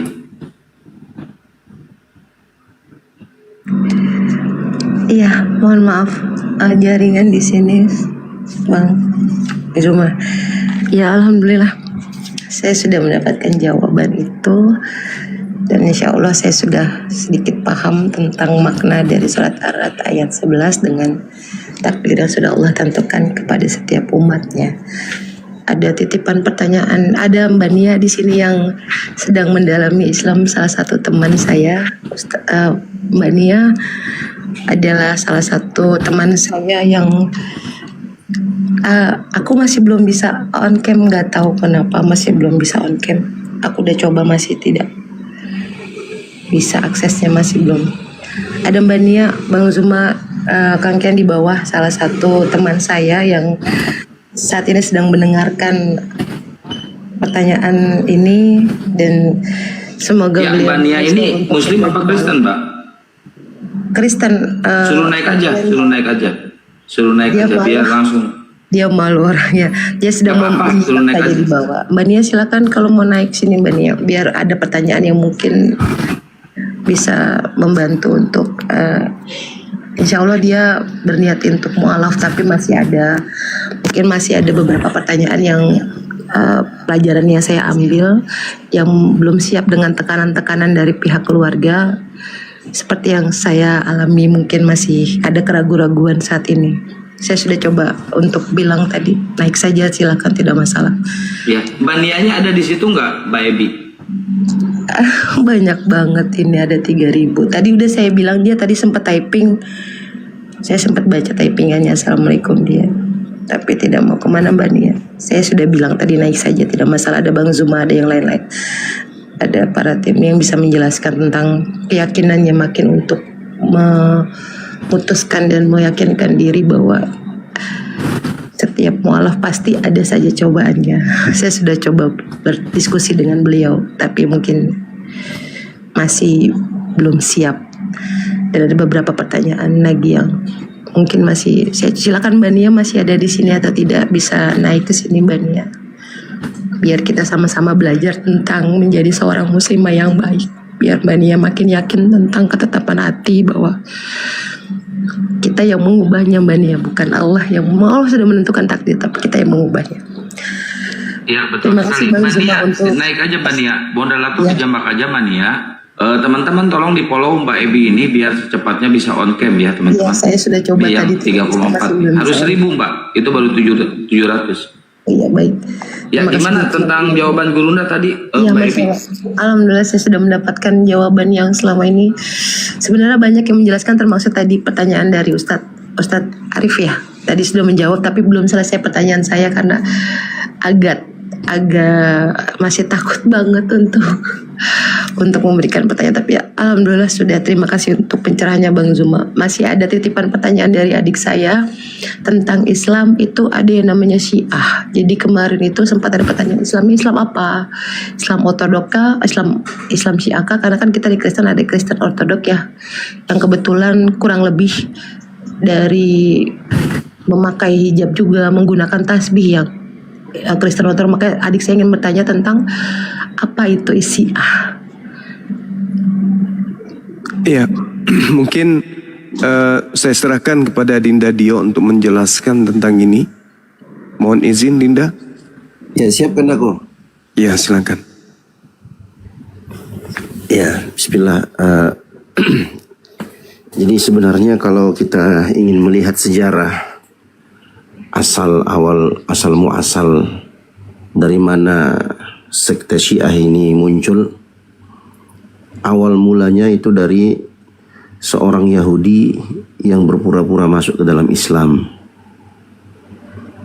Kemudian dia menampakkan loyalitas yang berlebihan terhadap Ali bin Abi Thalib.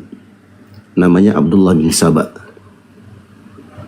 Nah, Abdullah bin Saba ini berpura-pura masuk ke dalam Islam, kemudian dia tampakkan loyalitas berlebihan terhadap Ali bin Abi Thalib, sampai ada di antara mereka yang mentuhankan Ali bin Abi Thalib. Tujuannya tidak lain dan tidak bukan adalah untuk merusak Islam dari dalam. Ini disebut dalam istilah Islam, disebut dengan istilah gulu, lewat batas dalam memuji, lewat batas dalam memihak. Padahal Ali bin Abi Thalib itu adalah salah satu khalifah Rasulullah setelah Abu Bakar As-Siddiq, Umar bin Khattab, Utsman bin Affan, kemudian beliau yang keempat Ali bin Abi Thalib, dan merupakan menantu Rasulullah Sallallahu Alaihi Wasallam dan sekaligus merupakan sepupu beliau Sallallahu Alaihi Wasallam. Nah, seiring berkembangnya zaman, maka muncullah kelompok orang-orang yang memang menginginkan fitnah di awal-awal Islam dahulu. Maka dua kelompok besar muncul, ada Syiah, ada lawannya kaum Khawarij. Nah, ini sebenarnya sekedar pengetahuan umum saja, karena kalau untuk Kak Ebi atau adiknya atau temannya yang baru masuk Islam untuk mendalami hal yang seperti ini, menurut saya pribadi kurang pas. Kenapa? Karena nanti itu akan datang bisikan-bisikan syaitan untuk membuat tashkik. Tashkik itu meragu-ragukan, membuat kita ragu. Nah, kalau saya pribadi lebih condong kepada pendapat ulama-ulama Islam, ulama-ulama besar dalam Islam dari kalangan ulama terdahulu yang mereka mengatakan Syiah itu bukan bagian dari Islam. Mereka hanya datang untuk merusak Islam dari dalam. Makanya kalau kita pelajari dengan teliti, rincian-rincian yang diajarkan dalam agama Syiah itu jauh berbeda dengan apa yang diajarkan oleh Rasulullah Sallallahu Alaihi Wasallam. Itu garis besarnya, Kak Ebi. Aku bisa paparkan bagaimana bentuk keyakinan kufur yang mengeluarkan mereka dari agama Islam, dan aku punya kitabnya dan itu banyak sekali bukti-buktinya. Nah, cuman mungkin kurang pas rasanya kalau itu dibahas secara detail di sini. Seperti itu. Yang intinya Islam tidak pernah mengajarkan Syiah, dan Syiah itu bukan bagian dari Islam. Adapun orang-orang yang loyal terhadap Ahlul Bait, keluarga Nabi Muhammad SAW, ya itu bagian dari Islam. Tapi nanti Syiah masuk mendompleng ke situ untuk merusak Islam dari dalam. Begitu Kak Ebi. Nabi Muhammad SAW tidak mengenal yang namanya Syiah. Kayak Paulus gitulah. Kurang lebih begitu. Kurang lebih begitu. Ya, saya paham. Jadi ajaran Nabi Muhammad itu, ajaran Nabi Muhammad SAW itu murni, tidak ada satupun di dalamnya yang mengajarkan harus jadi Syiah atau ikut Syiah atau jadi pengikut Syiah, nggak ada. Justru Nabi Muhammad SAW melarang kita. Syiah itu kan dari kata kelompok, ya, Syiatu Ali artinya kelompoknya Ali, artinya dia punya loyalitas yang berlebihan terhadap Ali bin Abi Thalib, terlebih khusus kepada keluarga Ahlul Bait Nabi Muhammad SAW. Tapi ada kejanggalan di situ, di mana mereka ini sangat membenci keluarga Nabi yang paling dekat dengan Nabi di waktu itu. Siapa dia? Itulah istrinya, Aisyah radhiyallahu anha. Padahal Aisyah itu termasuk istri yang paling dicintai oleh beliau sallallahu alaihi wasallam. Merupakan anak dari teman yang paling dekat dengan beliau, itu Abu Bakar As-Siddiq radhiyallahu anhu. Tapi mereka kafirkan, mereka benci. Itulah agama Syiah yang sesungguhnya. Cuman banyak yang belum mengetahui tentang hal tersebut. Ini secara garis besar saja. Yang pada intinya Nabi Muhammad SAW pernah berpesan, taraktukum fikum amrain lan tadillu abadan ma in tamassaktum bihima, kitaballahi wa sunnati. Aku tinggalkan kepada kalian, wahai umatku, dua perkara. Kalian tak akan pernah tersesat selama-lamanya selama kalian berpegang teguh dengan dua perkara ini. Apa itu? Kitabullah, yaitu Al-Quran, dan sunnahku, yakni hadis-hadis Rasulullah yang sahih yang beliau contohkan kepada para sahabat. Nah, itulah yang kita tiru, itulah yang kita ikuti. Taraktukum ala mahajjatin bayda lailiha kanahariha la yazigu anha ba'di illa halikum. Aku telah tinggalkan untuk kalian agama yang putih terang benderang, sangat jelas. Artinya apa?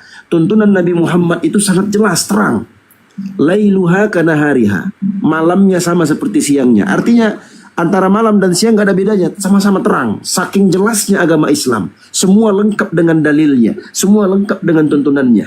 Dan itu saya yakin Mbak Ebi menyaksikan itu dalam diskusi-diskusi Bang Zuma atau teman-teman yang lainnya, ya kan, jelas semua kan, ditanya mereka jawab dalil, tanya jawab dalil. Yang malah yang mutar-mutar tuh justru oten malah. Nah seperti itu. Nah apa kata Nabi? Lailiha kanahariha la yazigu anha ba'di illa halikun. Tidak ada seorang pun yang menyimpang dari agama yang terang benderang, yang jelas, yang telah aku titipkan, yang aku telah tinggalkan ini nanti setelah wafatku. Tidak ada seorang pun yang menyimpang dari agama ini, melainkan dia pasti akan menjadi orang yang binasa. Nah, jadi kewajiban Kak Ebi sekarang adalah pelajari Islam itu dari sumbernya. Insya Allah kami dari API siap ya untuk melakukan pelayanan apapun bentuk pertanyaan. Kalau ada apa-apa mungkin Kak Ebi mau bertanya, boleh langsung ke tim kita API yang mungkin punya nomornya, atau DM bisa langsung. Kita insya Allah Kak Ebi 24 jam. Kenapa? Karena kita saudara. Kita bersaudara. Innamal mu'minuna ikhwah. Sesungguhnya orang-orang beriman itu bersaudara. Tadi aku sempat dengar Kak Ebi mengatakan waktu di Jakarta dapat ini. Sayangnya kita belum kenal sebelumnya, karena alhamdulillah kita di Jabodetabek juga ada API Jabodetabek. Kebetulan saya diamanahkan oleh guru kita, abang saya, Bang Zuma, sebagai ketua API Jabodetabek. Mungkin kita bisa koordinasi, insya Allah kita bisa berikan perlindungan ya untuk sementara kalau memang datang di Jakarta. Jangan takut. Orang-orang beriman itu la khaufun alaihim wa lahum yahzanun.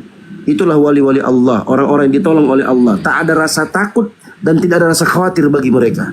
Siapa mereka? Alladzina amanu wa kanu yattaqun. Mereka adalah orang-orang yang beriman dan bertakwa kepada Allah. Kak Ebi adalah saudari saya, sama seperti yang lain. Kita di sini semua bersaudara. Jangan takut Kak, jangan takut.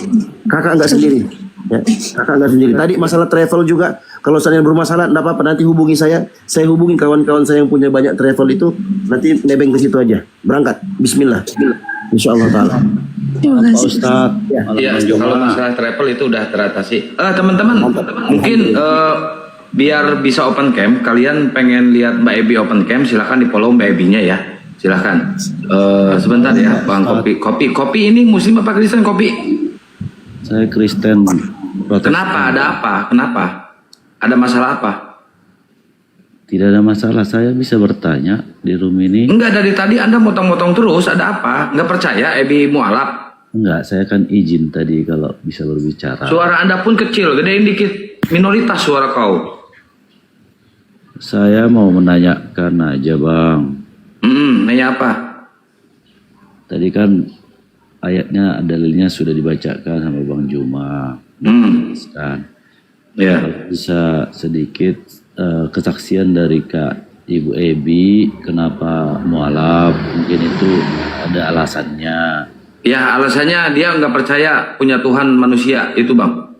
Ya kan perlu kita dengarkan juga. Udah tadi. Bisa dibagikan sama Ibu Ebi. Yang kedua, suami Ibu Ebi kan sudah bersuami. Kira-kira diizinkan nggak mualaf gitu? Gimana seperti itu? Ya udah dengerin nih. Silakan Pak Ebi. biar saudara Kopi mana tahu bisa dapat hidayah juga. Silakan Mbak Ebi dijelaskan sesuai dengan pertanyaan beliau. Ya, Kang Juma, Bang Juma. Silakan Bang, silakan. Iya, saya juga ingin tahu, penasaran juga sih, dasar awal yang mendasari kemudian ninggalin agama masuk Islam itu apa itu Mbak? Biar kami tahu di sini. Ya, kalau Akang kan udah tahu, kami belum tahu. Silakan. Ibu Ebi dari Kristen Protestan atau Kristen Katolik gitu aja? Saya dari Protestan. Silakan Ibu. Saya dari Protestan. Baik, saya mohon izin Bang Zuma dengan teman-teman. Iya, silakan. Semuanya, saya ingin sedikit bercerita. Pada saat itu di tahun 2024 tepatnya, ketika saya sedang mengandung ya. Pada saat itu saya sedang mengandung, kemudian ada satu hal yang membuat saya merasa cemas dan merasa saya pun tidak tahu dengan hati saya ketika satu momen di mana saya sedang terduduk diam dan saya mendengarkan suara azan. Padahal saya sudah sering banget mendengarkan azan pada saat itu, tapi pada saat sore itu saya mendengarkan azan pas sholat asar. Azan asar, ada satu getaran dalam diri saya yang menjadi sebuah pertanyaan buat saya. Getaran ini belum pernah saya rasakan sebelumnya.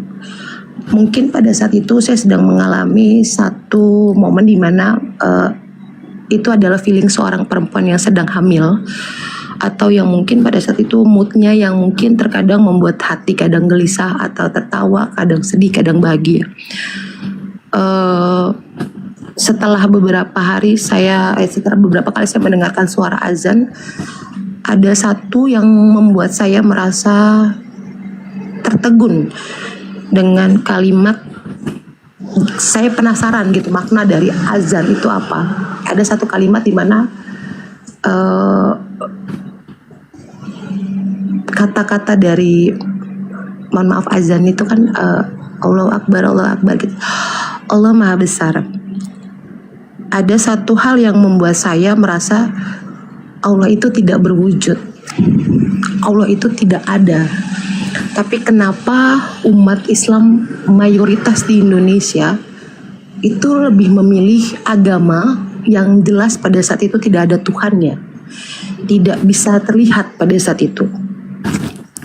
Ada beberapa hal yang membuat saya merasa penasaran dengan pertanyaan itu, dan akhirnya saya mendatangi salah satu teman saya.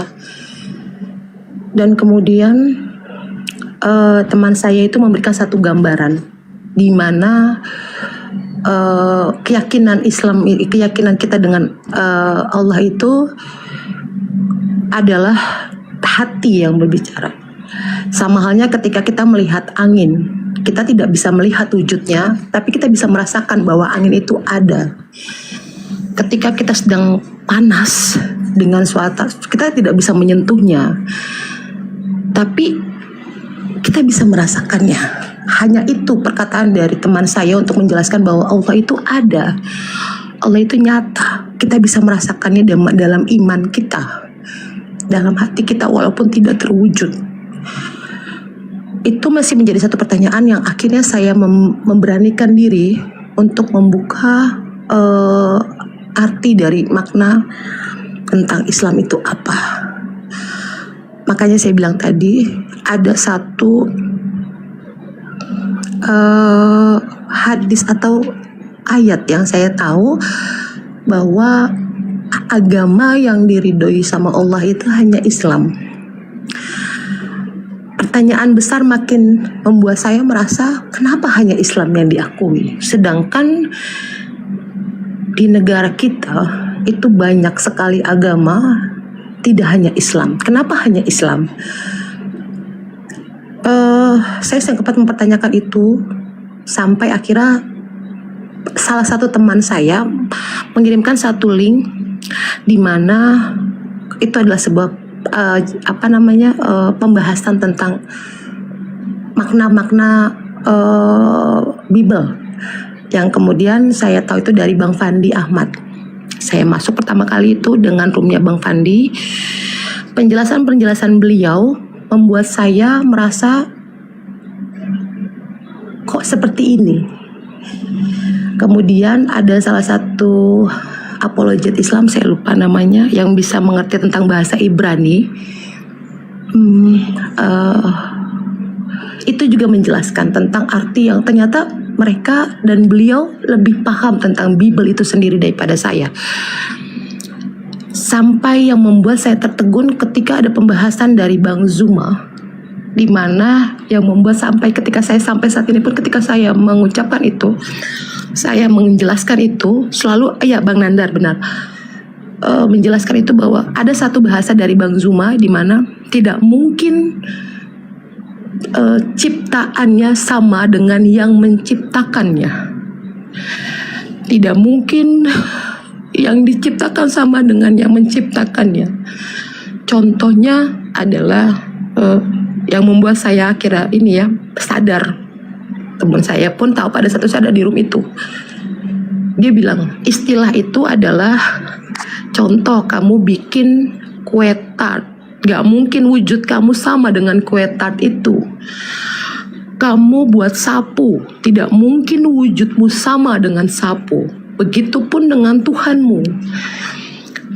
Tidak mungkin Tuhan yang menciptakan tidak mungkin sama dengan ciptaannya. Dari situ saya merasa bahwa ada yang salah dengan diri saya. Ada yang salah dengan pilihan hidup saya. Walaupun saya merasa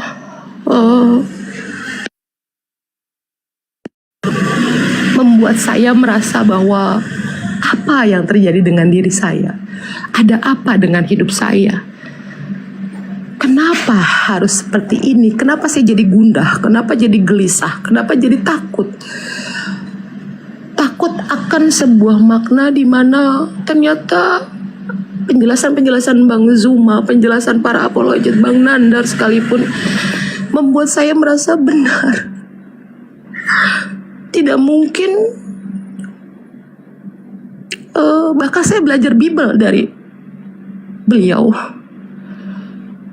Saya yang mempelajari, tapi justru saya belajar di mana penjelasan itu benar-benar membuat logika saya bermain.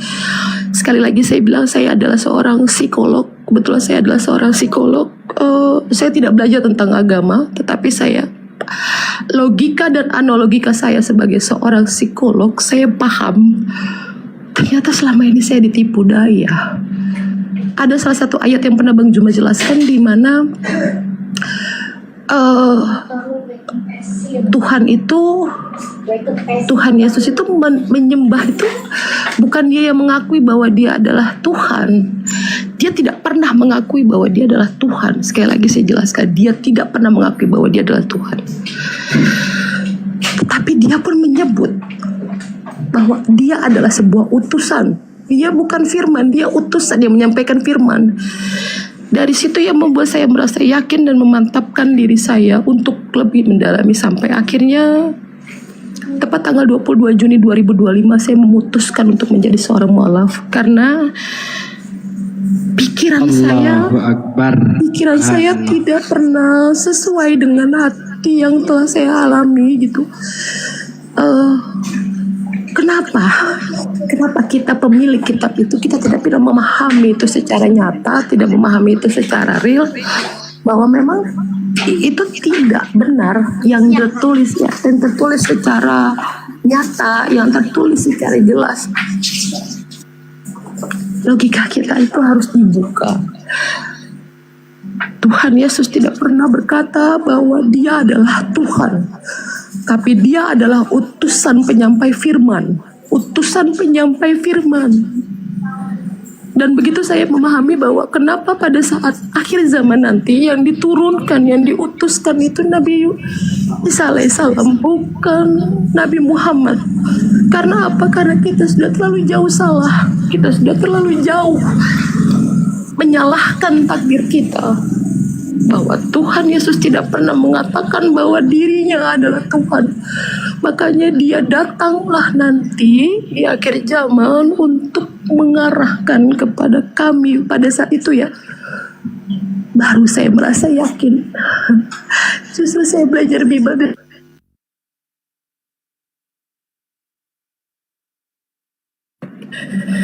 Dan ternyata itu yang menyebabkan saya memutuskan untuk memeluk agama Islam. Mohon maaf Bang Kopi. Sekali lagi saya tegaskan, tidak ada keraguan-raguan saya, kehalangan saya, atau hanya nafsu saya semata-mata ikut tren. Dimana saya dibilang kamu hanya ikut tren, ikut-ikutan, keluar dari saya secara sadar. Dan secara lantang saya bilang, Tuhan Yesus itu bukan Tuhan. Dia pun sama seperti Nabi Muhammad, seperti Nabi Isa yang menyampaikan firman yang di jalan kebenaran. Dan dia bukan, dia hanya penyampai. Tapi kami yang sedikit sedikit koreksi sedikit, jangan lagi nyebut Tuhan Yesus ya. Ya, maaf. Ya, itu aja koreksi. Lanjut. Mohon maaf, Ustaz. Bahwa Nabi Isa yang saya tahu dari agama saya sekarang adalah bukan sebagai firman, melainkan sama-sama seperti Nabi yang lain, sama. Hanya utusan yang menyampaikan saja. Hanya utusan yang menyampaikan bahwa dia pun sama. Makanya itu yang akhirnya salah satu omongan Bang Zuma juga yang saya catat sampai hari ini. Bahwa nanti akan diturunkan untuk meluruskan jalannya itu, kenapa harus Nabi Isa? Karena Nabi Isa pun yang kalian tuduhkan itu akan meluruskan. Dari situ saya merasa paham bahwa saya memantapkan diri. Saya bilang terima kasih untuk Bang Zuma, teman-teman semuanya yang membuat saya merasa. Iya, Mbak Ebi udah bisa open cam, Mbak Ebi. Turun dulu terus naik lagi ya, biar bisa open cam. Ya, saya coba. Baik. Ya, seperti itu. Kopi rokok. Silakan ditanggapi Kopi. Iya, makasih sudah diberikan waktu. Cuman saya koreksi, tadi saya tidak bakal mengatakan Ibu Ebi itu tren atau ikut-ikutan. Itu tidak ada ya. Nah, saya cuma mau mendapatkan hidayah, alasan mau mendengar kesaksian Ibu Ebi. Tapi saya koreksi, saya tidak mengatakan Ibu Ebi atau mengatakan ikut-ikutan atau tren. Tapi kalau saya mau tanya juga, Ibu Ebi itu tadi sudah ada persetujuan atau sudah disetujui suaminya kalau masuk Islam, seperti apa di dalam Al-Quran Bang Juma, misalnya kalau suami tidak menyetujui atau tidak meridokan istri yang mu'alaf, ini tuh menambah perbendaharaan juga. Itu aja. Ya, sebelum Bang Juma jawab, saya jelasin dulu. Mbak Ebi ini begitu masuk Islam, begitu dia syahadat, mu'alaf, dia pisah dengan suaminya. Bahkan dia diusir di rumahnya. Nanti biar Mbak Ebi yang menjelaskan. Tapadol Gurunda, pertanyaan dia di Quran katanya. Pak Petalampu, Assalamualaikum warahmatullahi wabarakatuh. Waalaikumsalam warahmatullahi wabarakatuh. Lanjut. Iya, baik. Waalaikumsalam warahmatullahi wabarakatuh. Kalau kaidah di Islam, jangankan kepada suami, kepada orang tua pun kita tidak patut kemudian tunduk kepada mereka dalam hal akidah. Tapi perintah Qur'annya, kita harus tetap mengabdi, memperlakukan orang tua kita dengan cara baik. Dikatakan dalam Al-Quranul Karim, Bismillahirrahmanirrahim, wa in jahadaka ala an tusyrika bi ma laysa laka bihi ilmu fala tuti'huma wa sahibhuma fid dunya ma'rufa. Dan jika kedua orang tuamu memaksamu, memaksa itu artinya dalam setiap kondisi, untuk mempersekutukan aku dengan sesuatu yang engkau tidak mempunyai ilmu tentang itu, maka janganlah engkau mentaati keduanya, dan pergaulilah keduanya di dunia dengan cara yang baik. Nah, itu terhadap orang tua. Lalu bagaimana dengan suami? Kalau dalam Islam ketika sudah beda akidah, maka jatuh, pisah, bukan lagi suami istri. Nah, kalau dia masih tetap sama-sama, maka itu jatuh kepada keadaan zina. Maka kalau misalnya suami tidak mau ikut, ya harus pisah. Seperti itu, Bung. Karena itu sudah beda akidah, sudah beda agama. Mereka jatuh palu, bukan lagi suami istri. Nah, jadi seperti itu dalam Islam. Silakan. Mungkin bisa ditanya langsung bagaimana pandangan suaminya ketika Mohon maaf, beliau. Ya, ada silakan. bacaan, mohon maaf Bang Zuma, ada bacaan harus menyiarkan live beberapa menit baru bisa, apa saya kurang paham untuk bisa cam. Oh, 20 detik. 20 detik. Iya, Tunggu harus 20 detik. menyiarkan dulu baru bisa on cam, saya pun bingung. Harus live dulu 20 Iya, harus detik. live 30 menit Bang. Oh, jangan, nggak usah. Udah di sini aja nggak apa-apa. Ibu Ebi ke Lampung, suami tidak bersama suami lagi ke Lampung gitu, Bu. Oh, untuk mohon maaf ya Bang Kopi, pertanyaan tentang suami. Saat ini saya sudah diceraikan dan saya sudah bercerai dengan karena saya bilang tadi sempat ada hujatan, sempat ada hinaan, bahkan saya mengalami keguguran di mana pada saat itu saya bukan menjelekkan agama saya sebelumnya, tapi demi Allah, demi Rasulullah, bahwa pada saat itu saya pun takut karena saya mengalami keguguran yang mungkin karena pertanyaan-pertanyaan yang saya sulut mungkin membuat beliau merasa marah dan akhirnya membuat saya meninggalkan rumah karena saya diusir dari rumah. Akhirnya saya diceraikan sampai saya sebelum saya menjadi seorang muslim saya sudah diputuskan untuk melakukan presiden perceraian itu. Jadi kalau ditanyakan status saya saat ini apakah saya bersuami, mohon maaf saya sudah tidak bersuami. Dan memang pada saat itu saya diusir secara, bukan saya yang keluar tetapi saya yang diusir. Bukan hanya diri saya yang rusak tetapi mental saya juga rusak, maka saya memutuskan untuk keluar dari Surabaya, di rumah sendiri. Pada saat itu saya pergi ke Jakarta. Sampai Jakarta saya masih mendapatkan intimidasi serta tekanan-tekanan yang mungkin pada saat itu membuat saya merasa terancam. Sampai akhirnya saya memutuskan untuk berpindah lagi.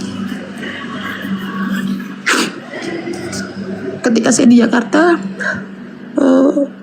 itu tadi saya bilang adik saya yang laki-laki mendapatkan satu hukuman yang mungkin menjadi hukuman untuk saya. sekali lagi saya bilang, bukan saya ingin mengintimidasi atau menjelekkan agama saya sebelumnya, tetapi adik saya mendapatkan satu hal yang membuat saya seperti inikah ajaran yang kalian ajarkan? Mana kasih yang selalu kalian banggakan? Segitu teganya kalian sampai mohon maaf,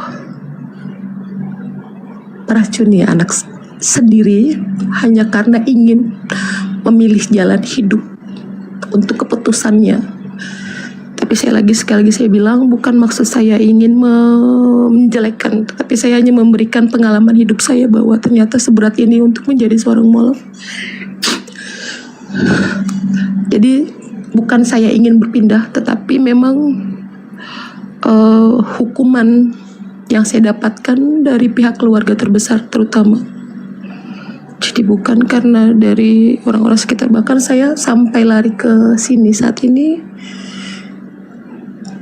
karena saya sudah tidak merasa nyaman, saya sudah tidak merasa aman di Jakarta. Mohon maaf, karena mungkin keluarga besar saya pun masih banyak di Jakarta, makanya saya memilih untuk tinggal di sini saat ini. Bahkan sampai saya bilang tadi, saya masih merasa takut. Sampai saat ini saya masih merasa takut. Makanya kenapa ketika saya menceritakan perjalanan hidup saya menjadi seorang mualaf itu selalu membuat saya masih trauma besar untuk mengingat kejadian-kejadian yang memang tidak sedikit yang membuat saya tetap berada di posisi saya percaya bahwa Allah baik sama saya, Allah baik sama saya.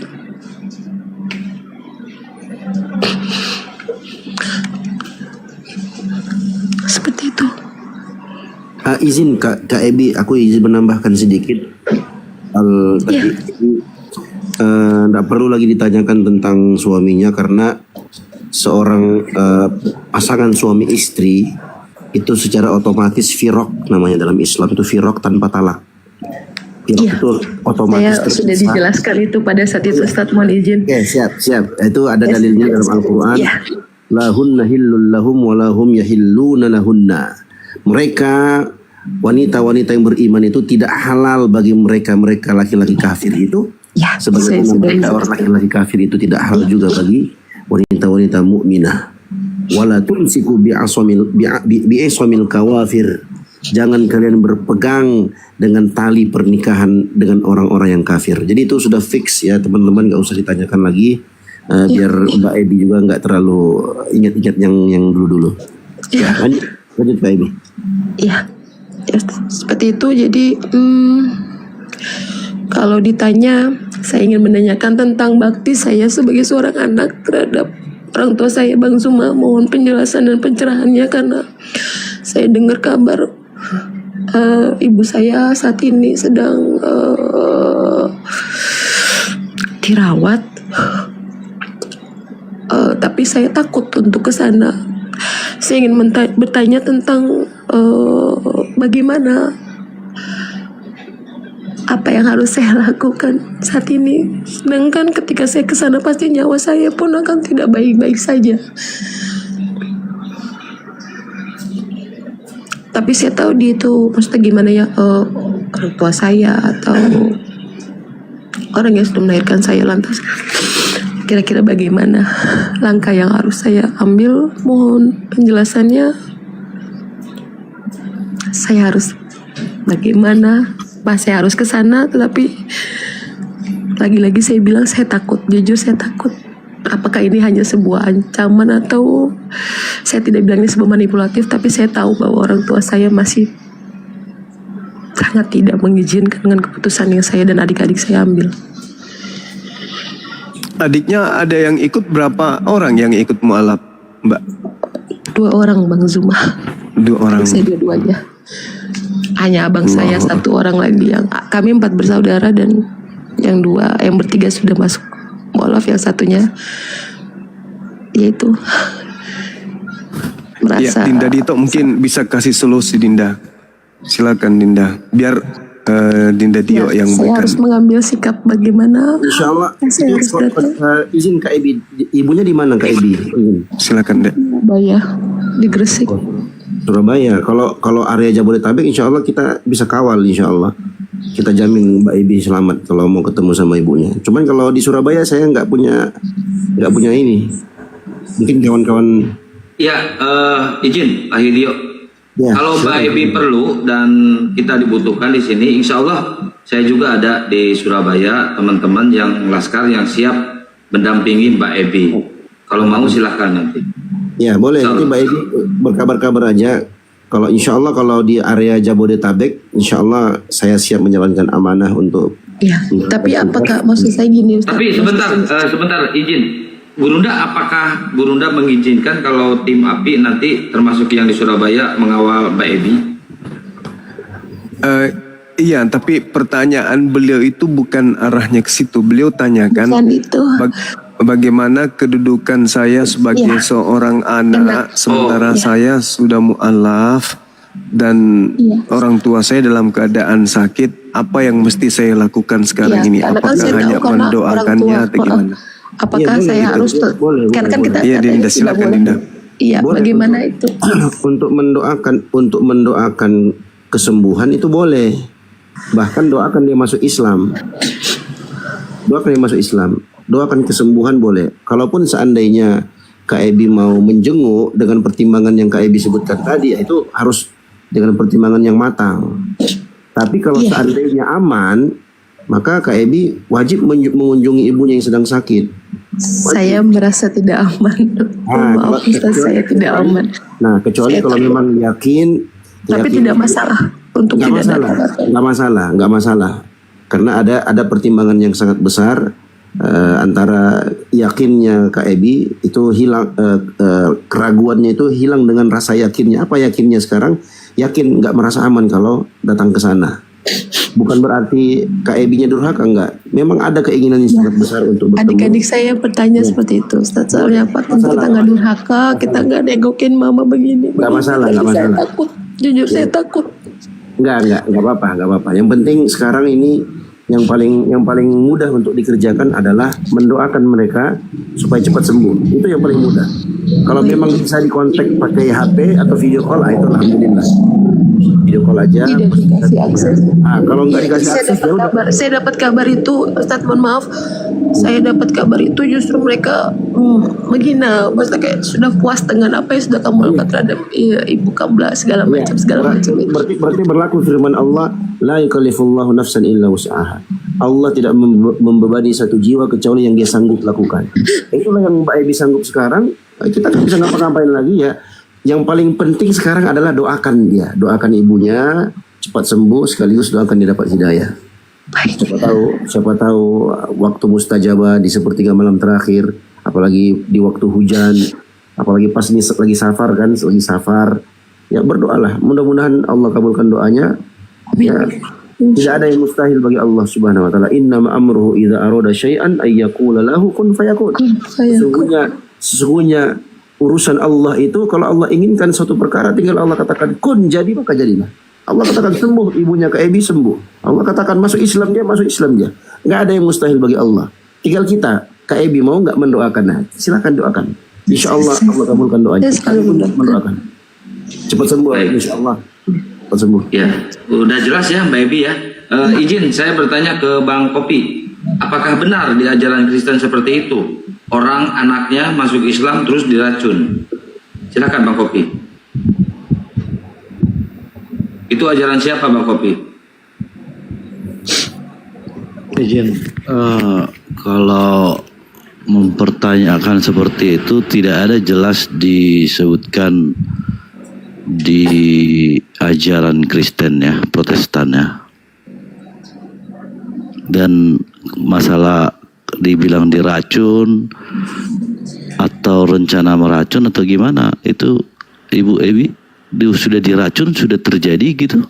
Sudah terjadi. Adik saya sudah mendapat itu, karena bahkan saya bilang ketika saya menengok adik saya di rumah sakit pada saat itu, beliau bilang bahwa lebih baik saya matikan anak saya daripada dia keluar dari ajaran kasih. Nah, di mana ajaran kasihnya Kopi? Lebih baik dia mati di tangan saya karena dia anak saya, dia hak saya. Bukan hak kalian, bukan hak kamu sebagai kakaknya, bahkan hak agama kamu bukan, dia hak saya. Penuh di hak saya. Lebih baik saya melihat dia mati di depan saya daripada saya harus melihat dia keluar dari. Mohon maaf, Kristen. Oke Ibu Ebi, seperti itu dikatakan orang tua. Tapi ada bukti bahwa orang tua yang benar-benar meracun? Ya, beliau sendiri yang bicara terhadap saya dan adik saya yang perempuan sebelum dia mengakui dengan jelas. Makanya saya bilang, kenapa saya bilang akhirnya saya membawa adik saya. Nah, saya mendapatkan itu jawaban itu secara langsung dari beliau yang akhirnya membuat saya semakin takut. Makanya saya bilang, mohon maaf Bang, saya takut, jujur saya takut. Bukan saya takut bahwa saya akan mati dalam keadaan saya muslim, bukan. Tetapi saya takut adik saya harus menanggung apa yang sudah saya lakukan dengan keputusan yang saya ambil dengan saya dan adik saya sebelumnya yang perempuan. Bukan saya takut, sekali lagi saya bilang saya tidak pernah takut saya diracuni atau seperti apa yang dilakukan orang tua saya terhadap diri saya. Tapi saya takut adik saya menjadi imbasnya. Itu saja. Saya tidak pernah takut. Anaknya saudara ibu itu diracun tapi selamat, masih hidup gitu ya? Selamat pada saat itu karena adik saya yang perempuan yang menemukan adik saya, karena posisi saya di Jakarta pada saat itu, bukan di rumah sana. Adik saya yang menemukan dan ibu saya dengan jelas bilang, biarkan adikmu mati. Dia anak saya, dia hak saya punya hak penuh atas diri dia. Saya tidak, biarkan kamu dengan kakakmu pergi dengan ajaran yang kau anggap mungkin itu bisa membuat kamu lebih bahagia dengan duniamu, tapi tidak dengan anak laki-laki saya. Oh, jadi saudaranya sudah masuk Muslim dua-duanya juga, Ibu Ebi? Alhamdulillah. Oh, jadi kalau menurut saya bukan mengajar. Kopi, bentar, mungkin Gurunda mau masuk dulu, apa dulu Gurunda?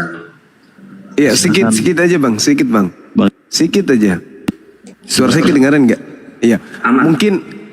Mungkin pelajaran bagi kita ini semuanya ya, terkait dengan keadaan itu, terlepas apakah itu yang dijadikan sebagai dasar pijakan meracun atau tidak. Yang pasti di dalam kitab Ulangan 13 itu ada berbunyi begini. Apabila saudaramu laki-laki, anak ibumu, atau anakmu laki-laki, atau anakmu perempuan, atau istrimu sendiri, atau sahabat karibmu sendiri membujuk engkau diam-diam, katanya, mari kita berbakti kepada Tuhan lain yang tidak dikenal olehmu ataupun oleh nenek moyangmu, salah satu Tuhan atau dewa bangsa-bangsa di sekelilingmu, baik yang dekat kepadamu maupun yang jauh daripadamu, dari ujung bumi ke ujung bumi. Maka janganlah engkau mengalah kepadanya, dan janganlah mendengarkan dia, janganlah engkau merasa sayang kepadanya, janganlah mengasihi dia, dan janganlah menutupi kesalahannya, tetapi bunuhlah dia. Pertama-tama tanganmu sendirilah yang bergerak untuk membunuh dia, kemudian seluruh rakyat. Engkau harus melempari dia dengan batu sehingga mati, karena ia telah berniat menyesatkan engkau daripada Tuhan Elohimmu yang telah membawa engkau keluar dari tanah Mesir, dari rumah perbudakan. Nah, mungkin terlepas daripada ini digunakan datanya untuk melakukan kemudian hal seperti itu, tapi data ini masih ada di dalam kitab yang digenggam oleh saudara kita Kristen. Ulangan 13 dari data nomor 6 sampai seterusnya. Saya hanya membacakan ini supaya saudari Ebi juga bisa tahu. Silakan. Ya, silakan Bang Kopi, dibuka mute-nya Bang Kopi. Baik Bang Zuma, terima kasih. Ya. Jadi kalau host tadi nanya ya, apa ada ajaran di mana?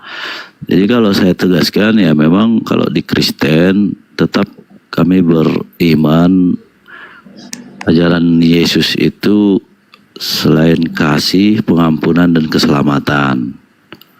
Tapi kalau seperti yang dibilang Ibu Ebi, ada pengakuan dan bahkan ada bukti diracun, itu bukan ada kasih lagi dan bisa diadukan ke hukum, karena hukum kalau Itu nyata-nyata sudah sempat mau saya ingin menghilangkan lakukan. nyawa. Ya, itu sudah sempat saya ingin lakukan ya, Bang Kopi, mohon maaf sebelumnya. Tapi ketika saya mengambil keputusan untuk melaporkan yang saya punya bukti sangat kuat, bahkan masih ada bekas botolnya, bekas botol orang tua saya memberikan itu ke makan siang adik saya pada saat itu. Tapi lagi-lagi saya bilang, saya cuman seorang anak, ingin mengajarkan kepada beliau. Saya tidak ingin mengajarkan beliau bagaimana. Saya tahu bahwa saya hanya anak saja, yang mungkin terlalu beliau, kamu masih terlalu muda untuk mengajarkan saya. Saya yang sudah makan asam garamnya kehidupan.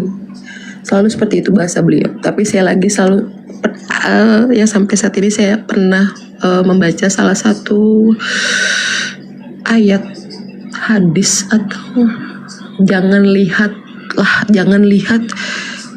siapa yang mengatakan ya, jangan lihat apa yang dikatakan, tapi lihatlah bagaimana ya Bang Zuma, lihatlah apa yang dikatakannya, jangan lihat siapa yang mengatakan. Iya. Ya, itu yang pernah saya tahu.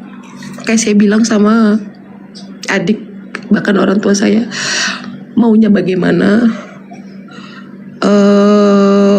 harus bagaimana saya menyikapinya. Jika seperti ini terancam lagi, jujur mungkin saya akan memilih untuk menjadi seorang anak yang durhaka. Saya bilang begitu sama mama saya. Tapi itu tadi balik lagi, adik saya ketika saya bilang untuk menetap di situ karena dia adalah anak yang benar-benar disayang sama orang tua saya kebetulan ya. Tapi adik saya memilih untuk tidak mau ada di situ karena dia bilang lagi-lagi saya tidak berani Kak, saya takut. Saya sempat mengunjungi saya sempat menghubungi RT setempat. Jawaban beliau cuman, nah sekarang cari tempat kamu teraman kamu saat ini. Saya tidak bisa memberikan kamu perlindungan lebih karena saya juga bingung karena kamu masih hak dari orang tua kamu, seperti itu. Jadi akhirnya saya memilih untuk membawa adik saya ke Lampung. Saya jemput mereka dari Jakarta ke Lampung. Saya tinggal di Jakarta waktu itu kurang lebih hampir 1 bulan ya. Tapi ternyata hujatan serta tekanan makin tinggi karena keluarga besar saya banyak yang tinggal di Jakarta ya. Bahkan pernah satu malam ketika saya pulang kerja, kebetulan saya kerja pada saat itu di Bepom, di dekat lapas di Cipinang.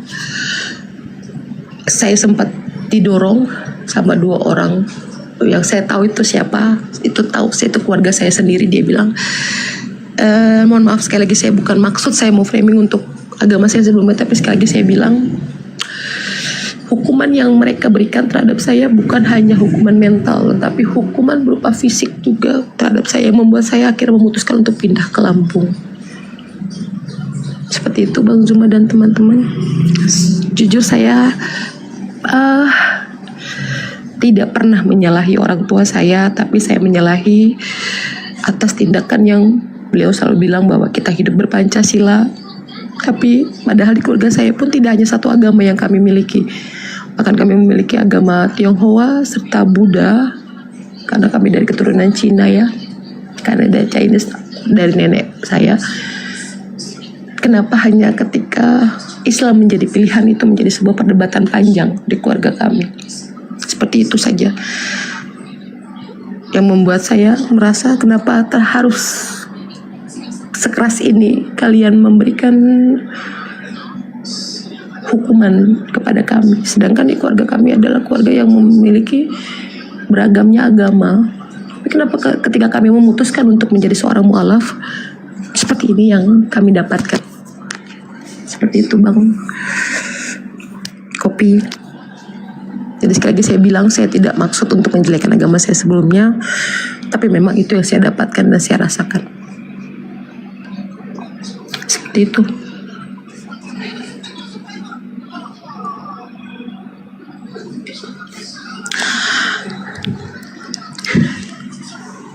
Ya, Bang Kopi, silakan di kopi.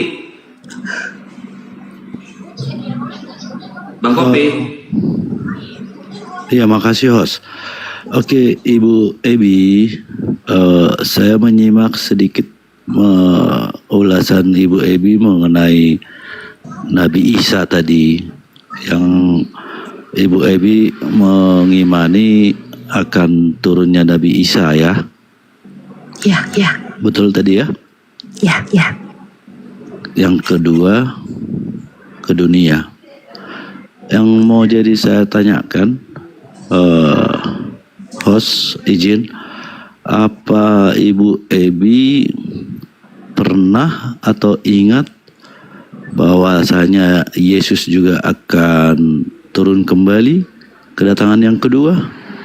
Ya, saya tahu. Makanya saya bilang kemarin ya, Bang Kopi, mohon maaf. Ada pertanyaan saya yang menjadi dasar saya di dua penjelasan. Sekali lagi saya bilang, saya belajar Bible justru bukan dari agama saya sendiri, karena mohon maaf, mungkin saya seorang Kristen yang pada saat itu tidak terlalu paham tentang Bible saya sendiri. Justru saya belajar banyak ilmu dari Bible itu justru dari Bang Zuma dan teman-temannya. Memang benar akan ada kehidupan yang kedua. Tapi lagi-lagi saya bilang, penjelasannya itu di luar nalar dan logika saya sebagai seorang manusia. Ketika masuk akalan, kita tidak usah membahas tentang turunnya Nabi Isa atau Yesus turun lagi nanti. Tapi terlalu banyak analogika saya yang terlalu membuat saya itu di luar nalar saya sebagai seorang manusia. Makanya saya bilang, kita tidak usah bahas tentang yang lain-lainnya. Kita tentang benar, saya paham akan ada penjelasan itu, tetapi lagi-lagi saya bilang tadi, penjelasannya tidak masuk dengan akal saya. Yang membuat saya merasa lebih masuk dengan analogika saya adalah penjelasan dari Bang Zuma pada saat itu ya, yang menjelaskan bahwa kenapa alasannya bukan Nabi Muhammad yang turun dan ke Nabi Isa. Itu yang menjadi pertanyaan buat saya, kenapa harus Nabi Isa? Kenapa? Walaupun kita pada saat itu mengklaim bahwa Yesus itu bukan Nabi Isa, Yesus itu bukan Nabi Isa. Tapi balik lagi saya bilang, saya lagi-lagi belajar Bible dari agama saya, bukan dari agama saya, melainkan dari Bang Zuma. Memang tidak ada penjelasan Yahweh, benar, tapi tidak masuk dengan pemikiran dan logika saya. Tidak masuk. Penjelasannya itu sangat di luar analogika saya. Saya tidak merasa lebih pintar, tapi lagi-lagi saya bilang, saya manusia yang tidak, awalnya saya tidak tertarik untuk belajar agama Islam, tetapi menjadi satu pusat saya adalah ketika itu tadi yang saya bilang, tidak mungkin pencipta sama dengan yang diciptakannya. Itu yang sampai saat ini membuat saya merasa sadar, jika memang jika memang Yesus adalah seorang Bapa, tidak mungkin sama dengan kita. Walaupun ada ruh di dalamnya yang suci dan kudus, penjelasan Bible pada saat itu yang saya tahu, tapi sama saja. Maria mengakui bahwa Yesus adalah anaknya. Sekali lagi saya bilang, Maria mengakui bahwa Yesus adalah anaknya. Tidak ada dia mengatakan bahwa dia adalah Tuhan saya, tapi dia adalah anak saya. Pada saat pensaliban, kayak saya bilang, mohon maaf Bang Kopi, Kalau ada salah saya katakan, saya juga sama pada saat itu mungkin tidak terlalu dalam menjalani tentang Bible, tapi saya ternyata belajar banyak tentang Bible dari Bang Zuma, dari Bang Nandar, dari Bang Pandi, dari teman-teman tim semua. Saya belajar Bible justru dari beliau-beliau ini, bukan dari keluarga saya sendiri. Karena saya hanya diajarkan bagaimana itu ibadah minggu, bagaimana cara kita beribadah, tapi tidak secara detailnya. Tapi ketika saya mendalami secara detail tentang Bible, itu tadi saya bilang tidak masuk dalam logika saya. Sebagai saya manusia, setiap ucapannya tidak ada yang setiap penjelasannya yang saya dapatkan, yang saya pelajari. Seperti yang Bang Zuma, bahkan saya salah satu fans saya Bang Zuma mungkin ya sekarang. Pada saat itu mungkin saya bukan penghujat, tetapi saya menyimak Uni Rifa, Bang Zuma, saya menyimak dan saya mendalami. Bahkan Bang Nandar yang membuat saya merasa kagum. Ternyata beliau-beliau ini lebih mengetahui Bible sendiri daripada saya. Sekali lagi saya bilang daripada saya pemilik kitab itu. Tapi maha benar Allah, sekali lagi saya bilang, bukan maksud saya ingin menghujat, tetapi saya bilang bahwa terkadang manusia itu diciptakan dengan akal. Manusia itu, sekali lagi saya bilang, manusia diciptakan dengan akal. Dan ketika akal saya gunakan untuk melihat salah satu fenomena di mana keluar dari jalurnya, mohon maaf, saya harus mengambil langkah di mana saya harus memutuskan untuk jadi seorang mualaf. Seperti itu, Bang Kopi. Oke, mungkin bisa saya tambah penjelasan dari pertanyaan saudara. Saudara Kopi, jadi Islam datang setelah Nabi yang datang kepada Bani Israel itu dituhankan. Maka Al-Quran datang menjelaskan kepada Nabi kami bahwa Allah akan berfirman kepada Nabi Isa alaihissalam. Jadi Al-Quran menjelaskan Allah akan bertanya kepada Nabi Isa alaihissalam bahwasanya Nabi Isa akan ditanya oleh Allah, wa isqalallahu ya Isa bin Maryam a anta qulta linnas, wahai Isa putra Maryam, engkaukah yang mengatakan kepada orang-orang, jadikanlah aku sebagai Tuhan selain daripada Allah. Nabi Isa kemudian menjawab, qala subhanaka ma yakunu li an aqula ma laysa li bihaqq. Maha suci engkau, tidak patut bagiku mengatakan apa yang bukan hakku. Jika aku pernah mengatakan, tentulah engkau telah mengetahuinya. Engkau mengetahui apa yang ada pada diriku, dan aku tidak mengetahui apa yang ada padamu.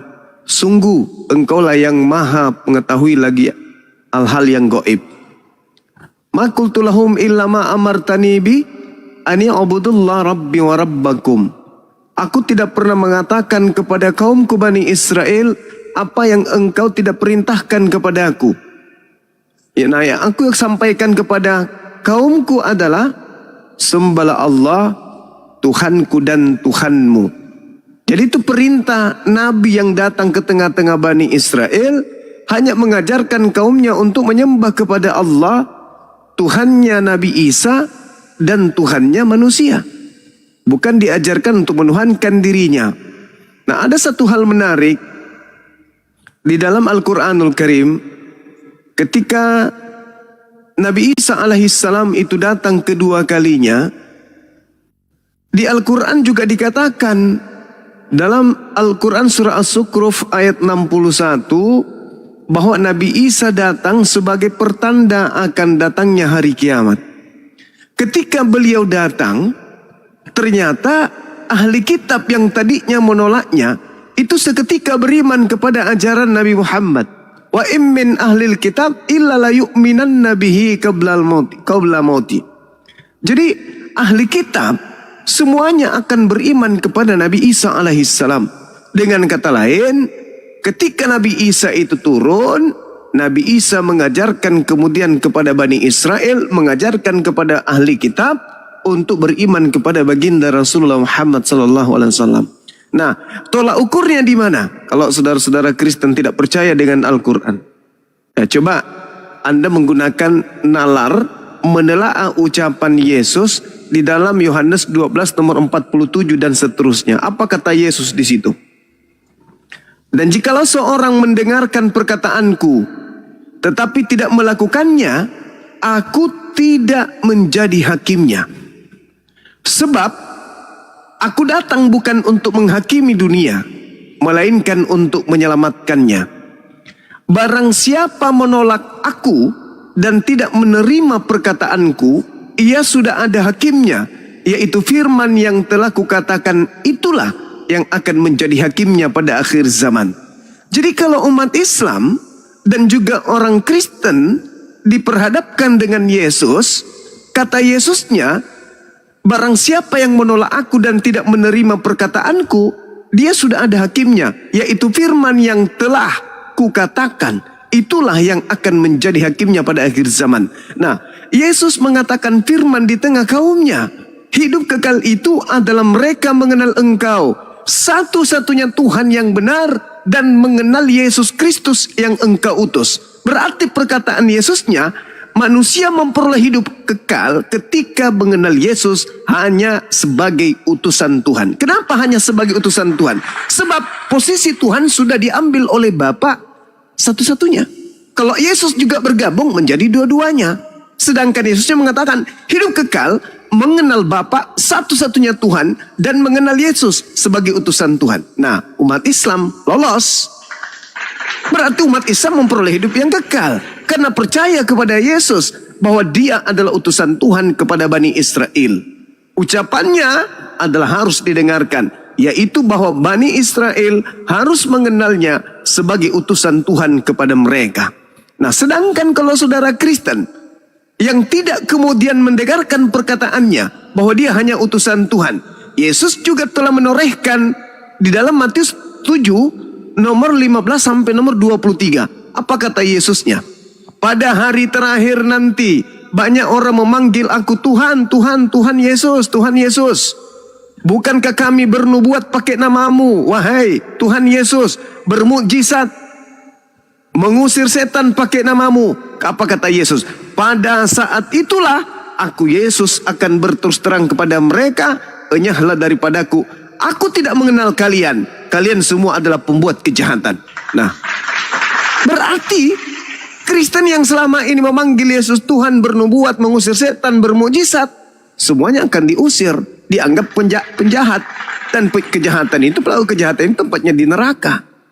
Nah, inilah yang disesalkan ketika kebenaran ditorehkan kemudian oleh Bible, dan kemudian Al-Quran menguraikan kebenaran yang muncul kemudian di permukaan tentang dua agama ini, lalu ditolak.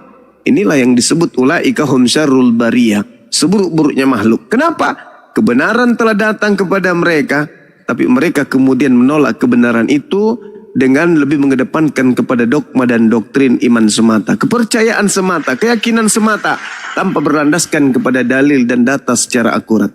Saya kira begitu tambahannya. Jadi ketika Nabi Isa alaihissalam datang, ketika Yesus itu datang, maka itulah awal kehancurannya orang-orang yang menuhankan dirinya. Kenapa? Karena ada dua tanda yang diberikan kemudian Yesus sebelum dia terangkat ke langit. Apa kata Yesus?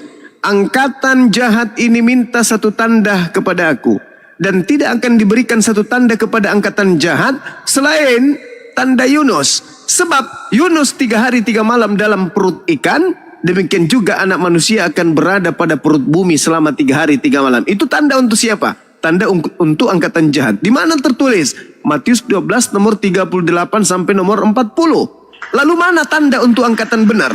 Tanda angkatan benar adalah ketika kemudian aku datang, maka akan nampak aku sebagai anak manusia di tengah langit. Bukan di tengah kuburan, tapi di tengah langit. Seluruh manusia akan datang meratap, dan seluruh manusia akan melihat aku. matahari menjadi gelap, bulan tak bercahaya, bintang akan berjatuhan, kuasa langit akan berguncang. Ini tanda terhadap orang benar. Jadi tanda-tanda bangkit keluar dari kubur itu untuk angkatan jahat. Tanda-tanda kemudian yang diberikan oleh Yesus, apabila ada orang mengaku bertemu dengan aku di padang gurun, ada Mesias di sana, ada Mesias di sini, jangan kau percaya, sebab Kristus palsu dan nabi-nabi palsu akan datang melakukan banyak mujizat dan juga tanda-tanda yang dahsyat, sekiranya mungkin menyesatkan murid-murid pilihan juga. Camkanlah, aku telah mengatakannya terlebih dahulu kepadamu. Jadi kalau ada orang yang berkata ada Mesias di padang gurun, ada Mesias dalam bilik, jangan kamu percaya. Sebab tanda-tanda kedatanganku yaitu sama seperti kilat yang memancarkan cahayanya mulai dari timur sampai ke barat. Demikianlah keadaan anak manusia nanti ketika ia datang. Dia akan nampak di tengah langit, seluruh manusia akan melihatnya. Matahari menjadi gelap, bulan tak bercahaya, bintang-bintang berjatuhan, kuasa langit berguncang. Itulah tanda yang aku berikan kepada angkatan benar. Tapi kepada angkatan jahat, aku berikan tanda anak manusia akan keluar dari perut bumi hari ketiga. Kristen berada di mana? Di angkatan yang benar atau di angkatan jahat? Alhasil, orang Kristen percaya kepada kebangkitan hari ketiga. Berarti Kristen adalah penggenapan dari angkatan jahat yang dinubuatkan oleh Yesus. Kata Yesus di dalam Matius 24 yang saya kutip tadi, nomor 4, nomor 5. Apa kata Yesus? Waspadalah kalian wahai muridku agar kalian jangan disesatkan. Sebab akan banyak orang datang. Sebab akan datang banyak penyesat. Datang memakai namaku. Dan berkata akulah Kristus. Mereka akan menyesatkan banyak orang. Pertanyaannya sekarang. Menurut nubuatan Yesus. Banyak datang penyesat pada zaman murid-muridnya. Memakai nama Yesus dan berkata akulah Kristus. Mereka penyesat-penyesat ini akan menyesatkan banyak orang. Pertanyaannya, berhasilkah penyesat memakai nama Yesus menyesatkan banyak orang sesuai dengan nubuatan Yesus? Berhasil atau tidak berhasil? Kalau berhasil, siapa banyak orang yang memakai nama Yesus itu? Kalau tidak berhasil, berarti maaf, Yesus adalah pembohong. Sekali lagi saya katakan di dalam Matius 24 nomor 4 nomor 5. Waspadalah agar kalian jangan disesatkan. Sebab akan banyak penyesat yang datang memakai namaku dan berkata akulah Kristus. Hari ini kita lihat ada pengikut Kristus di bumi ini namanya Kristen. Dia akan mengatakan akulah Kristus.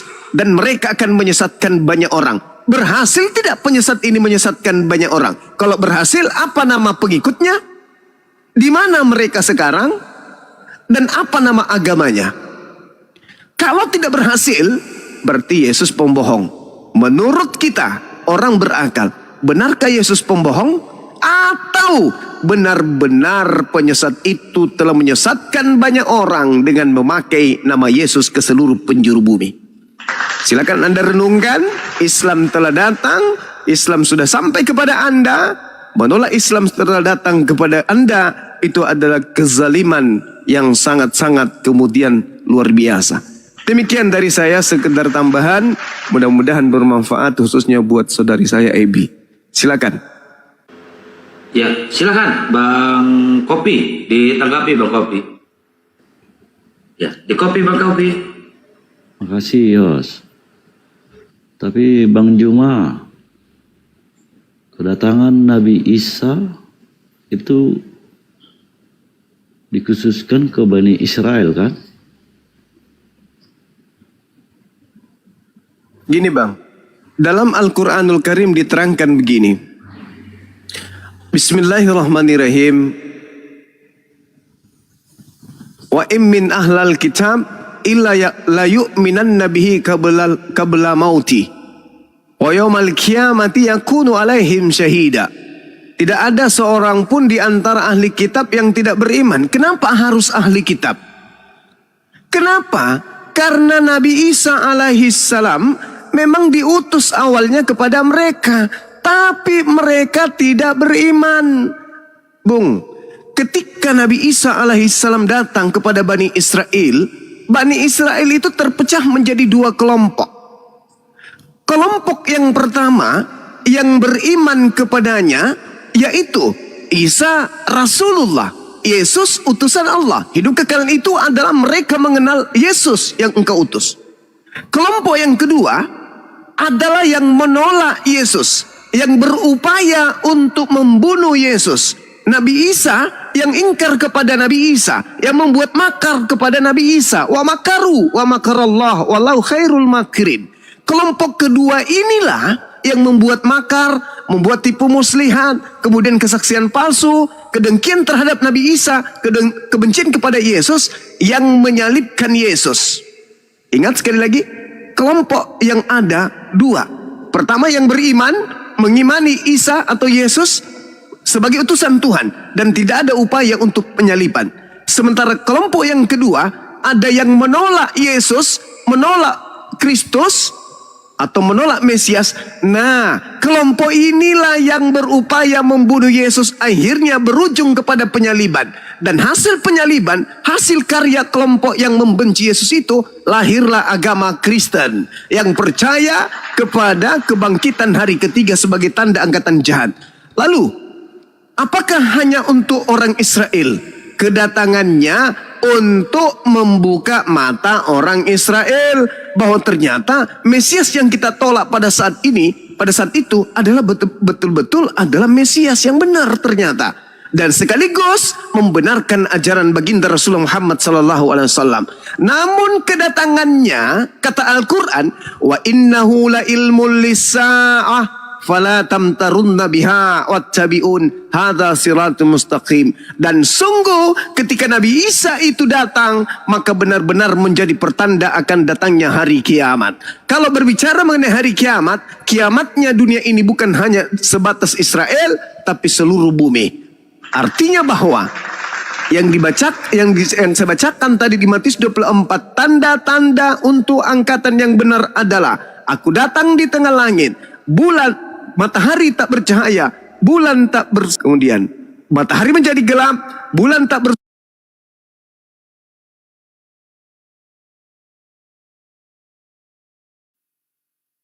berarti dengan Al-Quran, wa innahu la ilmul lisa'ah fala tamtarunna biha. Ketika datang Nabi Isa, itulah pertanda akan datangnya hari kiamat. Yang diterangkan Matius 24, tentu hari kiamat. Kenapa? Matahari menjadi gelap, bulan tak bercahaya, bintang-bintang berjatuhan menimpa bumi dan seterusnya. Pasti kiamat.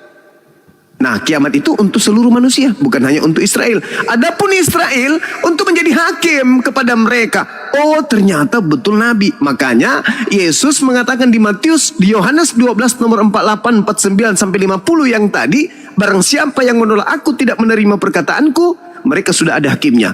Mana hakimnya? Perkataan yang pernah aku ucapkan kepada mereka, perkataan itulah yang menjadi hakimnya kelak di akhir zaman. Artinya sesuai dengan Al-Quran. Tidak ada keliru dengan ajaran Al-Quran. Anehnya, nabiku Nabi Muhammad tidak pernah mempelajari Bible. Nabiku Nabi Muhammad tidak pernah kemudian meneliti kitab-kitab sebelumnya. Tapi seketika dia mendapat wahyu dari langit, mengatakan apa yang saya ucapkan barusan. Artinya bahwa apa yang disampaikan oleh Nabi Muhammad itu terekam dari kitab-kitab terdahulu. Dan kemudian apa yang disampaikan oleh kitab terdahulu dan disampaikan oleh Al-Quran, kami simpulkan kepada saudara-saudara kami yang ada di Indonesia ini, yang sempat mendengarkan kami. Kiranya Tuhan memberikan hidayah kepada kalian semua. Silakan. Ya, silakan di kopi, Pak Kopi. Ya, itu Bang Juma, seperti Bang Juma terangkan tadi, makna rohaninya memang Nabi Isa itu kembali ke, nggak usah kita bilang Islam, Kristen, Hindu, Buddha, berarti kaumnya itu yang percaya dan tidak percaya, selamatan, itu kan? Iya.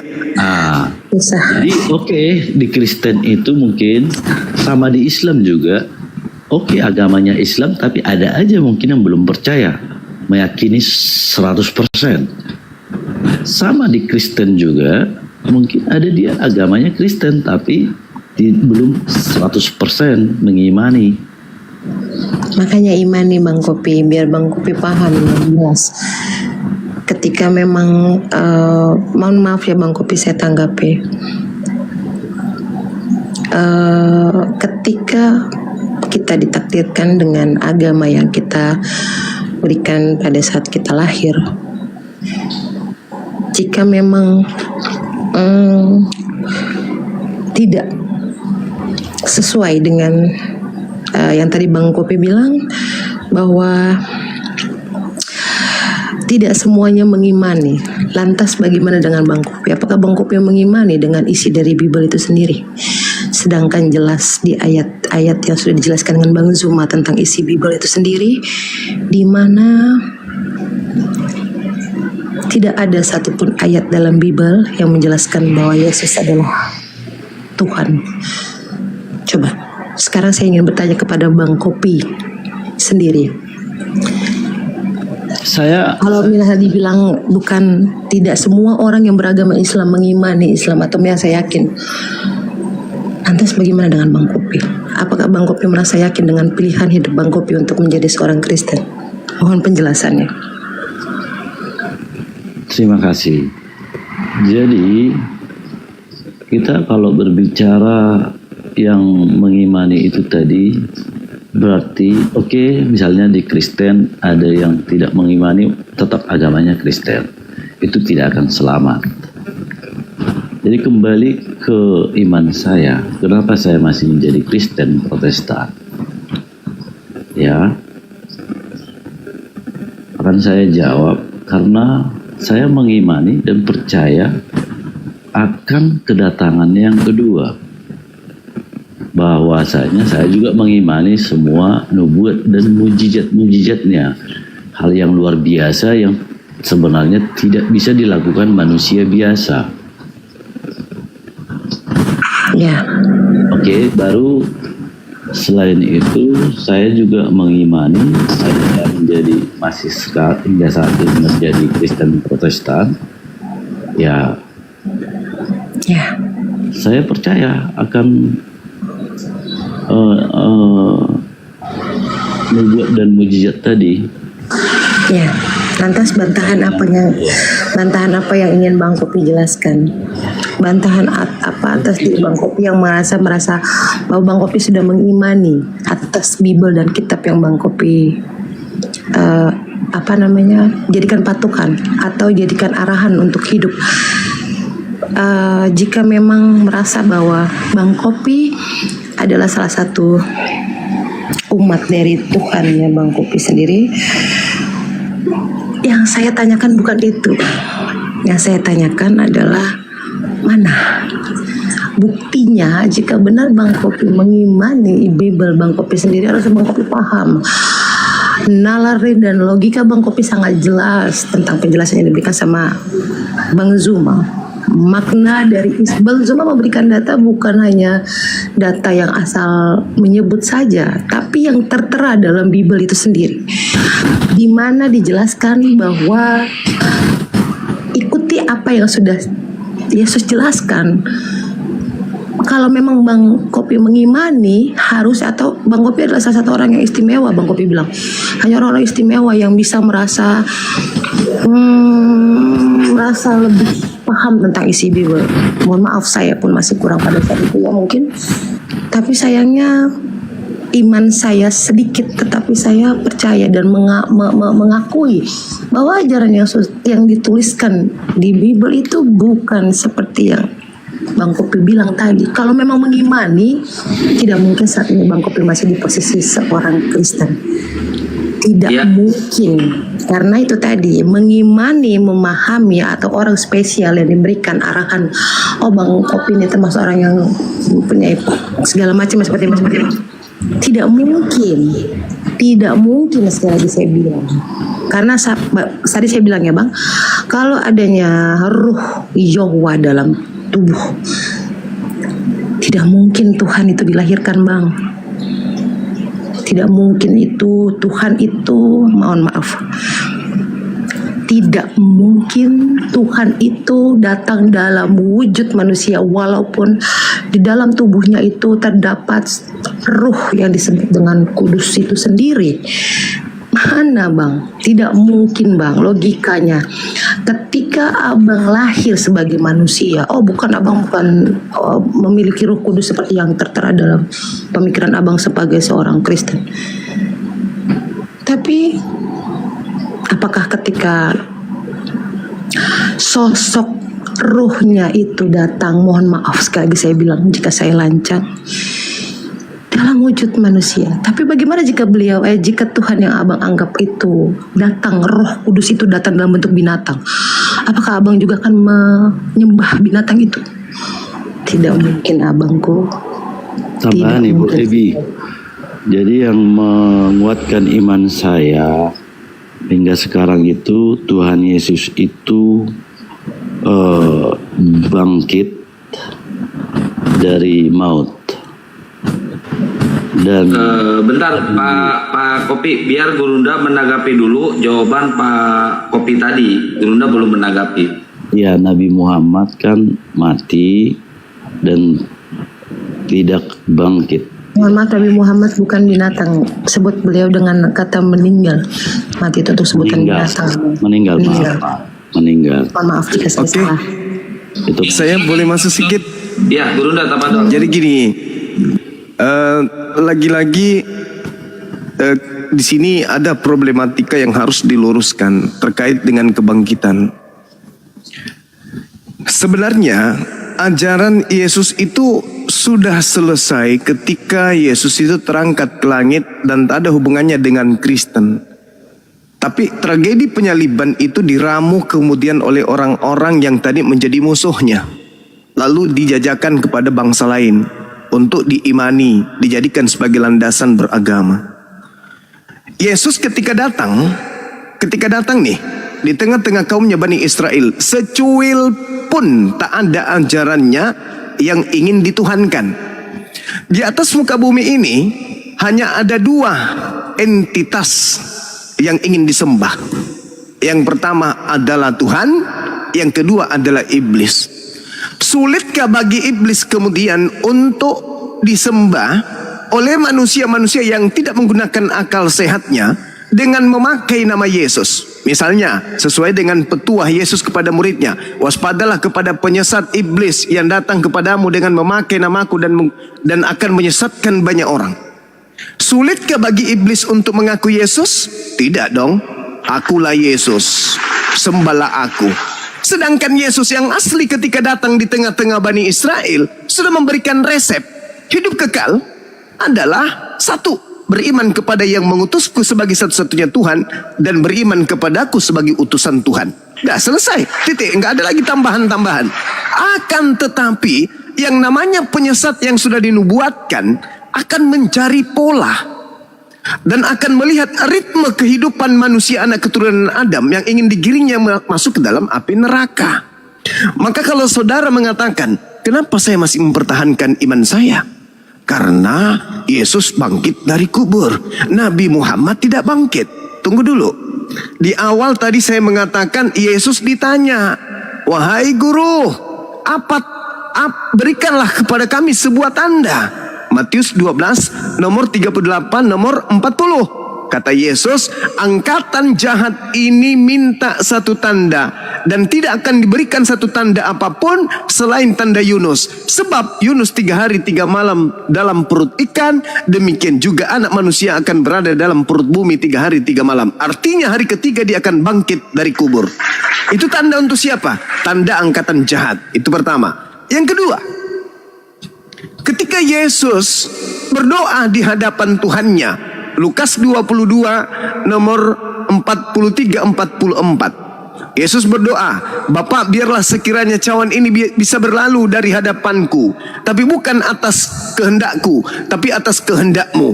Maka malaikat turun dari langit memberikan kekuatan kepada Yesus sehingga dia semakin bersungguh-sungguh berdoa dan peluhnya seperti titik-titik darah yang bercucuran ke tanah. Artinya Yesus ketika berdoa untuk diselamatkan, Tuhan mendengarkan doanya dan turun malaikat untuk memberikan kekuatan. Itu yang kedua. Yang ketiga, Yesus berkata di Lukas yang sama, Lukas 22, ketika orang-orang datang ingin menangkapnya, apa kata Yesus? Apakah sangkamu aku ini adalah penyamun sampai kamu datang ingin menangkapku dengan pedang bersama pentungan? Padahal setiap saat engkau bersama dengan aku mengajar di dalam bait suci. Tetapi kamu tidak membunuh aku. Tetapi saatmu tiba dan saatnya kuasa kegelapan. Berarti upaya menangkap Yesus adalah upaya kuasa kegelapan. Yang keempat, Yesus berkata di dalam Yohanes 12 nomor 30. Apa kata Yesus? Kata Yesusnya di sana, dia mengatakan begini. Yohanes 12 nomor 31 dikatakan begini. Saatnya dunia akan dihakimi. Saatnya penguasa dunia yaitu iblis akan dilemparkan keluar. Saatnya berarti kapan itu? Saat itu bukan abad ke-7. Berarti saat itu abad pertama ada yang dilemparkan keluar dari perut bumi. Siapa yang dilemparkan dari perut bumi? Iblis. Di mana dalilnya itu? Ya Yesus sendiri mengatakan barusan. Yohanes 12 nomor 31. Kata Yesusnya, saatnya dunia dihakimi, saatnya penguasa dunia yaitu iblis dilemparkan keluar. Dilemparkan keluar dari perut bumi. Karena kenapa dikatakan dia adalah iblis penguasa dunia? Coba Anda lihat. Ketika Yesus dicobai di dalam Lukas 4, di dalam Matius 4 nomor 6. Iblis datang mencobai Yesus. Apa kata iblis? Wahai Yesus, jikalau engkau menyembah aku, menuhankan aku, segala kuasa di dunia, segala kerajaan yang ada di bumi dan kemuliaannya akan aku berikan kepadamu, sebab aku berkuasa memberikan kepada siapapun yang aku kehendaki. Pertanyaannya, iblis yang mengatakan kepada aku mampu memberikan segala kuasa ini, apakah kuasa itu diterima oleh Yesus? Tidak. Tetapi siapa yang keluar dari tanah di Matius 28 nomor 18 lalu berkata kepadaku telah diberi kuasa, itu siapa? Orang yang menerima kuasa dari iblis. Makanya Yesus mengatakan saatnya dunia dihakimi, saatnya penguasa dunia yaitu iblis dilemparkan keluar. Berarti yang keluar dari tanah pada hari ketiga jelas. Di dalam Yesaya 14 nomor 15,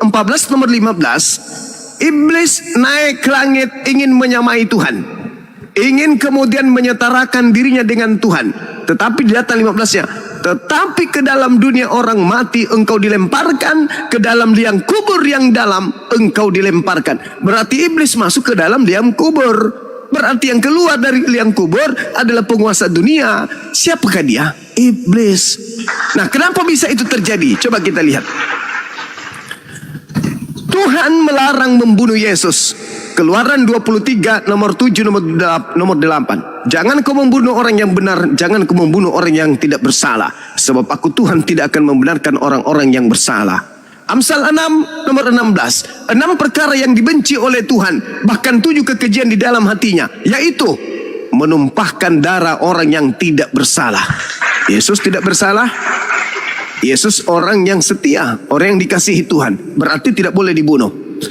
Larangan demi larangan terhadap pembunuhan kepada Yesus itu berasal dari kitabnya orang Yahudi dan juga ucapan Yesus itu sendiri. Jangan kau membunuh. Jangan kau membunuh. Jika engkau ingin memperoleh hidup yang kekal, jangan kau membunuh.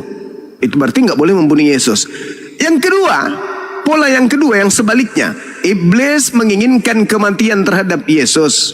Imam kepala mahkamah agama melakukan kesaksian palsu dan juga tipu muslihat untuk membunuh Yesus.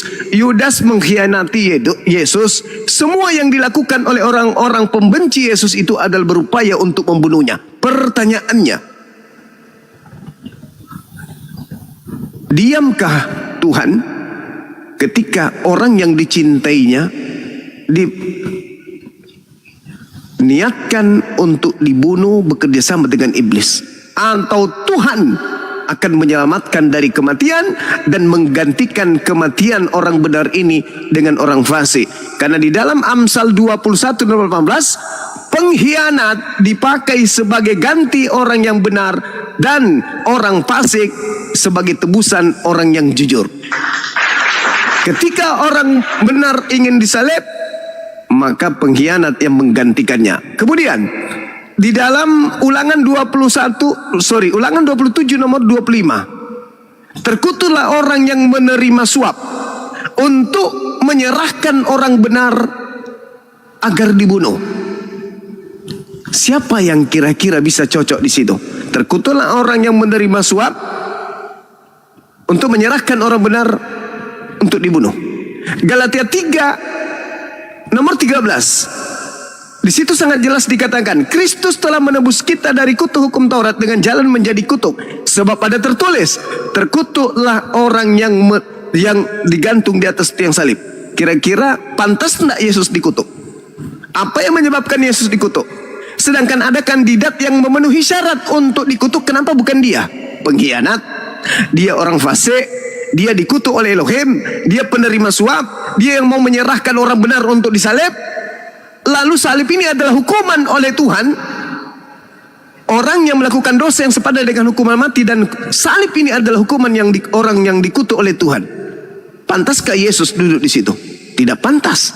Lalu siapa yang pantas di sana? Yudas.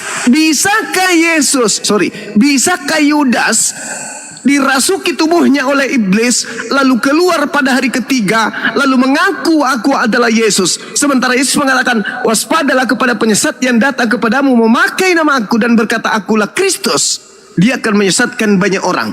Sementara Yesus juga mengatakan bahwa saatnya hukuman terhadap dunia, saatnya juga kemudian iblis dilemparkan keluar. Keluar dari mana? Keluar dari tanah. Lalu yang keluar dari tanah mengatakan, kepadaku telah diberi kuasa, pergilah ke seluruh dunia, jadikanlah seluruh bangsa menjadi muridku. Kenapa kami umat Islam tidak mau menjadi sasaran kristenisasi pemurtadan? Meskipun kami paham betul itu yang diinginkan oleh Kristen, karena kami tahu inna ja'alna syayatin awliya alilladina la yu'minun. Pencipta langit dan bumi mengatakan, sesungguhnya aku telah menjadikan iblis itu sebagai pemimpin, sebagai gembala bagi orang-orang yang tidak beriman. Wa iyad'una illa syaitanan marida. Sebenarnya yang mereka sembah itu adalah iblis yang durhaka. Makanya kami berpendapat, sesuai dengan ajaran di Bible, yang keluar dari tanah pada hari ketiga itu adalah iblis. Makanya hari ini saudara Kristen kita itu kehilangan akal sehat dalam beragama. Masuk akal tidak? Tuhan pencipta langit dan bumi turun ke bumi jadi bayi, dibunuh oleh ciptaannya. Tidak masuk akal. Kenapa dia diimani? Ajaran itu diimani. Karena itu tadi Yesus berkata, waspadalah kepada penyesat yang datang kepadamu memakai namaku. Dia akan menyesatkan banyak orang. Pertanyaan saya ulang lagi kembali, berhasilkah nubuatan Yesus ini tergenapi? Berhasilkah penyesat memakai nama Yesus untuk menyesatkan banyak orang? Kalau berhasil, mana banyak orang yang disesatkan atas nama Yesus Kristus ini? Dan kalau tidak berhasil, berarti nubuatan Yesus gagal. Berarti Yesus ini adalah pendusta. Saya kira demikian saudara-saudara. Mohon maaf panjang, saya kembalikan kepada host. Baik, Masya Allah. Pak Kopi, silakan monitor Pak Kopi ditanggapi. Silakan, makasih Os. Siap. Jadi Bang Juma, bagaimana dengan ayat Roma 8 ayat 34? Kami mengimani Kristus Yesus yang telah mati, bahkan yang telah dibangkitkan, duduk di sebelah kanan Allah, menjadi pembela bagi kita. Bahwasanya Tuhan Yesus itu jelas diangkat ke sorga, sedangkan Nabi Muhammad sudah diangkat belum ke sorga, atau di mana dalilnya? Itu mungkin yang bisa mengimani saya juga menjadi masih Kristen Protestan. Iya, baik. Jadi gini, kami tidak berpola keselamatan itu karena keluarnya manusia dari kubur lantas kemudian terangkat ke langit. Itu bukan pola iman kami. Al-Quran mengatakan, wala tahsabanna alladhina qutilu fi sabilillahi amwata bal ahya inda rabbihim yurzaqun. Jangan sekali-kali kamu mengira bahwa manusia yang gugur berjuang di jalan Allah itu mati. Sebenarnya mereka itu hidup di sisi Tuhannya mendapatkan rizki. Dalam Al-Quranul Karim jelas sekali dikatakan Nabi Isa itu terangkat ke langit. Itu iman kami, tetapi tidak mengalami penganiayaan terlebih dahulu. Sesuai dengan ucapan Yesus sendiri, bahwa dia tidak akan mati dahulu. Petrus juga mengatakan itu, bahwa Yesus tidak mengalami kematian.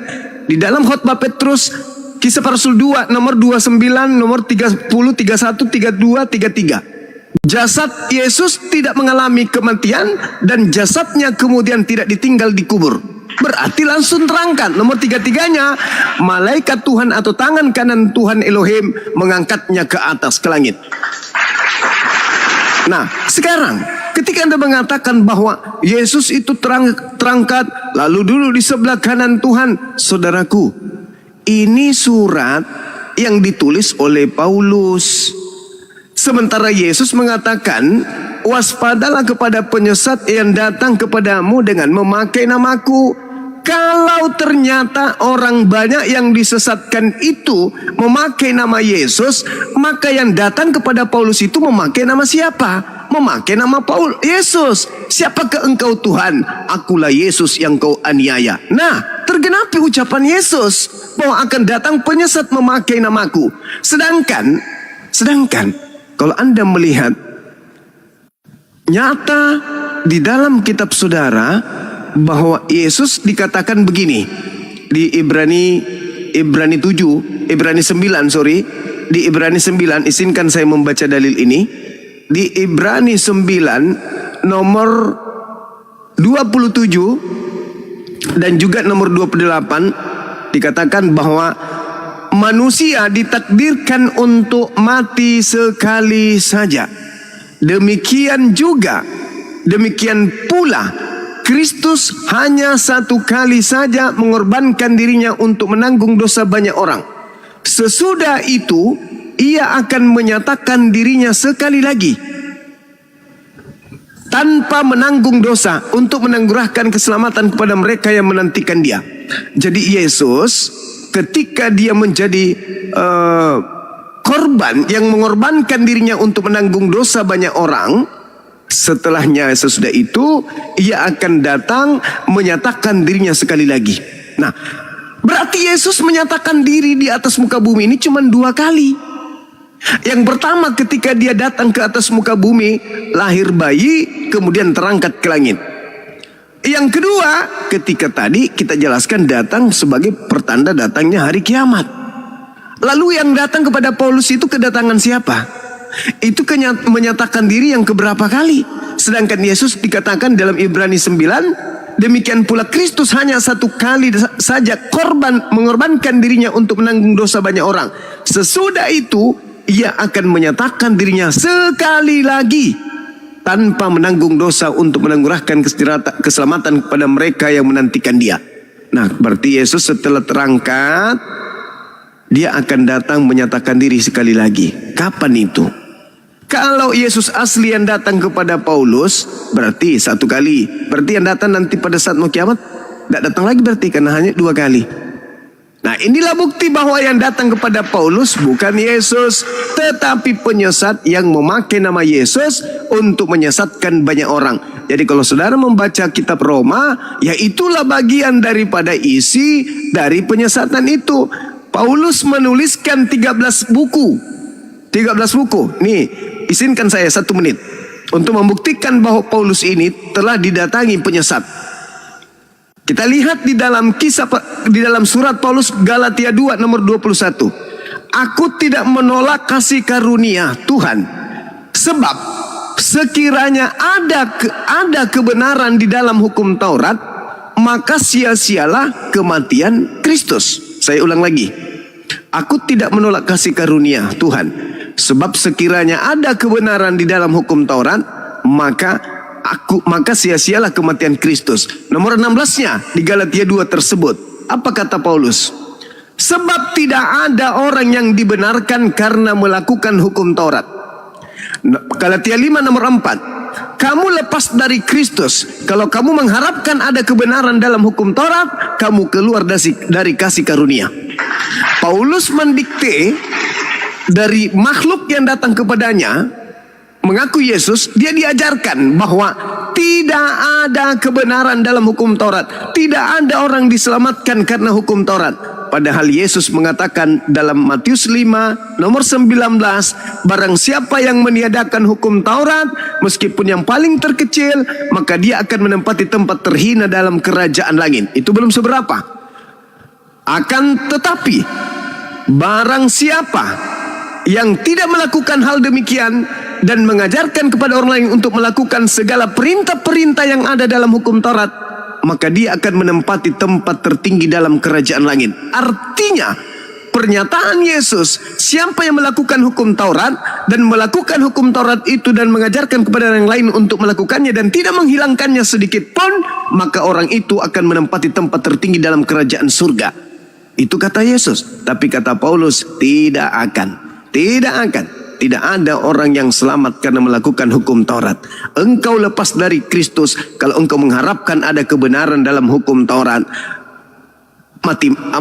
Kematian Yesus Kristus akan sia-sia jika engkau mengharapkan ada kebenaran dalam hukum Taurat.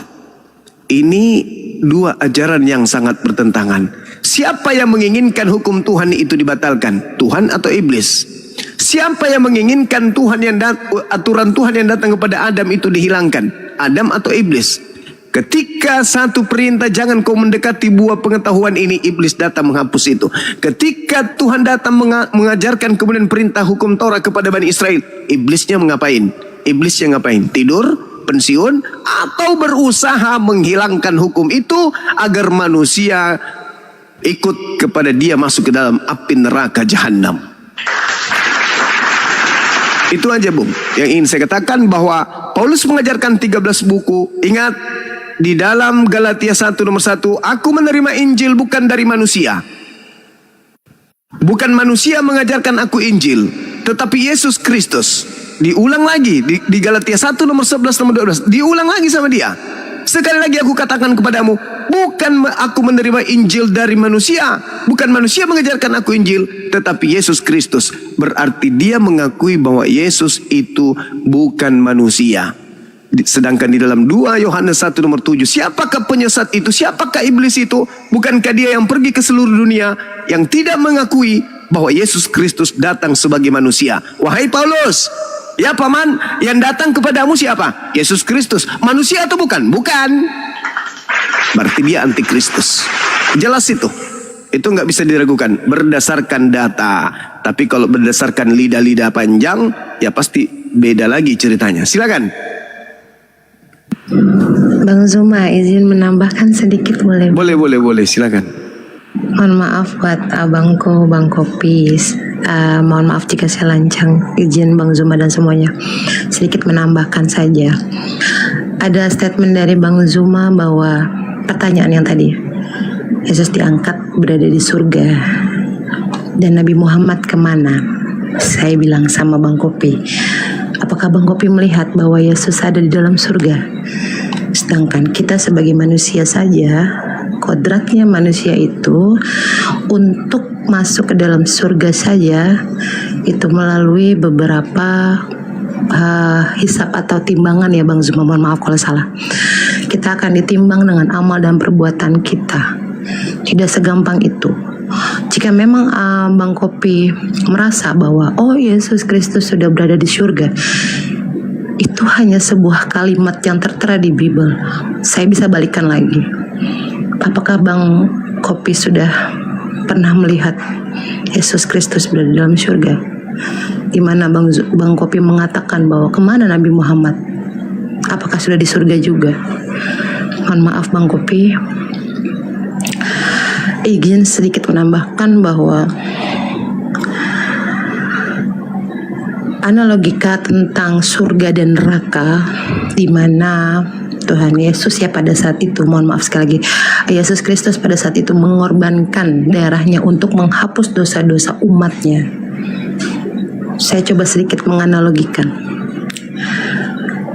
seperti yang Nabi Muhammad pernah ucapkan kepada Allah Subhanahu wa taala, di mana Nabi Muhammad meminta kepada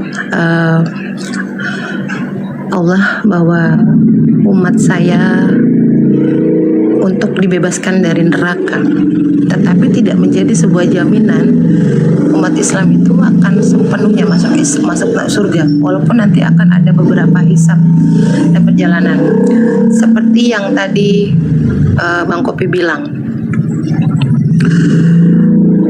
Analogikanya kita mainkan sedikit. Ketika Tuhan mengorbankan untuk mensucikan umatnya yang salah, lantas buat apa Tuhan menciptakan surga dan neraka? Kenapa tidak langsung saja diciptakan surga saja tanpa sebuah neraka? Jika memang Tuhan memberikan surga sepenuhnya kepada umat Kristen melalui darah yang sudah dikorbankan, buat apa diciptakan itu? Jika memang Tuhan sudah meyakinkan dan merasa yakin atau kepada umat Kristen untuk memasukkannya ke dalam surga, buat apa diciptakan neraka? Bukan cuman umat Kristen, Ibu. Ya, makanya saya bilang tadi sama manusia yang percaya. Manusia. Ya, percaya. Lantas yang analogikanya dijadikan pertanyaan, ketika Bang Kopi mempunyai hutang, kenapa harus Tuhan yang membalas? Mengapa harus Tuhan membayarkan atas hutang-hutang Bang Kopi? Buat apa? Tuhan tidak menikmati uang pinjaman yang abang lakukan. Abang yang meminjam, abang yang berhutang, abang yang melakukan pinjaman. Lantas kenapa harus Tuhan yang membayarkan? Analogikanya di mana? Ketika Tuhan menebus kesalahan umatnya melalui darahnya, di mana Bang Kopi? Logikanya dimainkan. Di sini harus berperan. Kita manusia yang berakal, sekali lagi saya bilang. Kita manusia berakal, Bang. Kita mengimani sesuatu harus memakai akal, bukan hanya tertulis, sama seperti ketika guru mengajarkan kepada muridnya. Nah, 1 tambah 1 adalah 2. Itu bukan hukum yang bisa kita patenkan. 2 itu hanya ilmu di mana 1 tambah 1, melainkan 5 dikurangi 4 hasil 5 dikurangi 3 2, 6 dikurangi 4 2. Bagaimana cara? Banyak, Bang. Jadi gini Bu Ebi, itu yang buat saya merasa bahwa tidak pantas ketika umatnya yang melakukan dosa, tapi Tuhan yang harus membayar dan menebus dosa-dosa umatnya. Kasihan berarti dong. Saya merasa kasihan dengan Tuhan saya jika semua perlakuan buruk saya gini Ibu Ebi, dunia, Tuhan Yesus itu menurut Ibu Ebi mulia, kudus, tanpa dosa? Saya tidak mengimani kudus saat ini. Saya mengimani bahwa Allah adalah Tuhan yang bisa membawa saya ke sesuatu yang membuat saya kekal di akhirat nanti, bukan. Oke, waktu Ibu Ebi masih Kristen, pasti Ibu Ebi mengimani Tuhan Yesus itu mulia, kudus, tanpa dosa. Saya mengimani. Saya mengimani dan mempercayai itu. Ada manusia yang tidak berdosa yang berani menaruhkan nyawanya. Itu yang mau Tuhan itu bukan manusia, Bang Kopi. Allah Tuhan Yesus itu bukan manusia. Gimana sih? Katanya pintar. Tuhan Yesus itu katanya roh. Anak manusia yang dilahirkan Bunda Maria. Berarti dilahirkan kan? Sebelum disalibkan, sebelum mati, Tuhan Yesus itu manusia. Gimana manusia? Kan? Masa manusia menciptakan manusia? Logikanya di mana? Tuhan kok dilahirkan? Siapa yang bilang Tuhan Yesus menciptakan? Tuhan Yesus dilahirkan gimana sih, Bang? Tadi Abang sendiri yang bilang Tuhan itu Yesus itu dilahirkan Maria. Makanya Tuhan Yesus itu manusia. Manusia kan berarti? Iya. Loh iya. Yang mati menebus dosa manusia. Yang mati gimana sih? Astagfirullahaladzim, mohon maaf Abang. Mohon maaf Bang Zuma izin. Kok manusia menebus manusia itu bagaimana? Gas aja. Bagaimana analogikanya di mana, Abang? Abang, di mana analogikanya? Wujud anak Allah Wujudnya. yang berupa manusia. Ya, berupa manusia. Kenapa harus makanya saya bilang, ketika wujud yang Abang imani tadi ya, wujudnya ruhnya, Yowanya datang dalam bentuk binatang, Abang juga mengimani.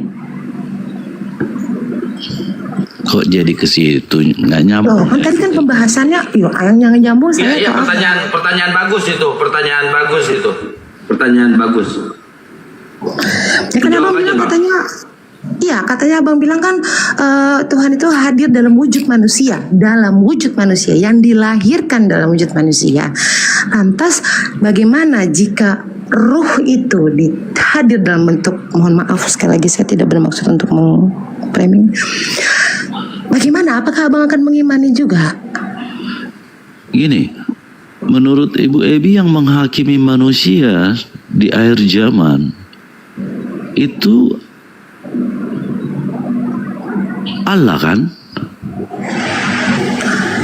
Jadi Allah, bukan Allah. Saya bilang Allah, Tuhan saya.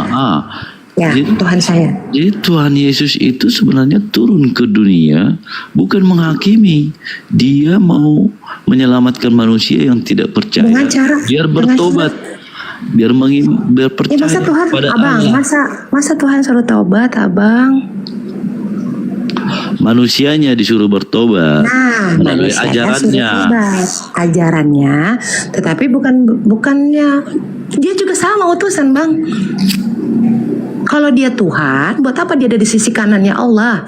Buat apa yang Abang bilang tadi, statement Abang bahwa Yesus Kristus ada di surga, berada di sebelah kanannya Allah yang Abang bilang tadi. Lantas buat apa Tuhan di sebelah-sebelahnya Tuhan? Ngapain kembar?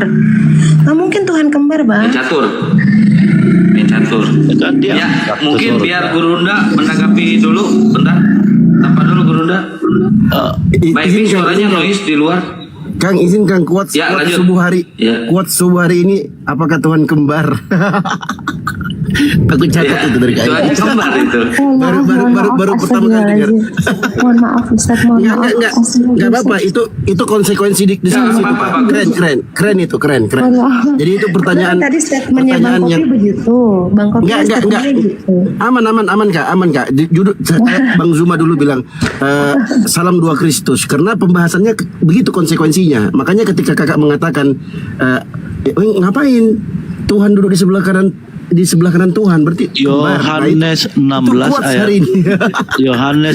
ayat 28. Aku datang dari Bapa dan aku datang ke dunia. Aku meninggalkan dunia pula dan pergi kepada Bapa. Jelas? Iya, saya paham. Saya jelas banget, Abang. Saya jelas. Yohanes 14 ayat 2. Di rumah Bapakku banyak tempat tinggal. Aku pergi ke situ untuk menyediakan tempat bagimu. Bagi siapa? Bagi orang-orang yang percaya, manusia yang percaya. Ada di mana? Ada di mana berarti Tuhannya? Yesus di sebelah mana? Kan tadi Abang bilang katanya Yesus Kristus berada di surga, duduk di sebelah kanannya, sebelah kanan. Ya ngapain? Masa duduk di sebelah kanan? Kan dia Tuhan. Harusnya dia menutup. Roma 8 ayat 34. Kristus Yesus yang telah mati bahkan yang telah dibangkitkan duduk di sebelah kanan Allah yang menjadi pembela bagi kita. Jadi Ibu Ebi tidak ada ininya menanyakan kepada saya ngapain di sebelah kanan Allah. Jangan saya tanya kepada saya tanya yang menjelaskan tentang ayat tersebut. Makanya jangan tanya kembali kepada saya. Bentar, saya tidak marah. Jangan ini. Mending dijawab aja. Ngapain tanya duduk di sebelah kanan Bapak? Jawab aja. Mau ngapain? Itu soalan bagus ini, Pak. Astagfirullahaladzim, ya Allah. Mohon maaf kalau saya jadi rusuh. Enggak, saya hanya ingin menanggapi saja atas statement Bang Kopi tadi. Kan karena Bang Kopi mempertanyakan tentang status Nabi Muhammad saya ada di mana? Ya kan? Kalau salah kalau saya membelanya, saya membelanya saat ini. Karena buat saya mau ngapain? Emang Abang pernah lihat Yesus itu di surga? Emang Abang udah pernah nyampe surga? Satu. Kedua, Urusan surga dan neraka itu bukan Oh, kita. saya melihat dengan mata iman saya, Ibu Evi. Iya kan. Tidak ada manusia agama apapun yang sudah ke surga. Iya makanya itu kan hanya sebuah statement, sama seperti saya ketika saya mengimani Al-Quran. Mohon maaf Bang Zuma, mohon maaf yang lainnya. Saya bilang tadi, Abang tidak usah mengatakan memang Nabi Muhammad di mana sekarang? Apakah sudah sampai di surga? Buat apa Abang mengatakan statement itu? Jika Abang tidak mau diklaim tentang statement yang Abang berikan, aturan Abang jangan memberikan statement seperti itu dong. Pertanyaannya boleh, tetapi dengan langkah yang dimana ketika Bang Zuma sudah menjelaskan, tapi ketika diberikan penjelasan itu ya Abang harus terima, kan Abang mengimani, sama seperti halnya saya mengimani, saya memberikan jawaban itu. Jadi bukan maksud saya ingin membalas atau itu, saya merasa bahwa kata surga dan neraka itu ada di kitab kita masing-masing ya. Mungkin Abang punya di kitab Abang, ada di kitab saya juga ada. Al-Quran saya sangat jelas. Makanya saya bilang Bang, mohon maaf, saya hanya memberikan Abang tentang penjelasan makna dari statement Abang. Saya hanya membayangkan analogi ke Abang saja. Karena kan Abang bilang Tuhan Yesus Kristus Abang berada di sebelah kiri, sayap kiri mohon maaf, sayap kanannya Allah kan. Ya lantas kalau memang Yesus Kristus itu Sebelah kanan, duduk di sebelah kanan Allah. Iya. Jika memang, aduh maaf. Ya itu Mbak Ebi, Noise, mungkin Gurunda mau masuk kepada Gurunda menanggapi penjelasan dari Kopi Pahit. Ya. Ya, Bang Juma, host kembali ke judul tadi awal aja dulu. Boleh membunuh menurut Yesus. Oh gitu ya. iya, siap. Iya. Oke, Gurunda, monitor Gurunda. Gurunda monitor. Gurunda apakah masih monitor atau masih bikin teh? Temanya tadi bagus, temanya tadi keren. Apakah boleh membunuh menurut Yesus? Nah, itu keren. Silakan dijelasin aja dulu, nanti Gurunda masuk. Iya, jawabnya jelas tidak. Yesus tidak pernah mengajarkan untuk membunuh. Jadi dalilnya juga jelas di Matius 5 ayat 21. Yesus menegaskan larangan membunuh. Kamu telah mendengar yang difirmankan kepada nenek moyang kita, jangan membunuh. Barang siapa membunuh harus dihukum. Tapi aku berkata kepadamu, setiap orang yang marah terhadap saudaramu harus dihukum. Dan Yesus mengajarkan kasih bukan kekerasan. Matius 5 ayat 44. Tetapi aku berkata kepadamu, kasihilah musuhmu dan berdoalah bagi mereka yang menganiaya kamu. Baik, bentar Pak. Sebelum Gurunda masuk, mungkin belum monitor Bang Jumanya. Coba Bapak buka di Lukas 19 pasal 27. Saya bacakan ya Pak ya. Lukas 19 pasal 27. Akan tetapi 19 pasal 27. Ya, saya bacakan ya. Akan tetapi semua seturuku ini yang tidak suka sama aku menjadi rajanya, maka bawalah mereka kemari dan bunuhlah mereka di depan mataku. Ini Yesus menyuruh bunuh. Iya, itu yang menjadi patokan keluarga saya. Mohon maaf Bang. Oke Bang host. Ya. Di depan mataku itu perkataan siapa menurut Abang? Nggak tahu. Ini perkataan Bible, ada di Bible. Ini kalau di depan mataku berarti ini perkataan Yesus. Soalnya apa? Siapa yang menjadi raja di situ? Ku itu huruf besar menurut host. Nggak perlu ada huruf besar, huruf kecil, huruf sedang, atau huruf kapital, atau huruf apa, nggak perlu saya. Ini kunya ini siapa di sini?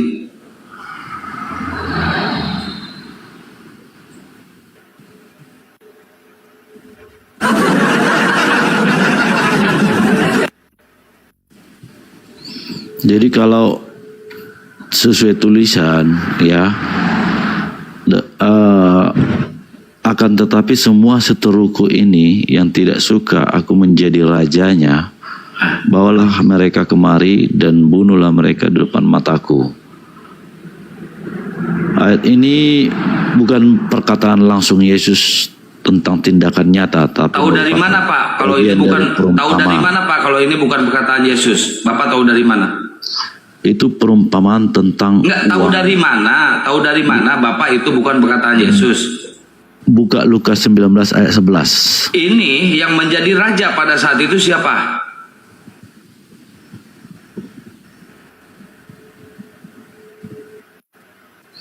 Ya makanya buka dulu Lukas 19 ayat 11. Gak mau, saya nggak mau ke ayat lain, ayat ini dulu. Itu bukan perkataan Yesus. Terus siapa yang menjadi rajanya di situ?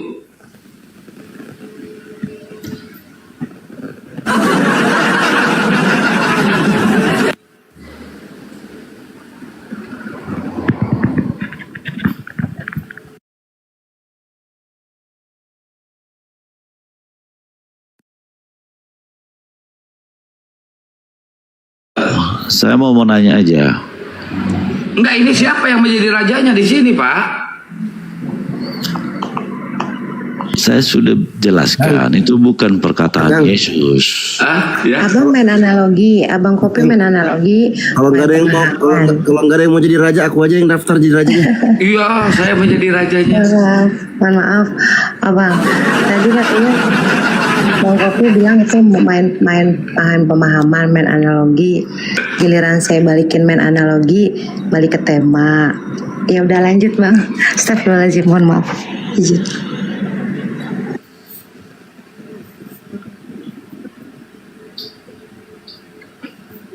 Kopinya campur masako ya, biar nggak pusing.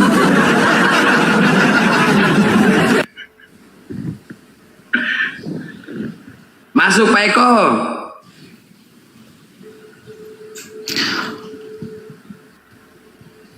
Ya, kenapa Pak?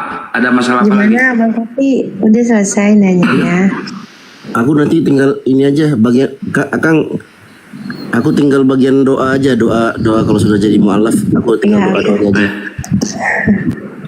Abang, semua aku izin undur diri, handphone aku lobet. Ya, siap. Ya, Bang Jo, semuanya terima kasih. Ya. Ya, sama-sama Bang Kopi, analogikanya dimainin lagi. Pemahamannya biar lebih paham. Terima kasih buat semuanya. Buat supportnya, terima kasih Bang Keon, Bang Zuma, salam juga buat semuanya, Bang Bunda. Assalamualaikum warahmatullahi wabarakatuh. Waalaikumsalam warahmatullahi wabarakatuh. Jadi, menurut Bang Kopi, siapa di sini yang menjadi rajanya?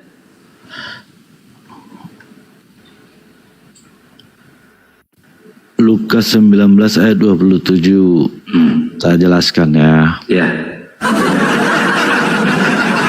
Namun perlu dicatat Injil Lukas pasal 19 ini ya. Tetapi semua seteruku ini yang tidak suka aku menjadi rajanya, bawalah mereka kemari dan bunuhlah mereka di depan mataku. Ini penutup dan dari perumpamaan uang mina, bunuhlah mereka, bukan perintah Yesus secara literal. Jelas. Melainkan gambaran simbol tentang penghakiman Allah atas orang-orang yang menolak Dia sebagai Raja dan Juru Selamat. Jadi raja di sini raja pada masa itu. Secara Raja pada masa itu siapa namanya? Raja pada masa itu siapa namanya? Tanya sama saya, rajanya ya Google lah siapa rajanya.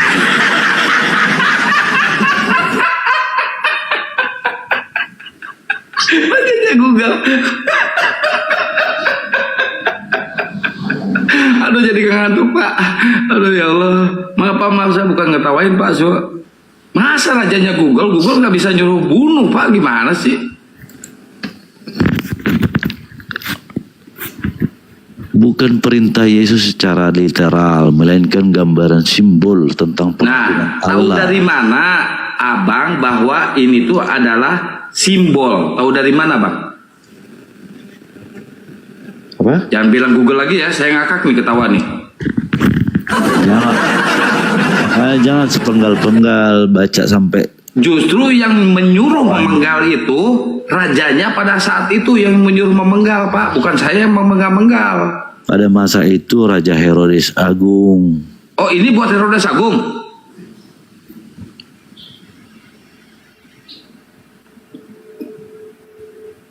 Ya kan nanya tadi. Siapa raja di situ? Kang coba tadi ke apa katanya? Tanya Google. Ya coba aku tanya Google ya. Google. Abang tanya kan raja yang berkuasa di situ adalah Raja Herodes Agung. Dialah raja yang berkuasa saat Yesus. Bentar bang. Masa Aku Yesus. Aku tanya Google dulu. Google, siapa rajanya di zaman itu, di waktu itu? Rajanya siapa namanya? Rajanya ya Bang Dio Pratama cowok paling ganteng di Jabodetabek.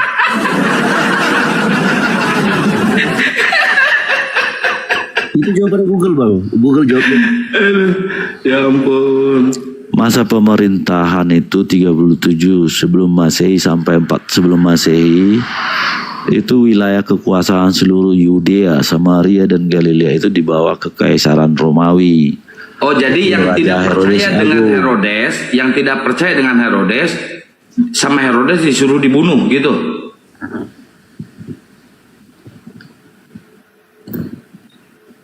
Ya karena abang menanyakan tadi. Iya, kata abang kan itu Raja Siapa Herodes. raja? Siapa Iya. raja di situ? Kata abang Raja Herodes. Ya, Betul, oke. Percaya sebagai apanya, Pak? Tunduk sebagai apa ke Herodes ini? Percaya dan tunduk sebagai apa? Sebagai Tuhan kah atau sebagai apa? Ayo. Jawab. Jangan main sulap di sini, Pak.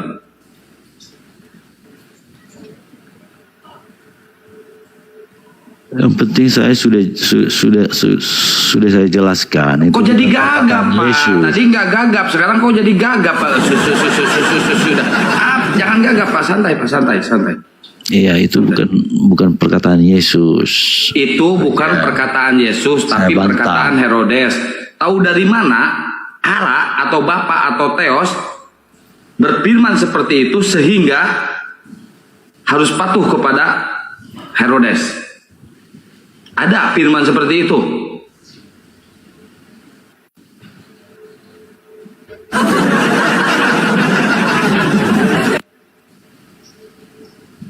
Pak, gaspol, Pak. Itu kan simbolis tentang perumpamaan uang mina, makanya baca semua, jangan cuma satu ayat. Iya, Bapak tunjukkan buktinya, tunjukkan datanya kalau itu perumpamaan untuk pajak atau untuk uang mina.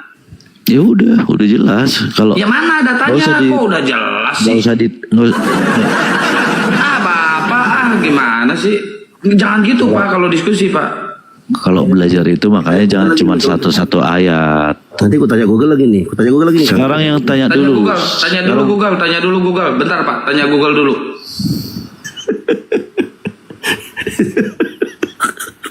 Lanjut aja Kang. Kita tega aku. Iya. Ayo, tanya apa, Pak? Tanya apa? Bapak bertanya aja, sok. Sekarang saya tanya, Nabi Muhammad itu pernah mematikan manusia? Nggak pernah mematikan manusia. Dia bukan Tuhan. Yang kalau di Islam, yang mencabut nyawa manusia itu adalah malaikat, Pak. Beda dengan di Kristen, yang mencabut nyawa Tuhan adalah tentara Romawi. Itu bedanya, Pak. Paham? Kalau di Islam yang mencabut nyawa manusia, malaikat. Kalau di Kristen yang mencabut nyawa Tuhan, tentara Romawi. Ayo, tanya apa lagi? Saya jawab lagi, Pak. Satu pertanyaan 10.000. Di waktu masa perang, Nabi Muhammad tidak pernah membunuh manusia. Tidak pernah membunuh manusia. Bahkan ada prajuritnya atau sahabatnya yang membunuh lawan perangnya ketika dia sudah tidak berdaya. Rasulullah marah besar. Silakan Ahidio, Ustadio dijelasin, dipaparkan.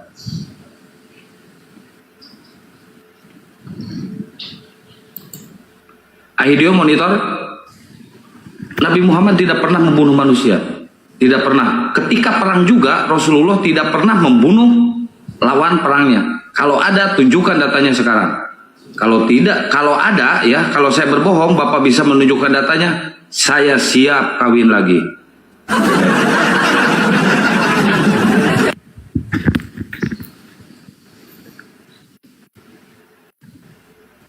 Woi, Kang, bener Kang. ya, lanjut Ustaz.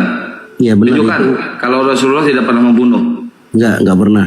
Jadi itu benar kata Akang, itu disebutkan dalam riwayat Imam Abu Dawud dalam hadis yang sahih dari sahabat Usamah bin Zaid.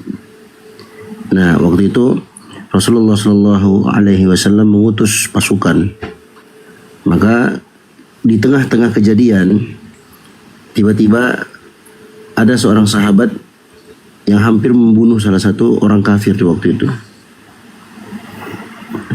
Tiba-tiba dia bilang begini, la ilaha illallah. Dia mengucapkan ucapan la ilaha illallah. Akhirnya orang itu langsung ditebas oleh sahabat ini. Kemudian mereka ceritakan kejadian itu kepada Nabi Muhammad SAW. Maka Nabi Muhammad SAW marah mengingkari perbuatan itu. Kenapa? Kenapa kau bunuh? Kata ini kekeliruan sahabat waktu itu, ditegur langsung oleh Nabi SAW. Innama qalaha makhafatas silah, ya Rasulullah. Dia itu ngomong begitu, dia ngomong la ilaha illallah itu karena takut pedang aja, dia takut mati aja. Maka Nabi membalas, menjawab, afala syaqaqta an qalbihi hatta ta'lama min ajli dzalika qalaha amla. Apakah kau sudah belah dadanya, kau sudah belah hatinya sehingga kau bisa tahu bahwa dia mengucapkan itu karena takut pedang atau tidak? Man laka bila ilaha illallah yaumal qiyamah. Siapa kamu dibandingkan dengan ucapan la ilaha illallah yang dia ucapkan tadi? Itu terus diulang-ulangi Nabi SAW sampai sahabat itu menyesal. Jadi Nabi Muhammad SAW pun kalau ada musuh sudah menyerah, angkat tangan terus dia bilang la ilaha illallah, itu nggak bisa lagi dibunuh, nggak bisa lagi diganggu. Artinya dia sudah masuk Islam walaupun hanya dengan ucapan mulutnya. Nah, ini menunjukkan kepada kita kasih sayang Nabi Muhammad SAW. Dan tidak ada satupun riwayat yang menunjukkan beliau membunuh orang. Lanjut. Jadi Ubay bin Khalaf itu gimana ceritanya, Bang? Ubay bin Khalaf yang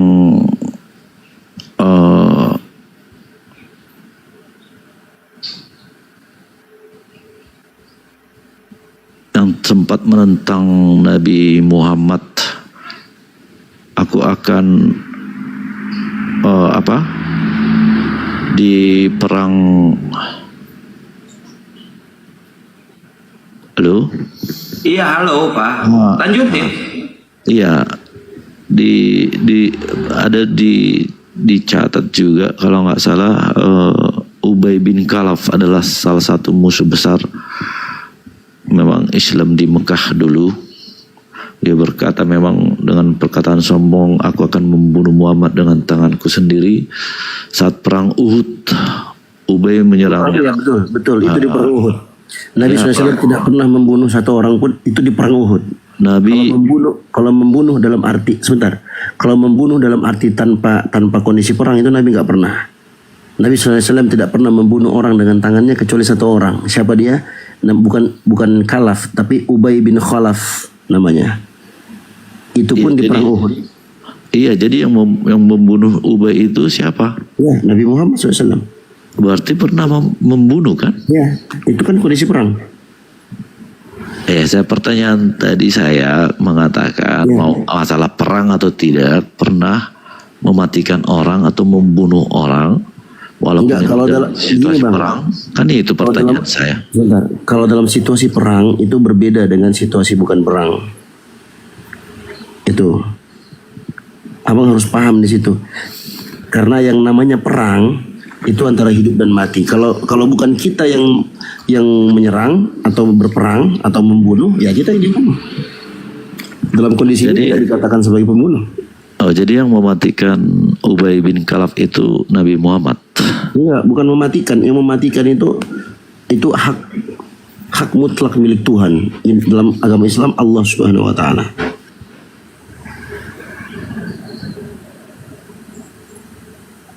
Justru yang aneh itu sebenarnya Ahidio, Tuhan dibunuh sama manusia, itu yang aneh. Kenapa itu nggak dipermasalahkan? Kalau manusia sama manusia wajar ya, tapi Tuhan sama manusia nih, Tuhan kok dibantai manusia, gimana itu ceritanya? Ya justru ini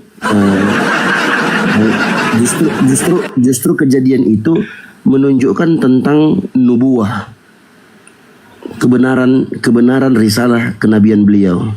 Karena waktu itu si Ubay bin Khalaf ini yang koar-koar, dia pengen bunuh Nabi Muhammad SAW. Justru apa kata Nabi Muhammad SAW? Bal ana aqtuluhu insyaallah. Bahkan akulah yang akan membunuhnya insyaallah. Itu ucapan Nabi Muhammad. Dan itu terjadi dan benar. Apa yang beliau sampaikan itu justru terjadi beneran. Itu di perang Uhud.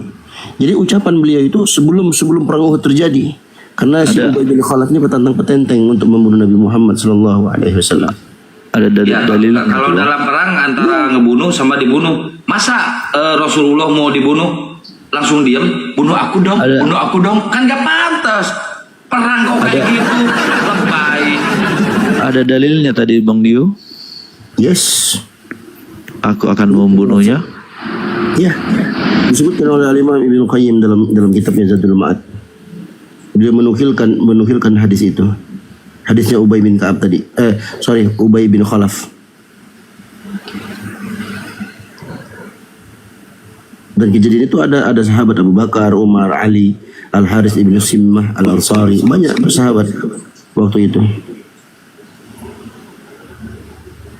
Jadi Ubay bin Khalaf ini kisahnya itu, dia yang petantang-petenteng mau membunuh Nabi Muhammad SAW, Bang. Itu jauh hari sebelum terjadinya perang Uhud. Itu abangku. Nah, ternyata Nabi Muhammad bilang begini, bal ana aqtuluhu insyaallah. Bahkan akulah yang justru akan membunuhnya insyaallah. Artinya kejadian itu belum terjadi. Ini menunjukkan bagaimana benarnya nubuat.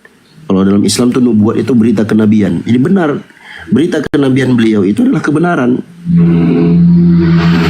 Ini terjadi.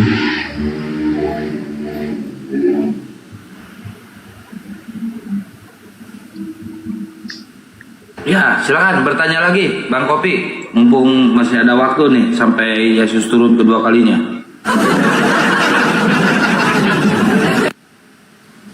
Ya, saya mau menjelaskan itu juga tadi sesuai judul. Bahwa di ajaran Yesus juga memang melarang. Kok melarang? Udah saya bacain tadi datanya di Lukas, gimana sih abang ini kok? Itu dibantah lagi. Ya jangan cuman dalil itu aja, Bang. Ya udah, mana dari pembandingnya, mana ayat pembandingnya, mana tunjukkan padaku.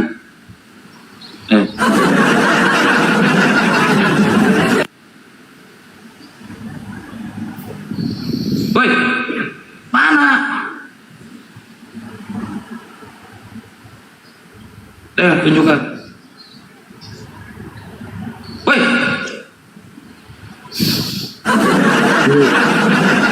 Sudah saya bacakan tadi, Bang. Mana? Bacakan lagi, Bang. Saya nggak mudeng.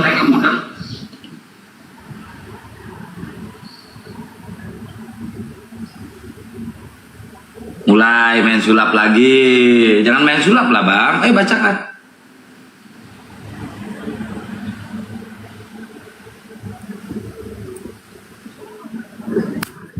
Tanya Raja Google. Aduh, abang. Tanya yang lain aja, Bang. Tanya yang lain aja, jangan itu. Tanya yang lain aja. Nanti bubar loh Kristen gara-gara abang loh.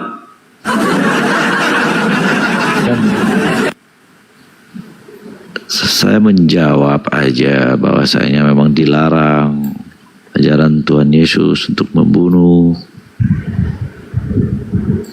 Itu buktinya ada ayatnya di Bible, Bang.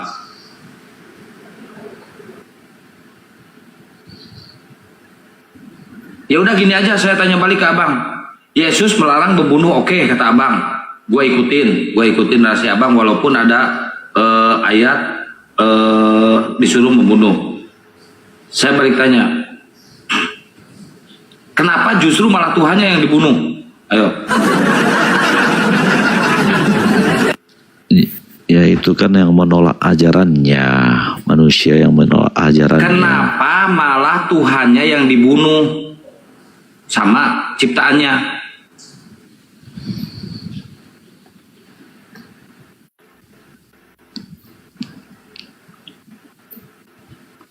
Yang menciptakan kan Allah. Yang menciptakan Allah. Yang diciptakan oleh Allah siapa?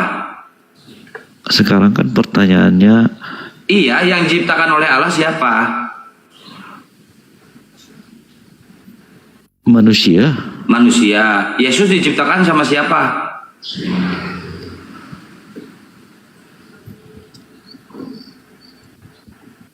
Pusing. Bingung.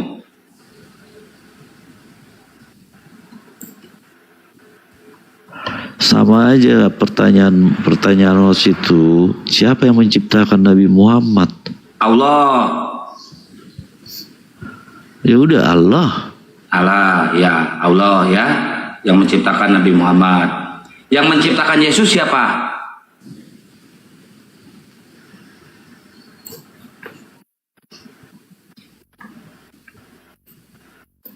Bapaknya Allah.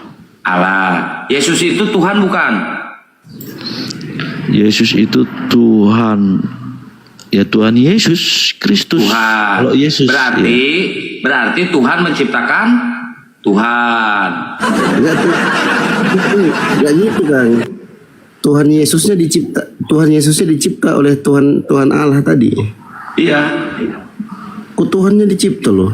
Berarti ada Tuhan kembar.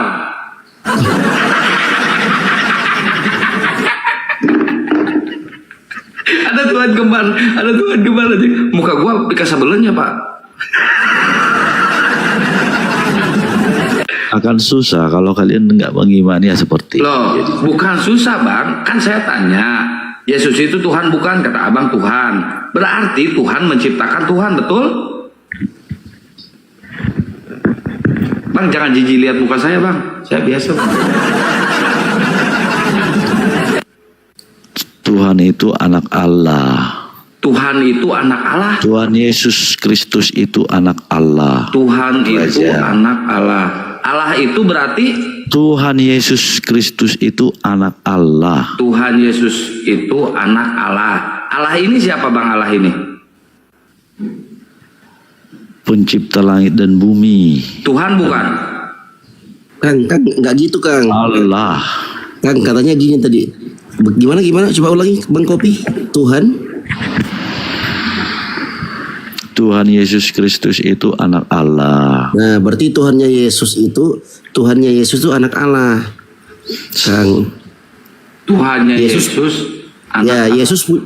Yesus punya Tuhan. Nah, Tuhannya Yesus itu anak Allah. Tuhan Yesus Kristus itu punya Allah. Nah, benar kan? Punya Tuhan. Bagi kami imannya punya Allah. Saya butuh napas buatan Pak.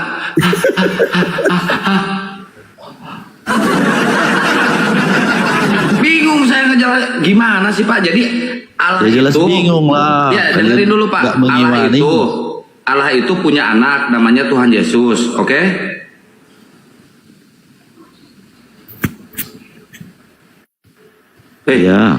Ya, Tuhan Yesus itu adalah Tuhan. Siapa bilang? Oke? Siapa bilang? Kenapa yang bilang Tuhan Yesus itu adalah Tuhan? Siapa bilang lagi? Berarti bukan Tuhan. Anak Allah. Bang Kopi makin malam makin blow on gitu Pak. Kan kalian saya menjawab yang kalian tanya. Iya, anak Allah itu adalah Tuhan. Oke, anak Allah itu adalah Tuhan kan? Tuhan Yesus itu anak Allah. Iya, berarti anak Allah itu adalah Tuhan. Oke?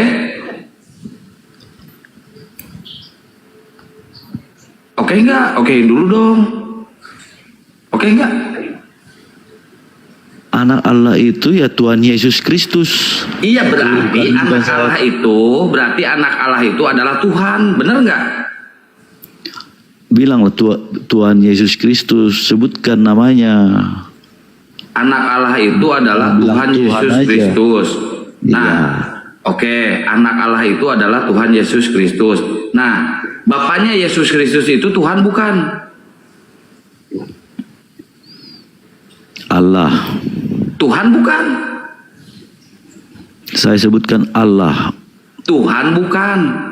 Lah, jangan paksa saya mengatakan Tuhan. Saya sebut itu anak Bapaknya Tuhan Yesus Kristus itu Allah. Oh, berarti Yesus itu adalah anak Bapa. Anak Allah. Allah apa Bapak? Anak Allah. Bukan Bapak. Bukan Bapak berarti. Aku kayak ajarin anakku nih, anakku yang paling kecil Isa namanya, si Isa. Kalian tahu anakku yang paling kecil Isa namanya, kayak gitu cara. Isa, Abi gitu ngomong. Abi. Diajarin cara ngomong loh kayak Bang Kopi nih, ya ampun Bang. Gimana Pak?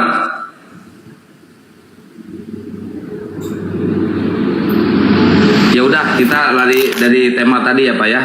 Saya pengen nanya ke Bapak nih, saya penasaran banget nih. Pada saat Yesus terangkat ke surga itu pada usia berapa sih Pak?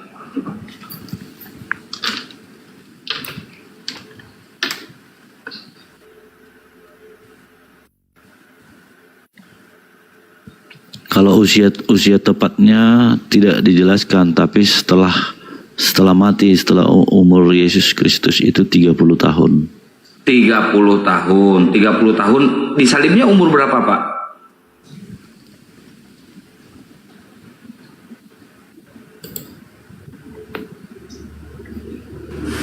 Aku tanya Google nih, kalau nggak mau dijawab, aku tanya Google nih. Pak, disalibnya umur berapa? 30 atau 33 Pak? Ya, inti pertanyaannya apa aja langsung host. Yesus terangkat ke surga umur berapa tahun?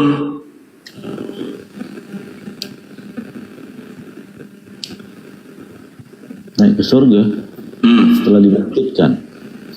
Iya, umur berapa tahun?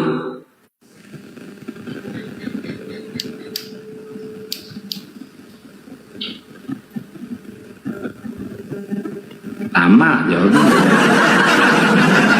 Lihat Google. Bapak bikin gemes. Lukas 3 ayat 23. Ketika Yesus memulai pekerjaannya, ia berumur kira-kira 30 tahun. Yang saya tanya apa tadi?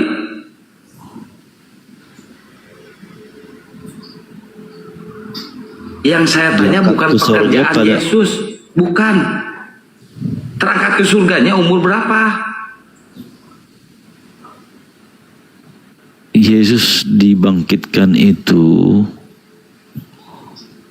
ia setelah dibangkitkan, ia menampakkan diri selama 40 hari kepada murid-muridnya sebelum diangkat ke surga. Ditambahkan aja logikanya. Berarti 30 tahun 40 hari berarti.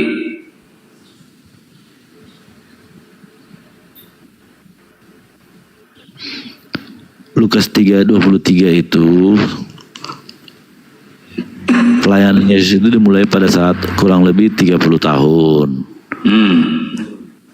Ia disalibkan, wafat dan bangkit pada hari ketiga.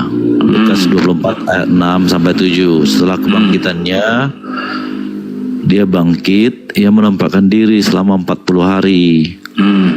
Lalu naik ke surga. Berarti lalu naik ke surga. Bentar Pak. Lalu naik ke mana? 30 tahun. Bentar. 40 hari kalau mau jelasnya. Iya, berarti 30 tahun 40 hari ya. Ada kontradiksi di sini, tapi saya nggak mau mempermasalahkan itu karena ribet lah. Nanti Bapak sendiri yang kena stroke ringan. Nggak saya permasalahkan itu Pak. Yang saya tanyakan sekarang, Siapa yang melihat Yesus terangkat ke surga?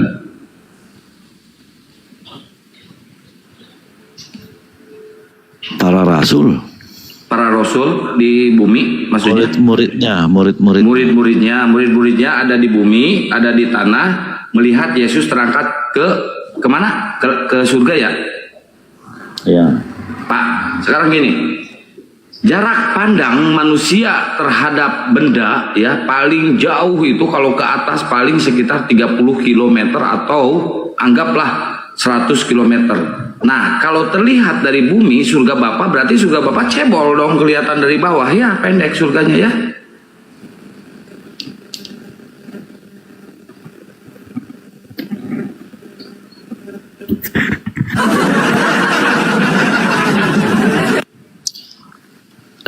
Jadi yang menyaksikan Yesus naik ke surga itu para murid atau rasul-rasul yang setia. Betul, udah saya setuju, saya iyakan. Kalau seperti itu berarti surga Bapak cebol, kelihatan dari bumi. Pendek surga Bapak berarti. Surga Bapak pendek, kelihatan dari bumi loh. Kelihatan dari bawah loh.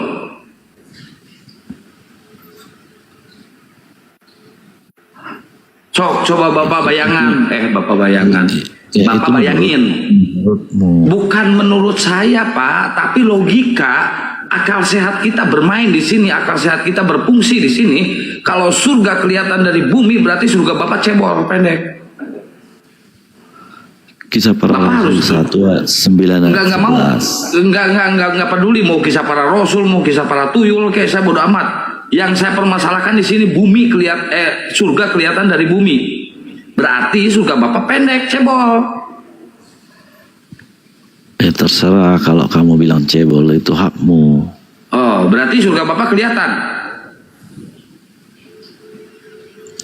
Yesus ini yang terangkat ke surga meninggalkan kamu akan datang kembali dengan cara yang sama seperti kamu melihat dia naik ke surga. Yakin itu surga Pak? Yakin? Yakin gak itu surga?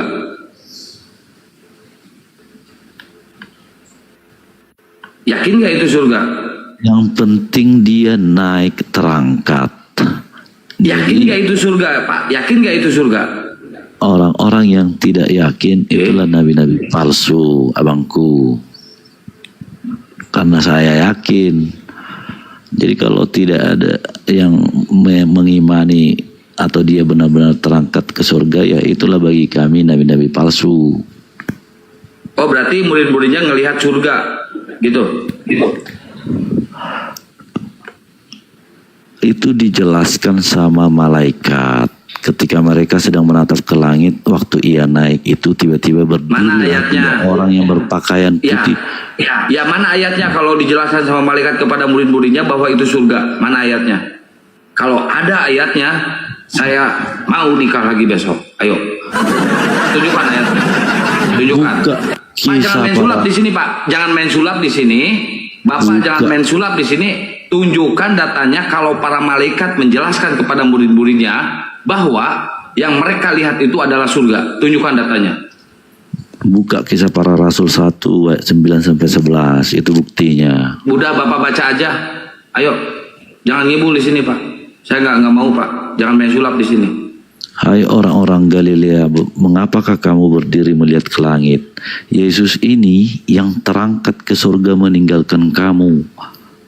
Udah terangkat ke surga, meninggalkan kamu. Jelas di situ ditulis. Akan datang kembali. Kalau benar-benar surga Bapak, kelihatan dari bawah. Pak, kalau benar-benar surga Bapak kelihatan dari bawah, berarti surga Bapak pendek, bisa dilihat dari bawah. Nah, sekarang saya tanya, Bapak bisa ngelihat surga nggak? Siapa bilang kita bisa melihat dari bumi ke surga? Itu barusan murid-muridnya ada di mana? Murid-muridnya ada di mana? Jangan framing lah. Loh, kok framing sih? Emang menurut Bapak murid-muridnya ada di surga? Kan murid-muridnya itu yang menyaksikan ada di bawah, ada di bumi. Di mana sih Pak? Murid-muridnya ada di mana? Saya tanya. Malaikat itu menjelaskan. Murid-muridnya yang melihat itu murid-muridnya loh Pak. yang melihat Yesus terangkat ke surga itu murid-muridnya. Saya tanya, murid-muridnya ada di mana? Di bumi. Di bumi. Berarti surga Bapa kelihatan dari bumi. Botol memang lah mana. Kau yang botol kata Bapak, murid-muridnya di kok marah. Jangan marah Pak, saya kan baik dari tadi. Kok marah? Jangan marah. Jangan. Oh, sos. Pak. Intinya malaikat sudah menjelaskan. Ya udah lah, saya ikutin lagi Pak, jangan marah Pak, saya ikutin lagi. Coba kata Bapak tadi usianya 30 tahun 40 hari. Saya pengen tahu lah, bener nggak apa kata Bapak usianya 30 tahun 40 hari? Bapak buka Daniel 7 pasal 9. Buka Pak. Bacain Pak, bacain. Muka gua kesebelet. Baca apa yang kencang Pak?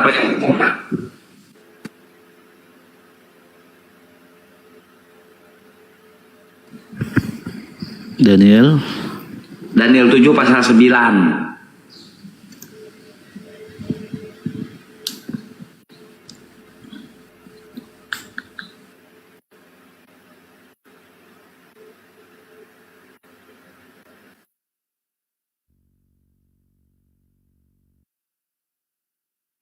Kabur betulan. Woi.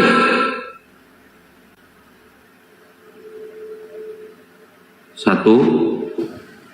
Bentar Bang, belum bacakan aja langsung Bang. Aduh.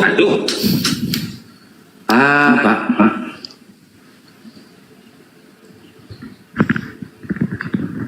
Yaudah, saya bacain ya Pak ya. Itu siapa yang minta naik? Bentar Pak, saya bacain dulu nih. Oke Pak, saya bacain ya. Nggak perlu pakai baca bismillah ya Pak ya. Enggak ya. Sementara aku terus melihat tahta-tahta diletakkan, lalu duduklah yang lanjut usianya. Seingat saya, Bapak jangan ngomong dulu, diam ya, diam duduk manis. Seingat saya, tadi Bapak ngomong Yesus terangkat ke surga itu umurnya 30 tahun 40 hari. Tapi di Daniel 7 pasal 9 yang terangkat ke surga itu, yang ada di surga itu udah lanjut usianya, udah tua bangka Bang, udah tua ya. Udah ya, nggak apa-apa ya. Pakaiannya putih seperti salju dan rambutnya bersih seperti bulu domba. Bulu domba itu warnanya putih ya, berarti beruban ya gitu. Tapi nggak apa-apa, ini menurut Bapak ya. Seperti bulu domba, dan kursinya dengan nyala api dengan roda-rodanya. Duduk di kursi roda, berarti benar udah lanjut usianya, udah tua bangka karena duduk di kursi roda. Dengan nyala api yang berkobar-kobar. Nah, setahu saya api itu, nyala api itu, aduh Pak feedback suaranya Pak, mute dulu ya. Api itu adanya di neraka, bukan di surga ya. Dibakar dengan api neraka. Jadi neraka itu adanya api itu adanya di neraka. Jangan-jangan murid-muridnya salah melihat Yesus loh Pak. Google Map-nya kayaknya salah nih. Bukan belok ke surga tapi belok ke neraka Bang, menurut Daniel 7 pasal 9 Bang. Ini saya yakin nih, Yesus salah pakai Google Map nih Bang. Malah lari ke neraka Bang. Coba dipastiin dulu Bang. Silakan Bang.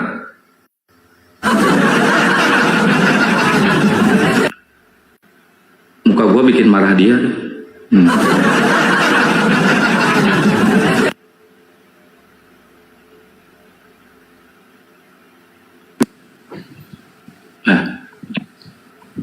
Ini nggak ada hubungannya ke umur yang abang tanyakan tadi Bang. Ini yang duduk di kursi roda siapa Bang di surga? Sementara aku melihat tahta-tahta diletakkan, lalu duduklah yang lanjut usianya. Pakaiannya putih seperti salju dan rambutnya seperti bulu domba yang bersih. Tahtanya nyala api dengan roda-rodanya, api yang menyala-nyala. Jadi ayat ini adalah bagian dari penglihatan Nabi Daniel tentang penghakiman Allah dan kerajaan Allah yang akan datang. Tahta, biar saya jelaskan satu-satu. Tahta-tahta yang diletakkan itu menandakan suasana pengadilan surgawi. Allah duduk sebagai hakim agung dan Nah, duduk sebagai hakim agung. Yang duduk di kursi roda itu siapa? Allah. Nah, berarti Yesus kan? Yesus dan Allah satu. Ya kan? Ya, biar saya jelaskan lagi ayat Jelaskan. di situ. Siap. Jadi, siap, jelaskan Pak. Saya serius. Jadi makna rohani yang di situ kan tahta-tahta yang diletakkan, yang lanjut usianya, pakaiannya putih, tahtanya yang nyala dengan roda-rodanya api yang menyala-nyala.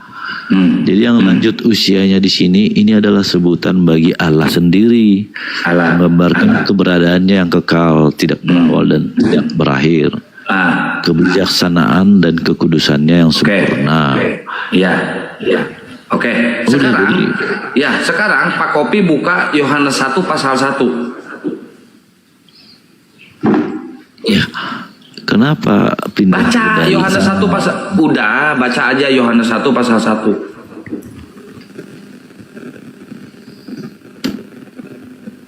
Ya. Baca. Pada mulanya adalah firman. Firman itu bersama-sama dengan Allah dan firman itu adalah Allah. Ya. Firman itu siapa? Allah. Bukan Yesus.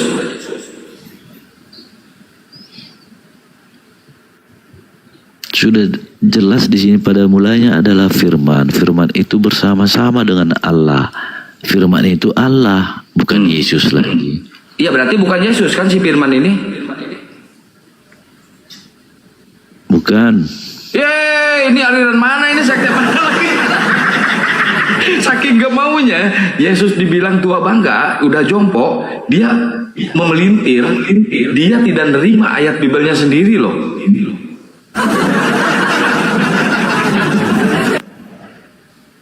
Parah Bapak ini Pak. Bapak jangan main sulap di sini Pak. Saking Bapak pengen kebohongan Bapak tidak terbongkar, Bapak ngibul di sini Pak. Jangan gitu Pak. Lihat muka saya Pak, udah serius dari tadi. Jangan sampai marah kayak gini Pak.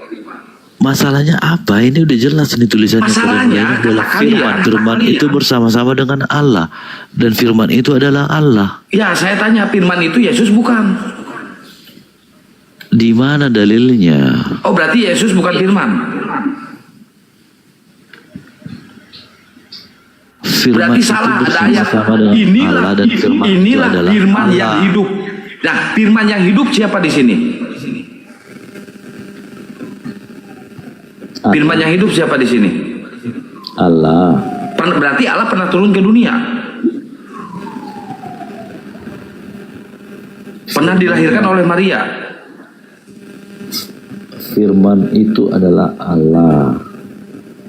Firman itu turun ke bumi, berarti ya Allah memang turun ke bumi. Ya, yang turun ke bumi itu siapa? Allah apa Yesus?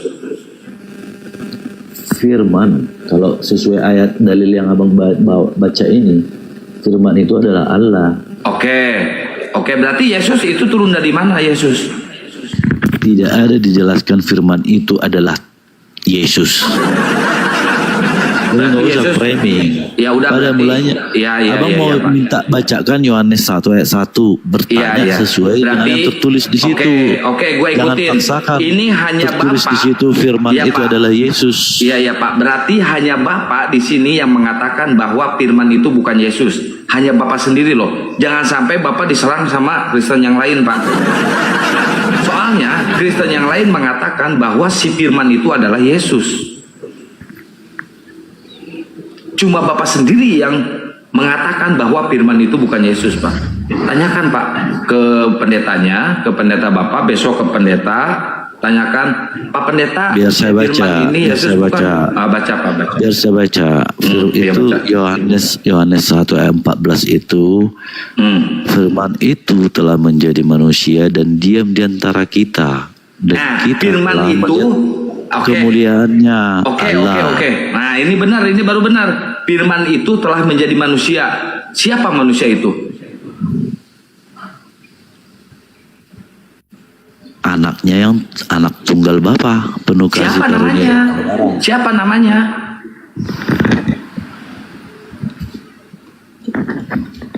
Tuhan Yesus. Kenapa tadi Bapak bilang Yesus bukan firman? Sekarang Bapak mengatakan dia adalah firman yang hidup, anak yang tunggal. Tenggelam dia. Nah, mereka itu gitu guys. Jadi si sifat Paulusnya itu diterapkan, diimplementasikan di sini. Ketika dia tersudut, ketika dia nggak mau kebohongannya terbongkar. Juru sulap itu, pemain sulap ini. Aliran hitam ini, aliran hitam guys. Aliran hitam, jangan diikutin ya. Bego ganjang dia ternyata guys. Aduh, tenggelam dia.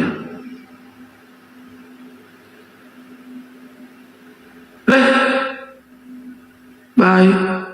Pamit kek apa kek? Nggak ada sopan santunnya.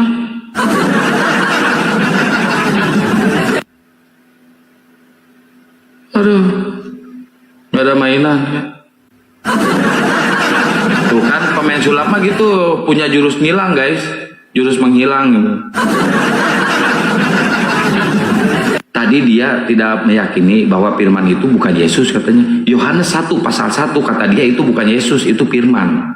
Tapi ketika dia baca Yohanes 1 pasal 14, itu adalah firman katanya, anak yang sulung, anak yang tunggal. Langsung keluar jurus menghilangnya, main sulap. Hilang udah. Nah, naik lagi. Pak, jangan tenggelam Pak. Jangan tenggelam Pak. Jadi Bapak terlempar atau Bapak sengaja untuk melarikan diri dari kenyataan Pak. Jangan melarikan diri dari kenyataan Pak, kayak saya Pak. Walaupun ada masalah dengan pacar, saya tidak lari dari kenyataan Pak, saya hadapi Pak. Jadi ini Bapak ada masalah dengan Tuhan Bapak loh, dengan si Firman loh. Jelasin dulu, si Firman ini siapa? Firman itu yang abang tahu itu apa sebenarnya? Firman itu adalah ciptaan Tuhan. Firman itu ada sama kami. Alkitab itu ada perjanjian lama, ada perjanjian baru. Perjanjian lama itu apa kitabnya? Perjanjian lama apa nama kitabnya? Ya tunggu dulu. Ya saya tunggu. Kalau isinya perjanjian lama itu udah jelas hukum Taurat, Musa, Kejadian. Jadi firman itu di masa Yesus itu perjanjian baru. Makanya firman itu telah menjadi manusia dan diam di antara kita, dan kita telah melihat kemuliaannya, yaitu kemuliaan yang diberikan kepadanya sebagai anak tunggal Bapa, penuh kasih, karunia dan kebenaran. Makanya Kristen tetap mengikuti perjanjian lama dan perjanjian baru. Itulah firman itu, firman Allah. Udah belum? Jadi ini menjelaskan ya Pak, jelaskan ya, bahwasanya firman itu benar-benar firman itu Allah yang menjadi manusia. Oh, firman itu Allah yang menjadi manusia. Berarti benar, yang duduk di kursi roda yang udah lanjut usianya itu adalah Yesus.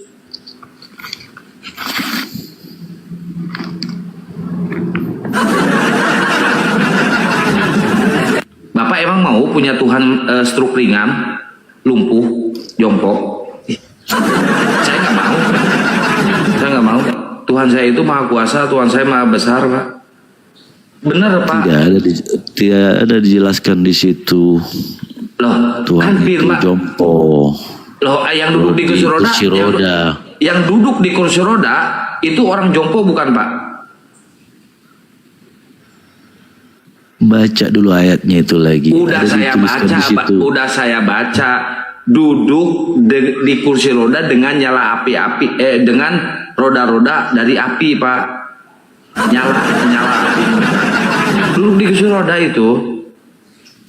Tahtanya nyala Nggak ada tatanya nyala, Pak. Nggak ada tatanya nyala. Yang nyala itu rodanya, Pak. Melintir.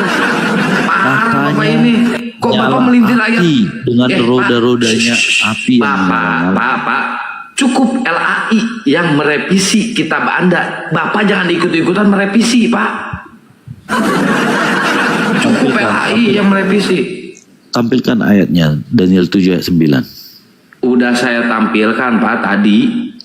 Ya, tampilkan. Awas ya, kalau apinya ada di roda, saya pecek mulutnya ya. Jangan ketawa, diam. Nih ya, baca nih. Awas ya. Marah saya nih. Nih baca yang keras. Sementara aku terus melihat tahta-tahta diletakkan, lalu duduklah yang lanjut usianya, pakaiannya putih seperti salju dan rambutnya bersih seperti bulu domba. Kursinya dari nyala api dengan roda-rodanya dari api yang berkobar-kobar. Nah, tidak ada dikatakan di situ kursi roda. Ini roda, ada tulisan roda apa? Dengan roda-roda apa ini? Berarti ini kursi roda, Pak. Ih, belakang siap gede-gede, kolot-kolot siap, ontokan berokok. Ini tuh kursi roda, Pak, dengan roda-roda nyala api. Kata Bapak tadi yang ada nyala apinya itu di tahtanya. Ini buktinya di rodanya, Pak. Duh, siapa bohong kain waduh sih. Tuh Bapak cukup LAI yang merevisi kitab Bapak. Bapak ikut-ikutan merevisi. Gimana sih? Udah jelas-jelas tertulisnya di sini dari rodanya ada nyala api, bukan dari tahtanya, dari nyala api, Pak.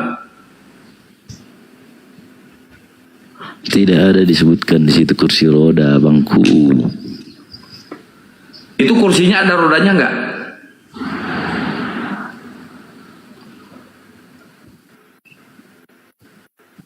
Macet. Kursinya ada rodanya nggak? Kok tahtanya, Pak? Kok direvisi mulu sih? Tahtanya nyala api dengan roda-rodanya, api yang menyala-nyala. Nah, roda-rodanya dengan api yang menyala-nyala. Yang ada apinya di rodanya apa di tahtanya? Ya kan saya mau jawab.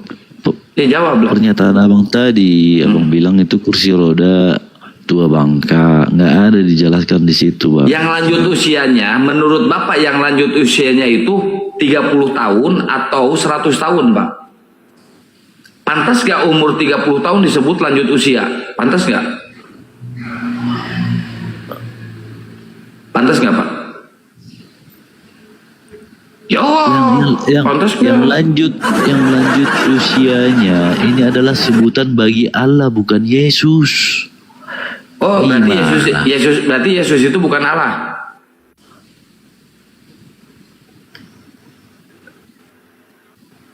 Yang lanjut usianya ini adalah sebutan bagi Allah sendiri, menggambarkan keberadaannya yang kekal, tidak berawal dan tidak berakhir.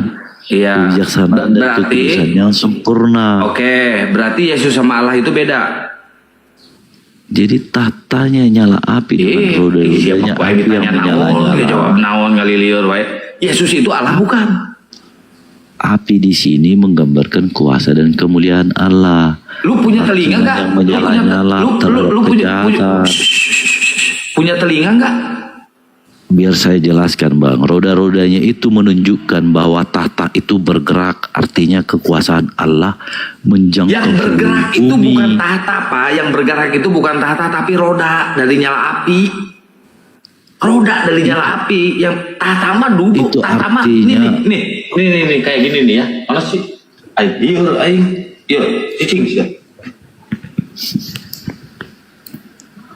Roda-rodanya itu menunjukkan bahwa itu bergerak.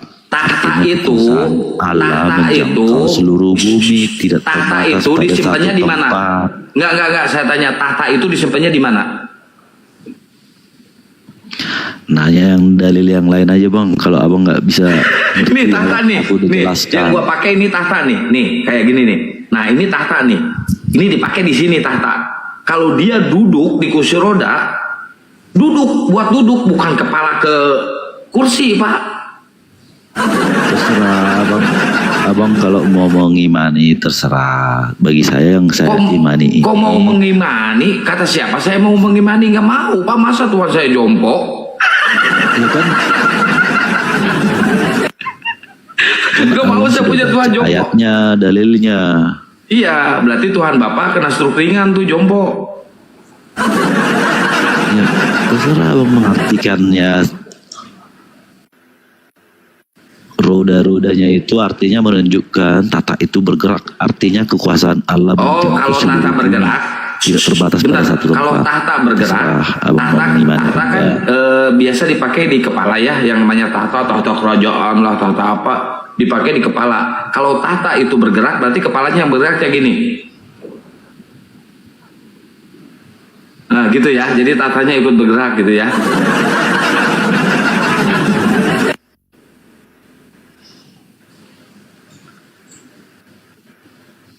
Marah nggak lihat muka saya Pak? Jadi makna rohani ayat ini Bang, Allah itu hakim yang kudus dan adil. Hakim yang kudus segala perbuatan manusia. Hakim yang kudus dan kerajaan adil. Dunia. Oke. Hakim yang kudus dan adil. Terus nanti ya Yesus turun dunia kedua boleh kali. diperintah. Tunggu dulu Bang, biar dijelaskan. Ya udah saya tanya. Terus nanti Yesus turun ke dunia ini untuk apa?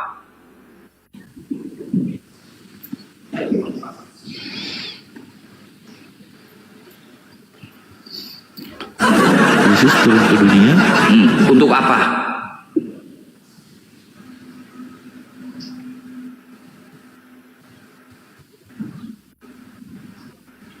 Untuk menjelaskan ke dunia, untuk bertobat. Aduh, jangan-jangan mau wisata kuliner itu turun ke dunia itu.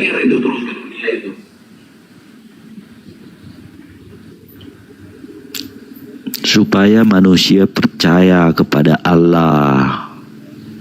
Itu gunanya. Mana datanya? Mana ayatnya? Mana ayatnya? Mana datanya?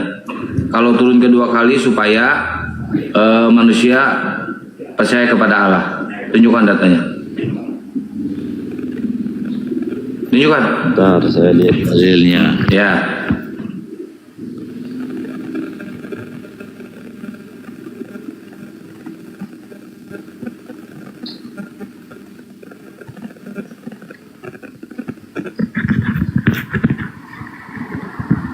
Jadi abang tanya tadi tujuan Yesus turun ke dunia kedua kali ya.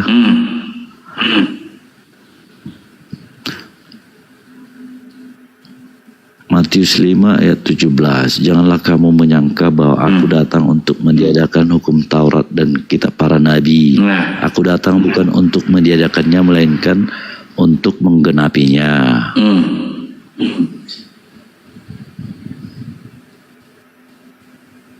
Terus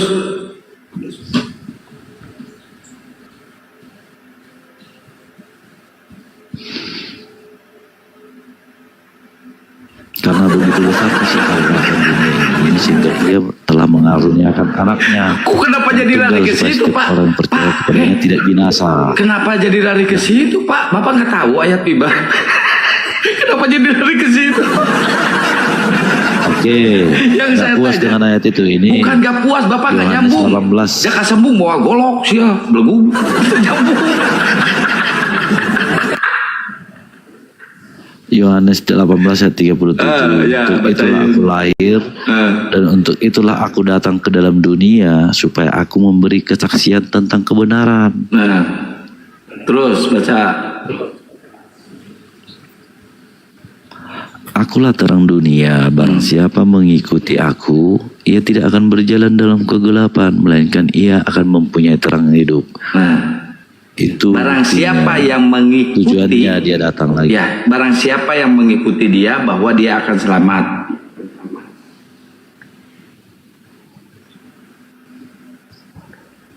Ya, kebenaran Allah. Yang Manusia mengikuti. keluar dari Oke. kegelapan dosa menuju terang keselamatan. Oke, iya. Yesus menyuruh mengikuti apa menyuruh menyembah? Apa? Yesus nyuruh ke umatnya menyuruh mengikuti atau menyuruh menyembah dia sebagai Tuhan. Menyembah Allah. Menyembah Allah bukan menyembah dia. Kenapa Bapak menyembah Yesus? Yesus sendiri menyuruh kepada umatnya untuk menyembah Allah. Tapi aliteng yang ada di Indonesia, ya terutama di Indonesia, malah menyembah Yesus.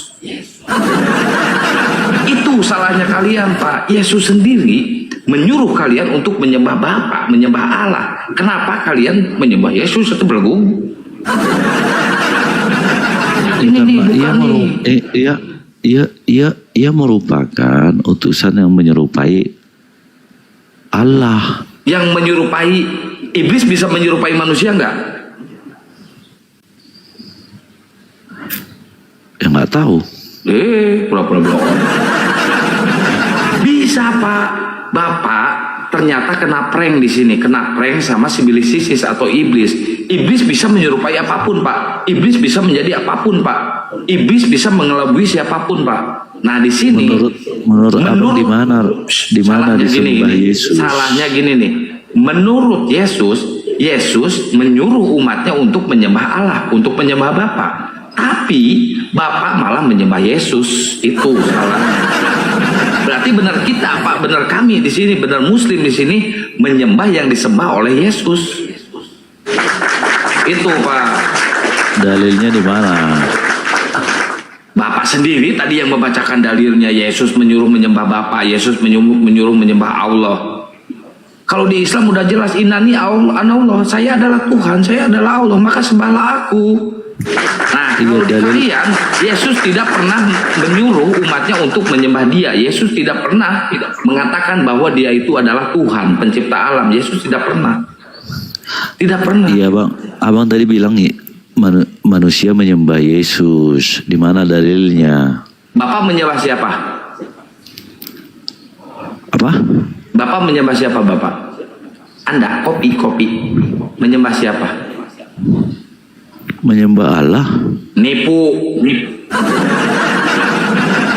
Firman itu tadi Yohanes 1 ayat 1. Nah, balik lagi ke situ. Tadi lu bilang firman itu bukan Yesus. Sekarang balik lagi ke Yohanes 1 pasal 1. Kocak. Bapak kocak ternyata. Pak minum apa tadi? Pak minum apa tadi, Bapak? Kok Bapak bisa berubah-ubah gitu sepersekian detik Bapak bisa berubah? Benang ku awak gingsir saya kira belagu. Salah katanya. Sepersekian detik Bapak bisa berubah. Tadi kata Bapak di Yohanes 1 pasal 1 firman itu bukan Yesus. Tadi sekarang Bapak balik lagi ke Yohanes 1 pasal 1. Siapa yang sudah boleh diisi? Tapi kasih dieun sih belum. Iya ontohon berokok. Lamun Bapak dari tadi bilang bahwa Yohanes 1 pasal 1 si firman itu adalah Yesus, saya nggak bakal liur, Pak. Saya nggak bakal muter-muter di sini. Bapak yang bikin muter-muter, saya bikin liur. 1 Petrus 2 ayat 21. Sebab untuk itu sekarang lari ke Petrus. Aduh. Dengar dulu, sebab untuk itulah kamu dipanggil, karena Kristus pun telah menderita untuk kamu dan telah meninggalkan teladan bagimu, supaya kamu mengikuti jejaknya. Ini perkataan Allah. Nah, jadi mengikuti atau menyembah? Mengikuti jejaknya. Mengikuti jejaknya. Ketika Yesus ada di dunia, Yesus itu menyembah kepada Allah, kepada Allah. Nah, kenapa kalian tidak mengikuti jejak Yesus? Menyembah Allah. Kami mengikuti Yesus, menyembah Allah. Enggak, Yesus datang bukan hanya untuk menebus dosa, tetapi juga menunjukkan bagaimana hidup dalam kasih, kerendahan hati, dan ketaatan kepada Allah.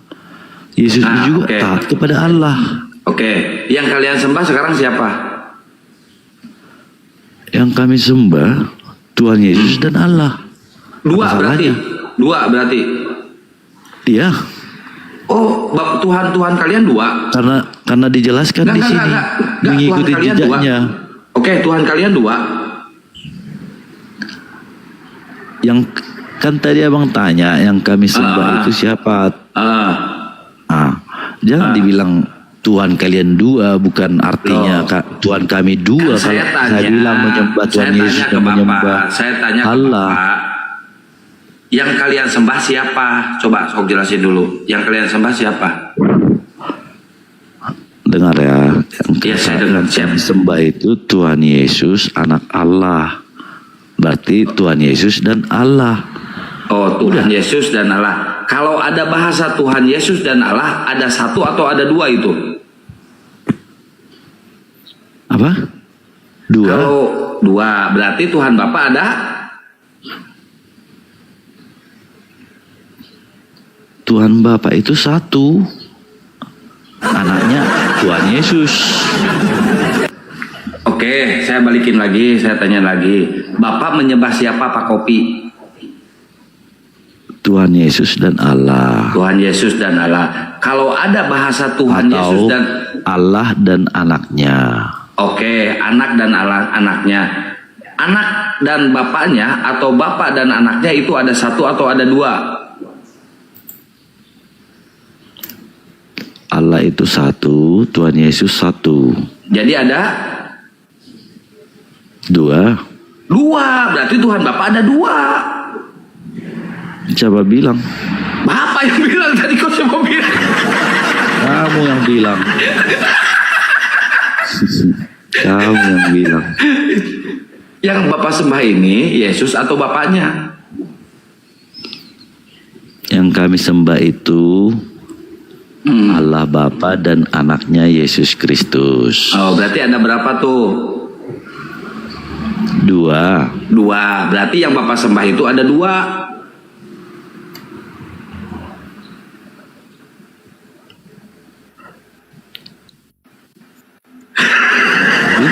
Bingung dia, bingung. Bingung. Siapa yang bingung? Bapak yang bingung. Saya sudah jawab. Berarti Saya yang menyembah. Bapak sembah itu, yang Bapak sembah ada berapa?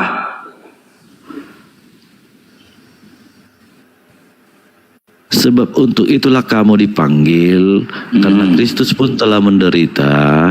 Yesus ini berarti ya, untuk kamu, dan telah meninggalkan teladan bagimu, supaya kamu mengikuti jejaknya. Ya. Nah, yang Bapak sembah siapa? Sembah siapa? Allah. Melalui Yesus Kristus. Melalui Yesus. Allah, Yesus disembah nggak? Saya mengikuti jejaknya. Yesus disembah nggak? Saya tanya.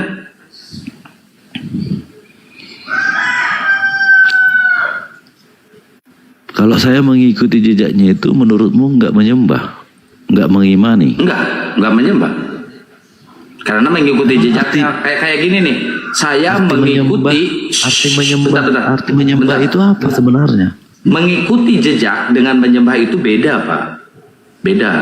Kalau kita mengikuti jejak, kita mengikuti rute, atau kita mengikuti petunjuk, atau kita mengikuti apa yang disampaikan oleh utusan. Kayak ke Rasulullah, kayak ke Nabi Muhammad, kita mengikuti jejak Nabi Muhammad untuk menyembah Allah Subhanahu wa Ta'ala. Itu baru benar.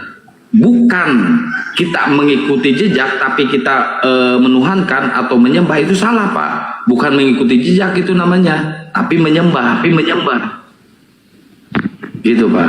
Ini saya arahkan sedikit demi sedikit ya, Pak, karena kalau saya kan orangnya ganteng, nggak mungkin saya membengkokkan, Pak, atau membawa Bapak ke jurang tidak benar ya, benar. Paham, Pak? Mengikuti jejak dengan menyembah itu dua kosakata yang berbeda, Pak, di situ, Pak. Mengikuti jejak itu kita mengikuti apa yang dijelaskan atau apa yang diberitakan oleh seseorang. Kita mengikuti jejak. Beda dengan menyembah. Kalau menyembah kita patuh dan kita tunduk terhadap apa yang disembah oleh kita, gitu, Pak. Nah, sekarang Bapak kepada Yesus mengikuti jejak atau menyembah?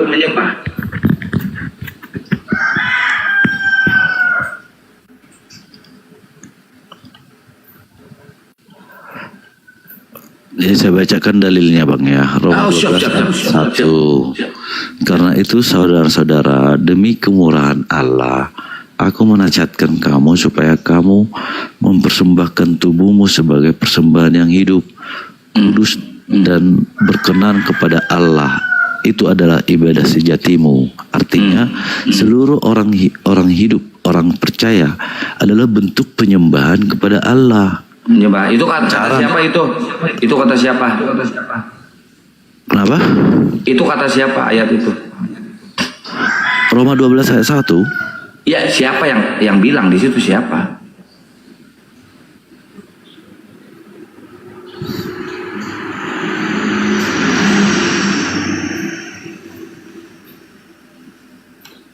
Ini ada dalilnya juga.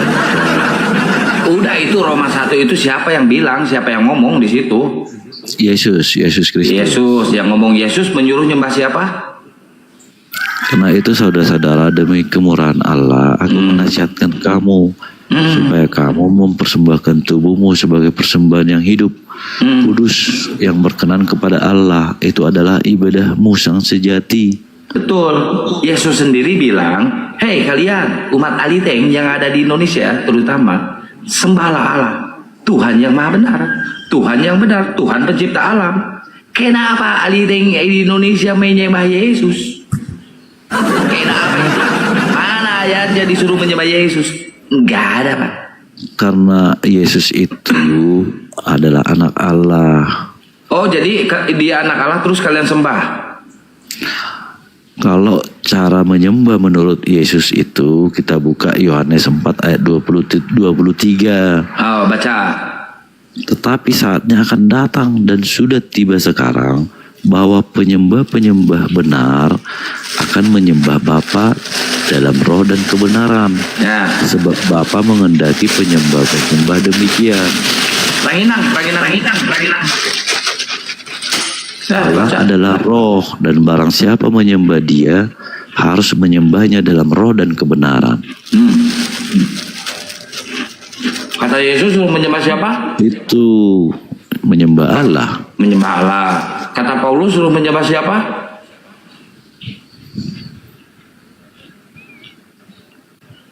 Ya, jangan jadi liar, bawa dalilnya. Kalau kata Paulus di mana dalilnya? Jangan jadi liar. Kata Yesus, kalian bani terjemahan Aliteng cabang Indonesia, ya sembahlah Allah, sembahlah Bapa. Kenapa kalian menyembah Yesus? Jawab.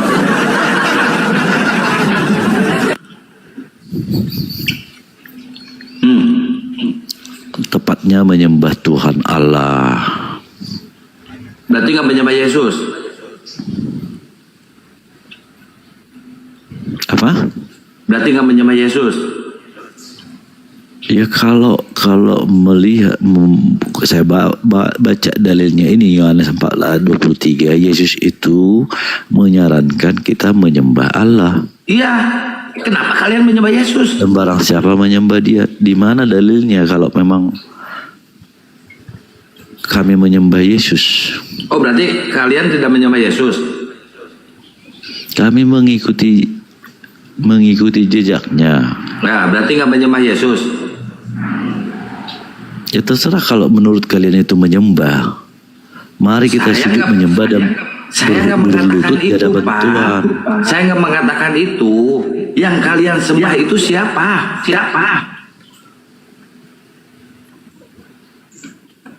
Kan saya sudah baca tadi dalilnya, Bang. Oh, yang kalian sembah itu adalah Bapa, oke?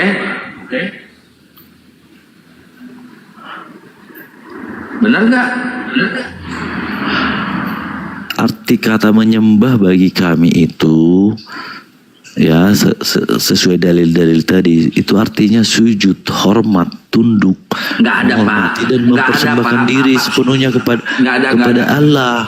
Dalam konteks kalian, dalam konteks Aliteng cabang Indonesia, tidak ada kata sujud, tidak ada penyembahan, tidak ada ibadah dari Aliteng untuk bersujud, nggak ada. Nang hadung. ada juga jingkrak-jingkrak nyanyi-nyanyi di gereja. Yang beribadah sujud adalah Islam. Beribadahnya sujud. Sholat 5 waktu kita sujud. Tidak jingkrak-jingkrak seperti kalian Kristen cabang Indonesia. Bapak di sini udah memelintir, berarti Bapak bidat.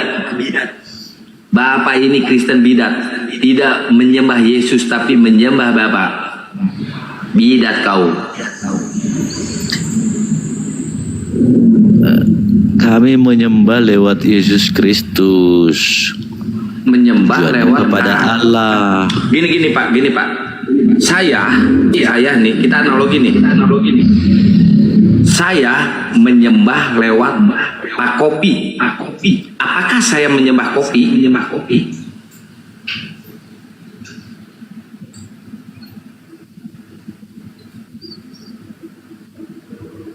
Minum.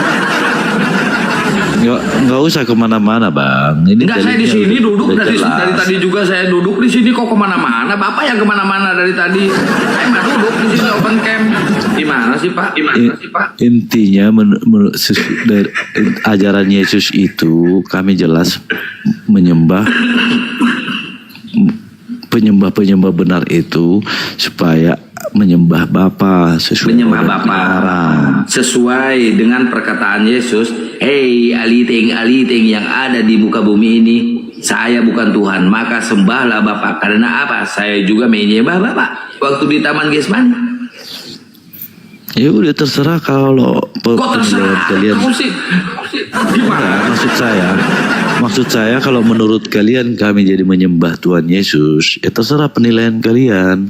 Itu nggak usah jadi masalah buat kami. Nggak ada masalah Pak, nggak ada masalah. Berarti Bapak dan Kristen yang lain tidak menyembah Yesus kan, tapi menyembah Bapak kan? Ya. Ya, berarti kalau seperti itu Tuhan Bapak bukan Yesus, tapi Bapak, karena yang disembah oleh kalian adalah Bapak.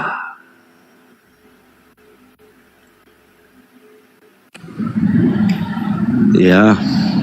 Ya, bidat kau. Kristen yang ada di sini, lihat nih, bidat nih si Kopi nih. Dia tidak menyembah Yesus, kata dia Yesus bukan Tuhan, maka Yesus tidak disembah. Dia hanya menyembah Bapa. Bidat. Kristen bidat. Biasa nabi palsu biasa seperti itu, Bang. Kok nabi palsu? Kan lu bilang tadi tidak menyembah Yesus tapi menyembah Bapa. Gimana sih? Menurut orang Kristen, semua Kristen yang ada di Indonesia terutama ya, mereka menyembah Yesus, Pak. Mana dalilnya? Kok mana dalilnya? Sekarang saya tanya ke Bapak, Rudy Yohanes, Edis menyembah dalilnya. Udah diam dulu. Edis TV, Rudy Yohanes, Pak Bom menyembah siapa? Ya tanyakan sama mereka, jangan tanya saya. Berarti Bapak bukan Protestan kalau gitu, Bapak saksi Yehova berarti. Saya bukan Edis, saya bukan Bom. Terus Bapak siapa?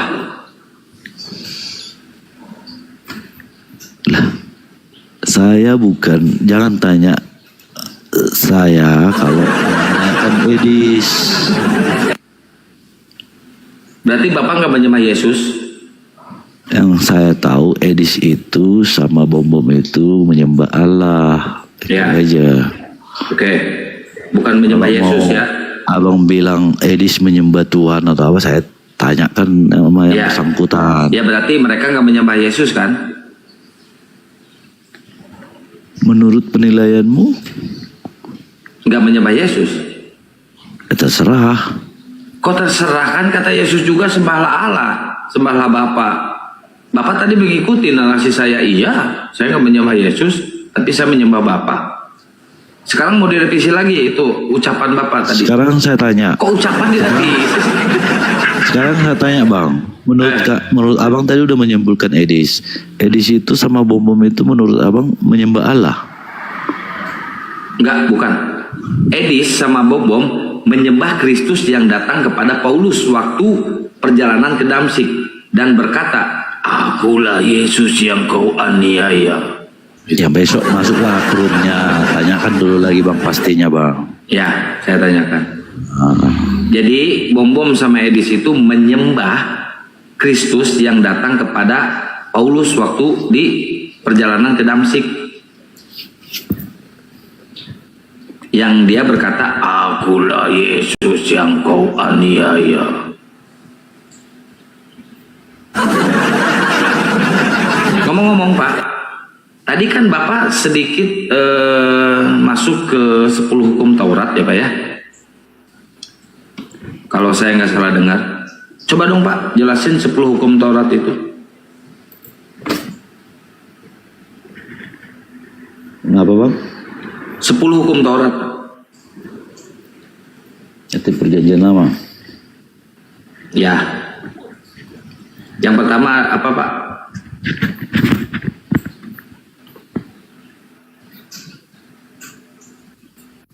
Jangan ada padamu Allah lain di hadapanku. Jangan ada padamu ada Allah lain di hadapanmu. Berarti Allah itu ada satu, ada dua, atau ada tiga? Satu Allah, Allah yang esa, yang disembah dan diandalkan, tidak boleh menyembah berhala, manusia atau ciptaan apapun. Keluaran 22 ayat 3. Keluaran 22 ayat 3. Ya, menurut Keluaran 22 ayat 3, jangan menyembah berhala. Bang. Keluaran 20 ayat 3. Menurut yang tertulis di Keluaran 20 ayat 3, jangan menyembah berhala, jangan menyembah manusia, jangan menyembah roh lain selain Allah ya. Nah, Bapak sendiri yang dilakukan oleh Aliteng cabang Indonesia, benar nggak mereka dan Bapak menyembah Allah?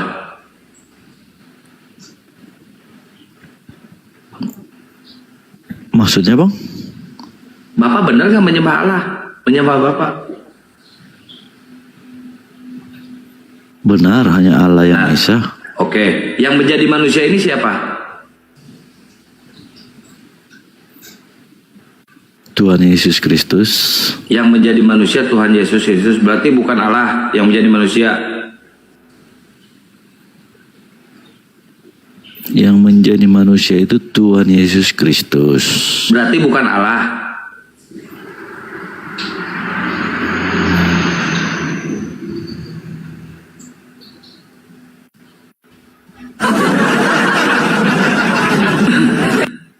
Bukan Allah kan? Tapi Yesus kan yang menjadi manusia itu. Iya, Tuhan Yesus Kristus. Iya, kenapa? Ya berarti bukan Allah kan?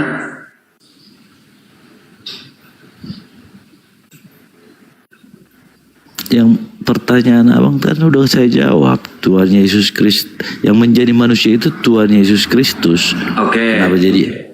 Oke. Allah. Oke. Tuhan Yesus Kristus itu ciptaan siapa atau keluar dari mana?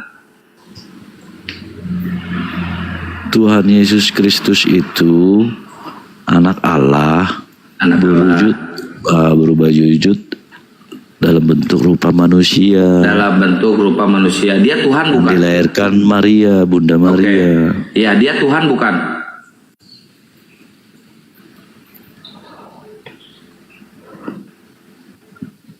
Tuhan Yesus Kristus, saya tidak mengatakan dia Tuhan. Pengertian Tuhan itu menurut abang itu Tuhan atau Allah gitu? Iya, dia Tuhan bukan? Yang saya tanya dia Tuhan bukan? Dia Tuhan Yesus Kristus. Tapi kalau abang menanyakan dia Allah apa enggak? Bukan Allah. Dia bukan Allah kan? Tapi dia Tuhan kan? Dia Tuhan Yesus Kristus, anak Allah. Oke, berarti Allah ini bukan Tuhan. Bukan Tuhan Yesus Kristus Allah, itu penjelasannya. Bukan itu pertanyaan saya. Bapaknya Yesus itu Tuhan bukan? Bapaknya Yesus Tuhan. Tuhan bukan? Gimana sih bang? Tadi Tuhan Yesus Kristus itu anak manusia, anak Allah, bukan jadi Yesus Kristus jadi Allah. Oke, gua ngerti sekarang, gua paham sekarang. Jangan dipeleset-peleset.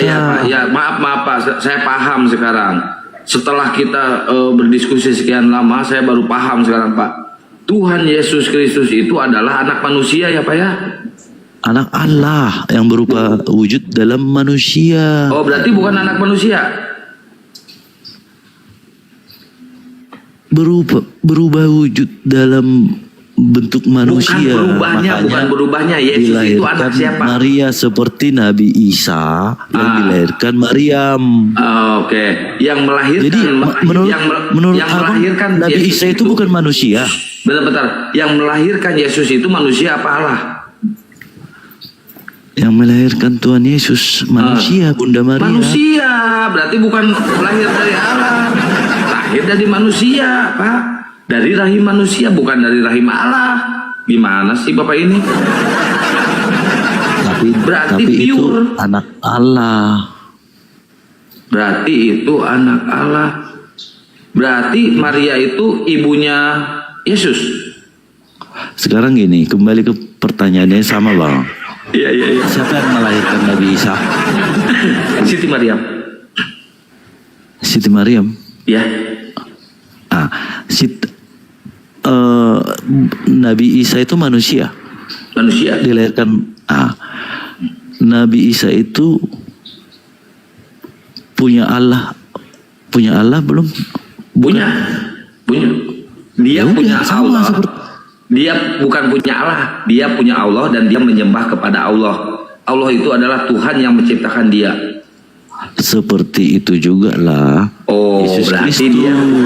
Iya. Berarti dia manusia, ciptaan Tuhan. Ciptaan manusia yang dilahirkan manusia, yaitu Bunda Maria. Ya. Nah, sekarang Bapak buka Yohanes 8 pasal 16, buka. Buka Pak. Yohanes 8 pasal. udah selesai nih hukum Tauratnya. Belum, nanti merujuk. Ya, saya bacakan sampai 10. Kita tunggu. Enggak, jangan dulu, itu baca dulu. Lagi. Enggak, baca dulu Yohanes 8 pasal 10 pasal 16, coba baca dulu. Yohanes 8 pasal 16. 16. Yohanes 8 nomor punggung 16. Sebenarnya abang nggak usah jadi buka-buka dalil ini karena seperti yang biasa diimani. Enggak bang. Kan udah baca kalau dulu, saya baca jelaskan dulu. nanti, kalau saya jelaskan. Baca dulu. Abang kadang-kadang itu karangan Paulus. Loh, itu perkataan Yesus loh, kok palang baca. Ya kan umat Islam kan biasa seperti itu. Enggak, Pak. Karangan. Beda. Udah itu karangan. Enggak ada. Paulus. Enggak, saya enggak bilang itu karangan. Enggak bilang, Pak. Saya sumpah. Bener sumpah. Masa ganteng kayak gini? Udah baca dulu, baca. Oke, Bang. Oke. Dan jikalau aku menghakimi, maka penghakimku itu benar, sebab aku tidak seorang diri, tetapi aku bersama dengan Bapa yang mengutus aku. Aku tidak seorang diri, aku dengan Bapa yang mengutus aku. Ini Yesus itu Tuhan atau utusan?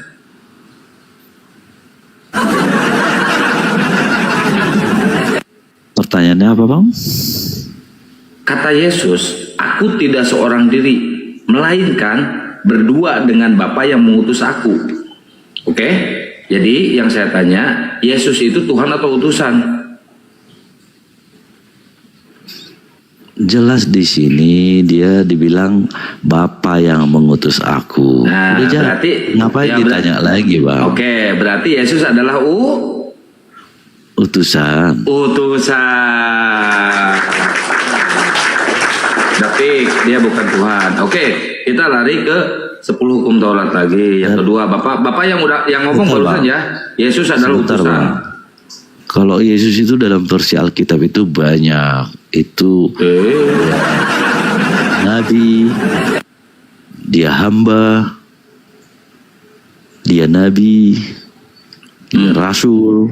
Nah, jadi ya kalau di borongan ya, Pak. ayat yang abang yang ya Pak, yang gelarnya borongan. sesuai dan Gelarnya borongannya Yesus diborong semua ya. Apa masalahnya? Ada. Borong sama dia. Rakus dia. Apa masalahnya? Kan sesuai pengertian. Iya. Ada nggak di situ tertulis? Sesuai yang Yesus adalah nabi, Yesus adalah rasul, Yesus adalah rabi, Yesus adalah guru pengajar, ya. Ada nggak di situ satu ayat aja yang mengatakan Yesus adalah Tuhan? Ada, baca. Kan itu semuanya gelar tuh. Ada nggak gelar Yesus mengatakan Yesus aku adalah Tuhan?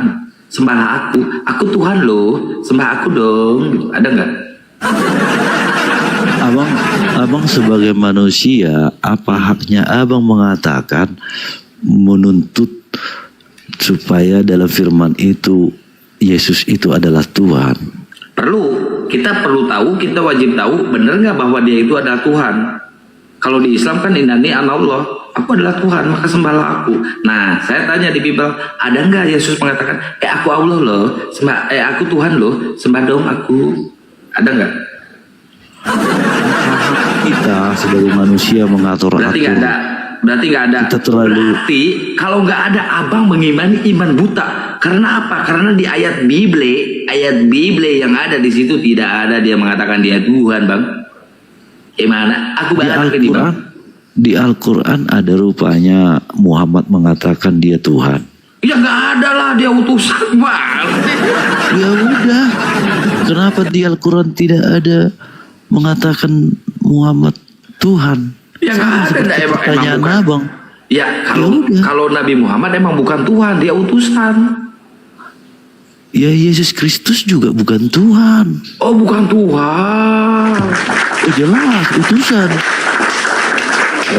Yesus Kristus itu anak Allah. Iya, berarti aliteng yang menuhankan Yesus itu bodat semua mereka, bidat semua mereka. Betul Bapak, berarti Bapak udah terbuka ini kepalanya ini. Setelah sekian lama berdebat sama aku bang, abang terbuka kepalanya sekarang. Masya Allah, tepuk tangan guys. Dia udah meyakini bahwa Yesus bukan utusan, Yesus adalah utusan. Oke, setuju bang, saya setuju bang. Udah. Yohanes 8 ayat 16 bang, itu jelas. Ya, udah jelas. Menghakimi, maka penghakimku itu benar sebab aku tidak seorang diri, tetapi aku bersama dengan Bapa yang mengutus aku. Jadi tidak ada masalah. Iya, enggak benar, tepuk tangan. Dia utusan Allah. Dia utusan. Iya. Yang berubah wujud sebagai manusia. Manusia yang mati di kayu salib. Jadi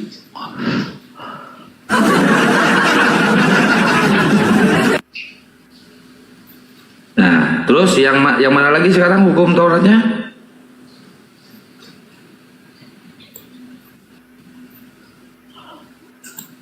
Kembali ke perjanjian lama bang ya, hukum. Nah, ya.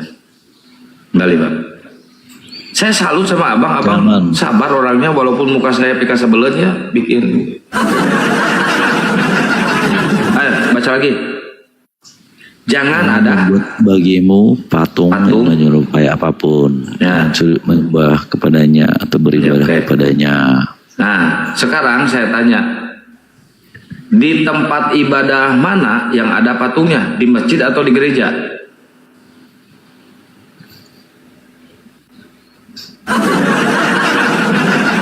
Kalau di Kristen Protestan nggak ada bang. Masa?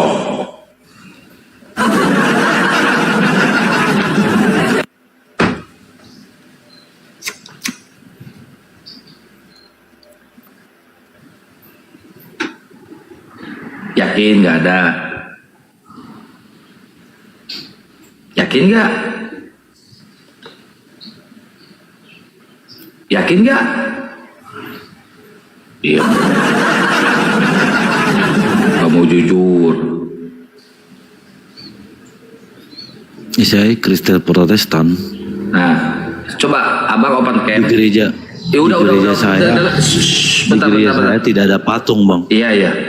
Sekarang bapak open camp tunjukkan ke saya dinding Bapak ada lukisan Yesus nggak? Ayo.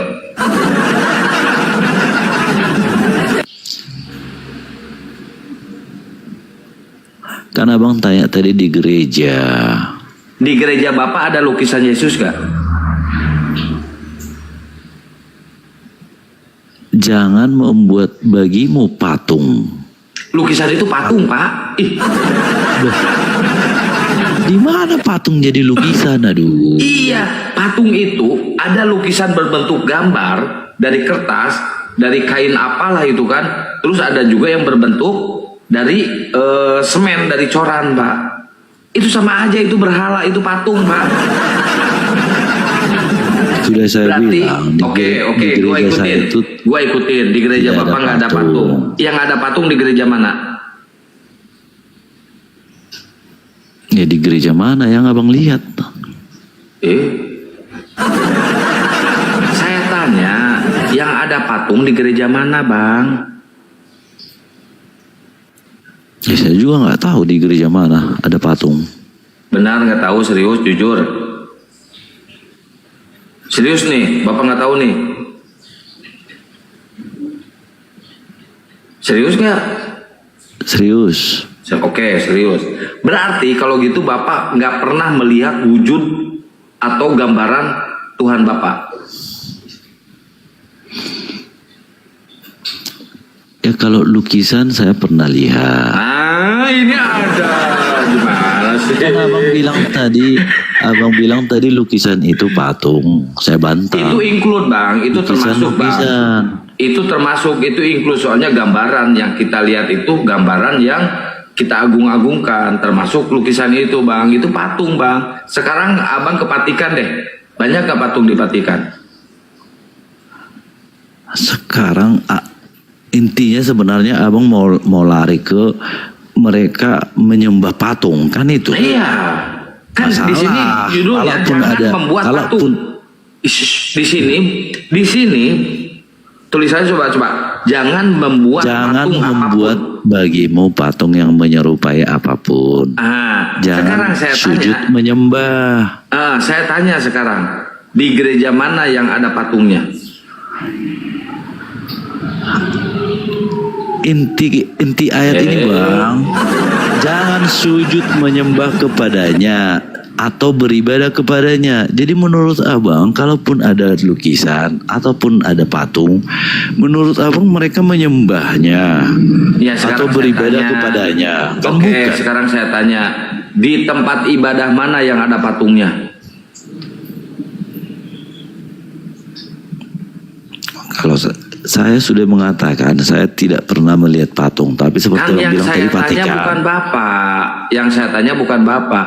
Di tempat ibadah mana yang ada patungnya? Kan saya tanya gitu, Bang. Coba jawab. Yang abang lihat di mana? Abang bilang tadi di Vatikan. Saya juga nggak pernah ke Vatikan. Abang ke Vatikan. Oke, nggak terlalu jauh, Pak. Saya tahu Bapak nggak ada ongkosnya ke Vatikan, Pak. Mahal ongkosnya. Mahal. Di gereja yang ada patungnya di gereja.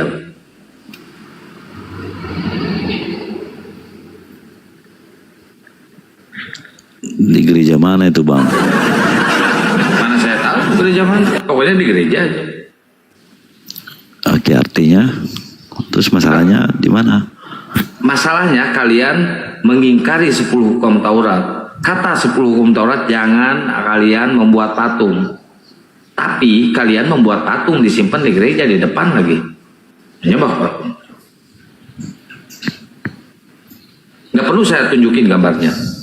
Kalian netizen udah tahu semuanya. Oke, udah Pak, di sini udah selesai Pak. Jadi udah pik. Yang ada patungnya adalah di tempat ibadahnya Kristen, yaitu di gereja. Udah case close di sini. Nah, terus jangan sembarangan menyebut nama Tuhan. Setuju nggak dengan hukum ini? Jangan sembarangan menyebut nama Tuhan. Oke? Oke nggak? Oke. Sekarang saya tanya, nama Tuhan Bapak siapa?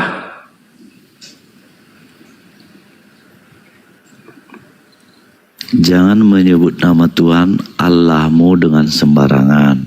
Nah, sekarang saya tanya, siapa nama Tuhan Bapak?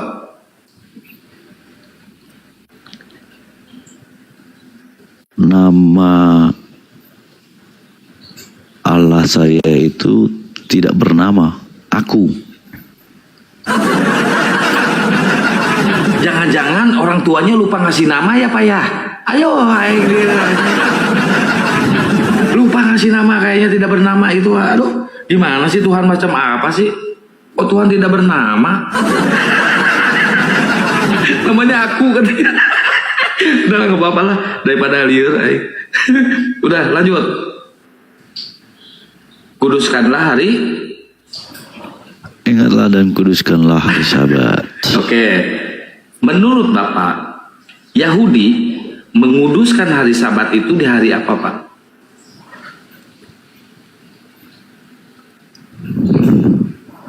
Gunakanlah satu hari, hari ketujuh untuk beristirahat dan beribadah sebagai tanda menghormati Tuhan.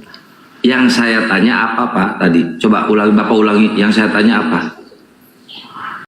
Ingatlah dan kuduskanlah hari Sabat. Nah, menurut Bapak, orang Yahudi menguduskan hari Sabat itu di hari apa?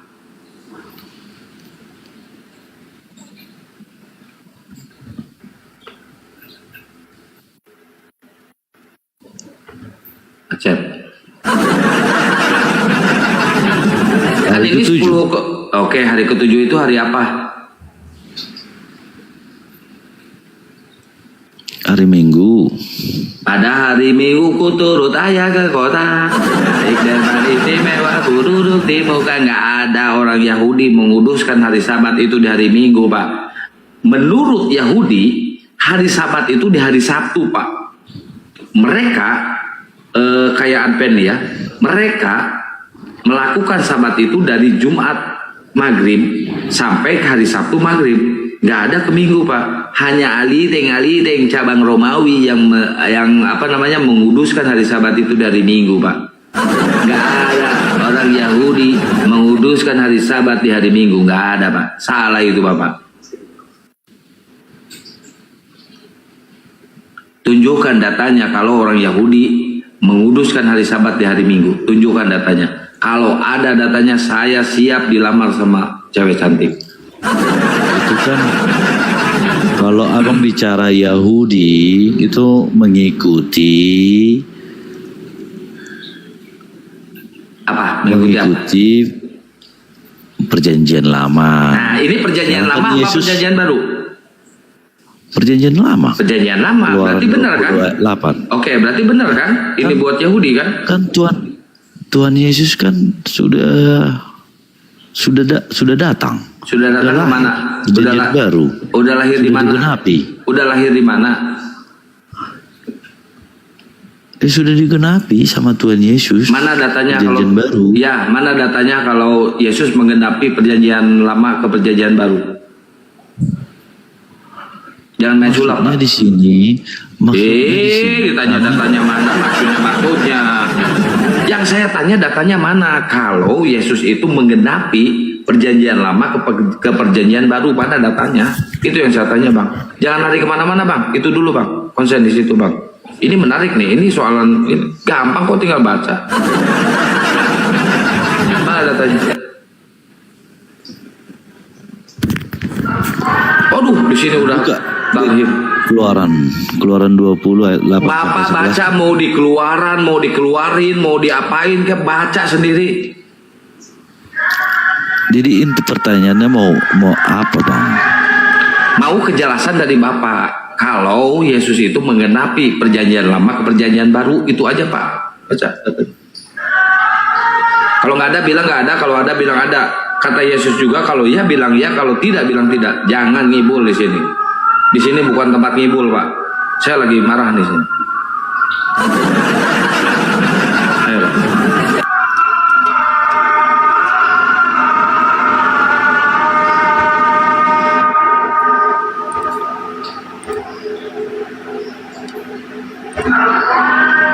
Wassalamualaikum. Ayo, mana? Jadi gini, Bang.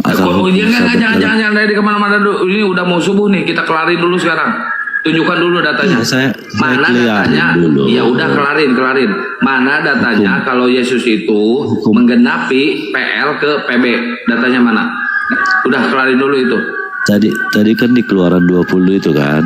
Ya udah mana datanya mana? 6 hari lamanya engkau bekerja, tetapi hari ke-7 adalah hari Sabat bagi Tuhan Allahmu. Ya, mana datanya kalau Yesus mengimani atau Yesus melakukan hari Sabat itu di hari Minggu? Mana datanya? Markus 2 ayat 27 sampai 28, buka Bang. Itu perkataan siapa? Yesus. Itu perkataan si Markus, bukan Yesus. Waduh. Perkataan Tuhan Yesus yang dituliskan Markus. Gimana sih? Perkataan Markus, perkataan Yesus perkataan Tuhan Yesus yang dituliskan Markus sama dengan apa yang dituliskan gua ikutin. semua. Ikutin biar kebongkar semua kebohongannya. Gua ikutin sekarang. Buka dulu Markus 2 udah. Bapak bilang, 28. ya udah. Bapak bilang itu adalah perkataan Yesus yang ditulis oleh Markus. Ya, oke? Betul nggak? Gua ikutin nih sekarang nih biar kelar nih sekarang nih. Bener nggak? Ya. Oke. Tunjukkan datanya, kapan, di mana, jam berapa, hari apa Yesus bertemu dengan Markus. Tunjukkan datanya.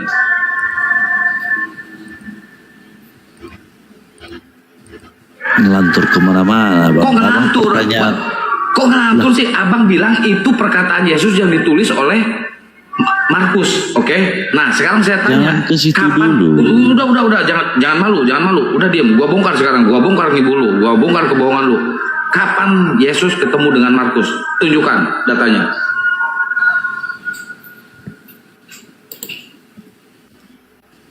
Murid-murid Tuhan Yesus siapa yang Abang tahu? Tunjukkan datanya, Markus ketemu dengan Yesus dan Yesus berkata udah menggenapi hukum Taurat atau menggenapi PL ke PB. Tunjukkan datanya. Ayo. Tunjukkan datanya. Kalau nggak ada datanya, gua gegel lu celinya. Tunjukkan datanya. Abang mau menanyakan itu aja belum ini udah menanya. Udah jangan lari kemana-mana, tunjukkan dulu ini, nggak usah diterusin dulu sebelum hukum Tauratnya. Tunjukin dulu datanya. Udah tunjukin dulu datanya bahwa Markus pernah ketemu dengan Yesus. Tanggal berapa, jam berapa, hari apa? Tunjukkan datanya.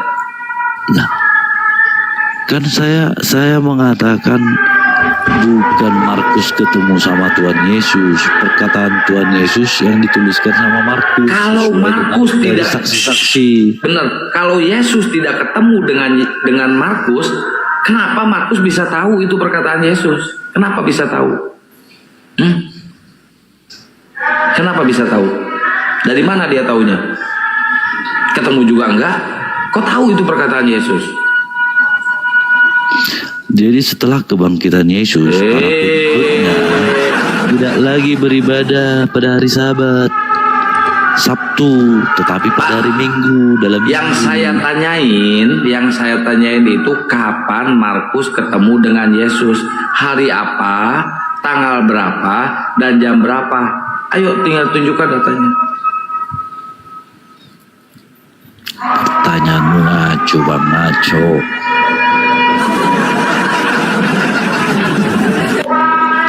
Kalau nggak mau gimana, pertanyaan abang tadi itu masalah hukum Taurat, kenapa? Bukan pertanyaannya yang ngaco, tapi kebohongan abang di sini kebongkar Bang. Markus tidak pernah ketemu dengan Yesus Bang. Bukan pertanyaannya yang ngaco, justru saya akan membongkar kebohongan-kebohongan yang dilakukan oleh bapak-bapak gereja di sana Bang. Jadi biar saya baca dalilnya. Markus 2 ayat 27 aja belum abang baca. Sesuai pertanyaan abang tadi. Bukan masalah dibaca enggaknya. Yang saya tanyakan kapan Yesus ketemu dengan Markus, jam berapa, tanggal berapa, hari apa. Tinggal disebutkan gampang kok. Itu pertanyaan yang konyol, enggak? Oh, kalau itu pertanyaan konyol, tahu dari mana kalau itu perkataan Yesus? Si Markus ini tahu dari mana? Sama lah pertanyaan misalnya kapan Nabi Muhammad ketemu. Udah nggak usah lari ke situ, Yang saya jam tanyakan, berapa, gitu. Sekarang saya saya jawab tanyakan- dulu. yang Markus, saya tanyakan, pertanyaan tahu abang dari itu mana? tadi kenapa? Tahu dari Bukan mana hari Markus? Minggu. Markus ini tahu dari mana kalau itu perkataan Yesus? Tahu dari mana?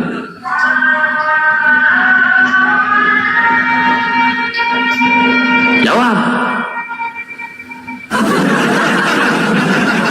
Baik, jawab.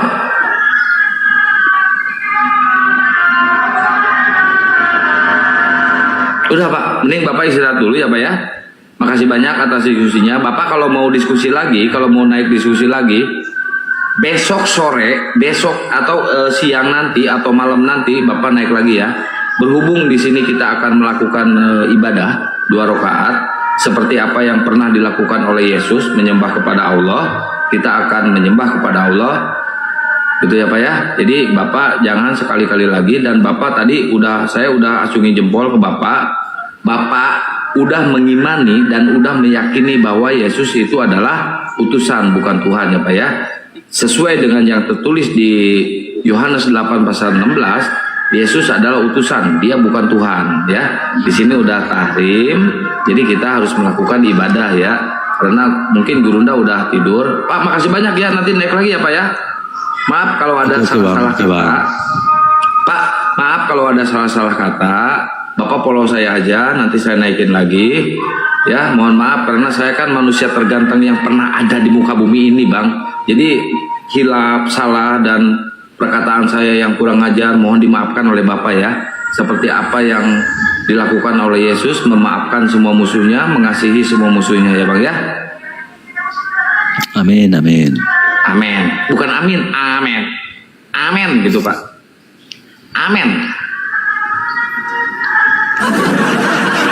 Siapa ya? Ya, makasih Bang.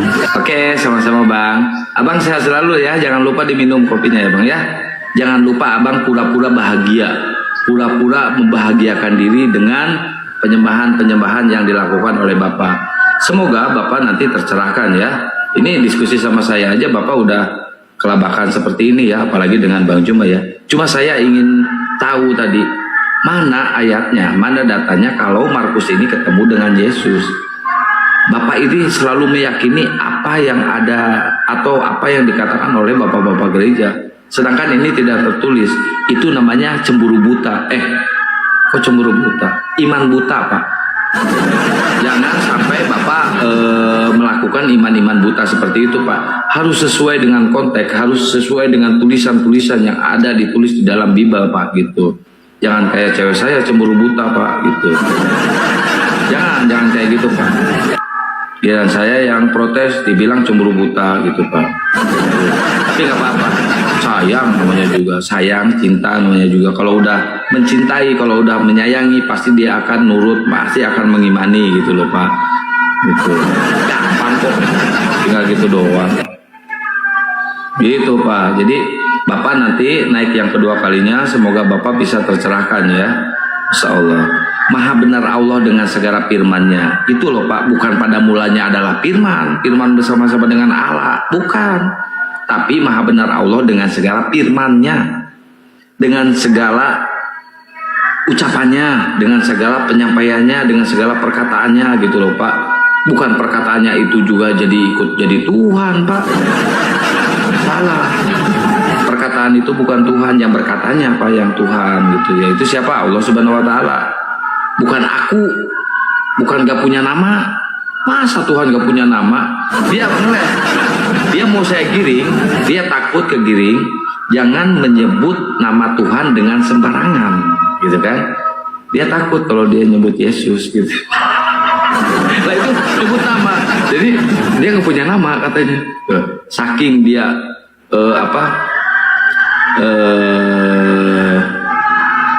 melakukan tipu daya. Apa yang dilakukan oleh Paulus, dia implementasikan di sini.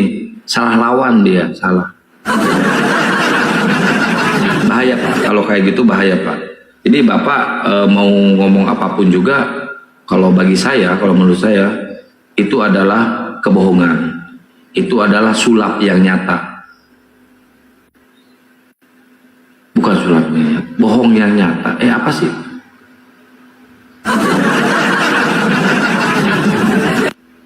itu adalah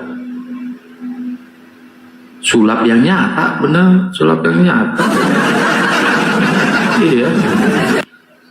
Gitu Pak. Jadi moga aja Bapak mengikuti jejaknya Mbak siapa tadi? Udang kering ya, udang kering untuk masuk ke dalam Islam. Ebi ya, udang kering. Ebi itu udang kering kan ya? Aduh ya Allah. Ini baru 2,3 tab layar, tapi nggak usah lah, udah mau tutup ya. Di follow aja akun yang di atas ya, teman-teman yang belum follow host Gurunda Juma, Papa Lampu kayaknya tidur, kayaknya ya tidur, baru kayaknya ya ini, sama kayak mereka, kayaknya Tuhan deh itu baru kayaknya, bukan PMP Ebi lah, oh Ebi itu PMP Ebi. Itu sejak kapan udang kering direvisi jadi PMP ya? Nah, di sini udah azan subuh. Kebetulan saya ya, Kian Santang atau Akang Satria, kebetulan udah disunat ya. Tuh, udah disunat. Tuh, enggak bohong Akang mah kalau disunat nggak bohong, udah beneran udah sunat. Jadi kalau laki-laki udah balik ya, udah disepil punah bosyo,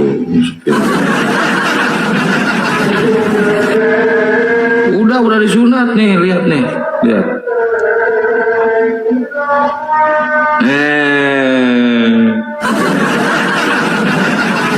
Si Marsa udah semangat, dikiranya benar kena prank. Nah jadi kalau laki-laki udah balik, udah disunat, jadi kita harus melakukan ibadah sholat ya. Beneran kamu udah sunat. Udah azan di sini ya. Oke, buat semuanya masya Allah, syukron, jazakallah khairan katsiran sudah mendukung lab di sini. Jangan lupa kalian pura-pura bahagia ya, masya Allah. Wabillahi taufiq wal hidayah. Wassalamualaikum warahmatullahi wabarakatuh.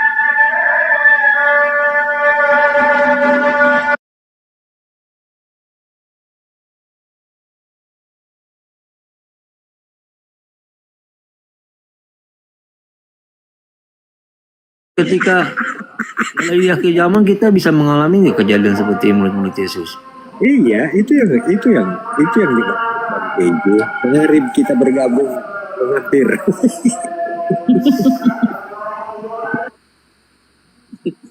Gimana mau bisa tidur ini? Berisik banget gitu. Gimana menurut Bang Talen? Setuju nggak dengan Bang Hampir? Setuju. Bagaimana udah dipilih untuk menjadi percaya atau masuk neraka? Nah. Begitu juga pada saat akhir zaman. Gimana Bang? Masa 3,5 masa itu.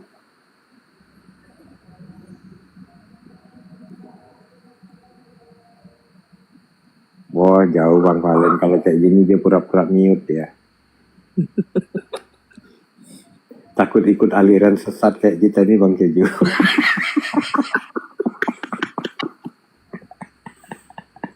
Sama dengan Anes, nggak bisa bertahan dia tadi.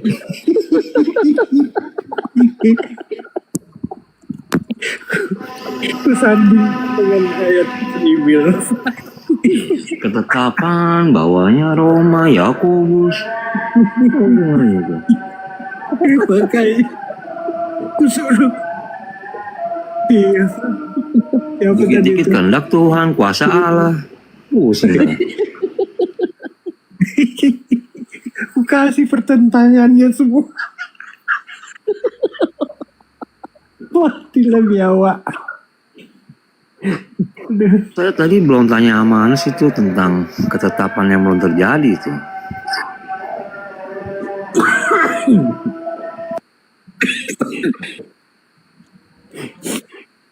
Makanya kalau orang bilang Bang Hampir pulanglah ke rumah.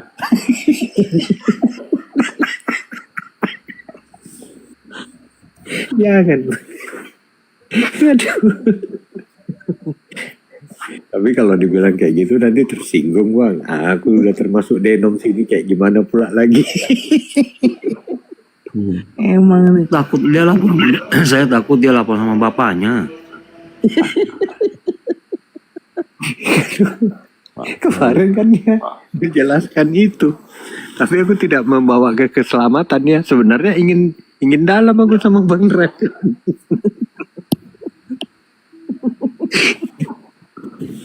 Tapi ya pertanyaan-pertanyaan ini aja lah.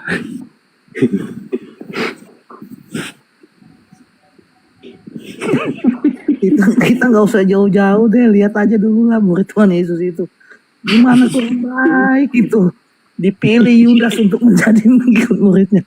Wah, taunya masuk neraka. Gimana? Kau bang bikin aku sakit perut. Itu ketetapan itu ketetapan Tuhan bang, ketetapan Tuhan bang. Itu jawabannya ketetapan Tuhan. Nah ini lagi nih, balik lagi bapaknya. Gimana tuh bang Keju? Sakit perut aku sama kau bang hampir. Udah kau bawa narasi tadi 3,5 masa. Memang lah. Makin oke kau bang hampir. Sudah bertahan si Bang Valen untuk tidak bersuara.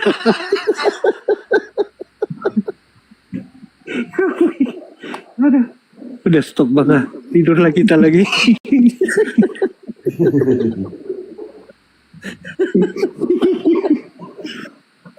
Aduh.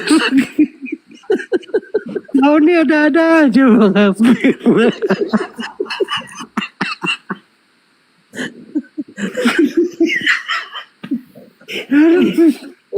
Kadang-kadang saya mikir gini Bang Solomon, Tuhan ini prank ini, aku bilang ngeprank dia nih.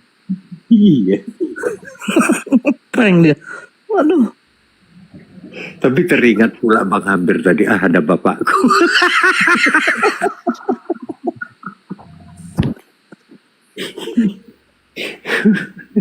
Aku giring-giring lah tadi Bang kan. Aku bantu dia 139, aku bantu yang lain. Tapi malah ngawur kemana-mana si ini, siapa? Si Anis. Dia nyebut ayat saya juga jadi bingung. Nah tadi kok ditanya bang, masa 3,5 masa kok mute? Apa? Gimana Bang Valen? Lanjut. Kalau Bang Valen sudah ngomong. Ya kalau itu Yudas bukan ketetapan Allah ya berarti otoritas Allah bang. Yang diberikan kepada iblis bang.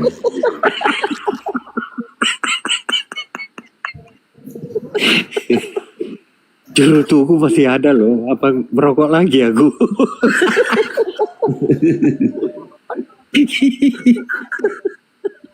Udah hebat itu, udah tinggal 1/4.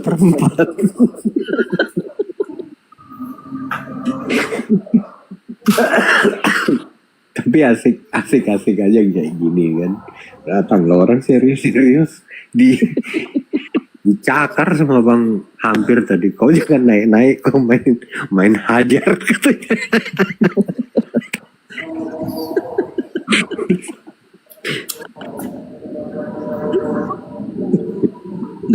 Daripada kita capek jelasin ya nggak, bangsa di luar bangsa pilihan, mendingan di bangsa pilihan sendiri lah nih. Ini gimana nih sudah?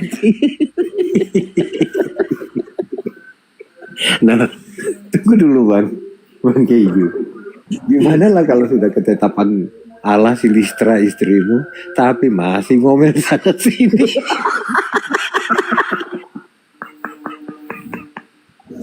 maju mundur.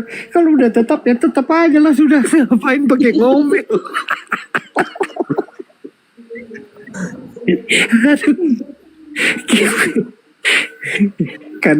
Kadang menghibur diri. Memang kayak gitu. Kalau bahasa kita ngomong gini, kadung keto.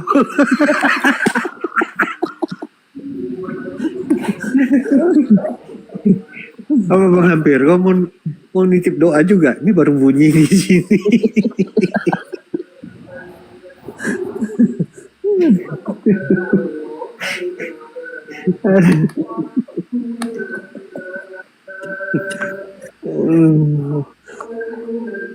Pagi-pagi sakit perut. Enggak banyak orang Kristen nggak sadar kalau Tuhan itu ngeprank si Yudas.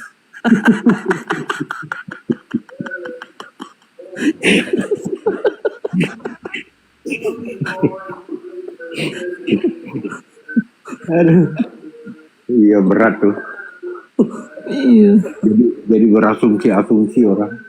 Iya.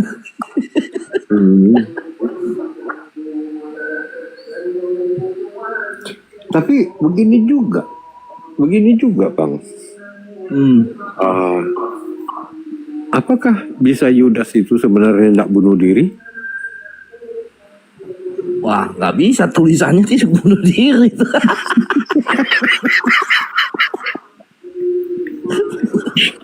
Gimana? Loh, kan bisa apa enggak? Enggak, udah tertulis kok. Enggak bisa ya? Enggak bisa. Masalahnya. Gimana Bang? Udah tertulis, Yesus sendiri yang berkata. Nah.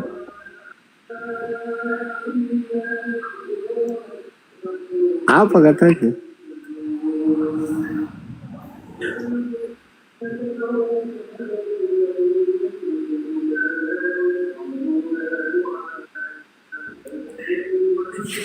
Woi, kenapa? Tidak ada bersuara kau, Bang Palen. Apa kata Tuhan Yesus? Ya saat di perjamuan. Ketemu kau sama Tuhan Yesus sampai dia kasih takut sama kamu. Ayatnya kan ada. Apa katanya?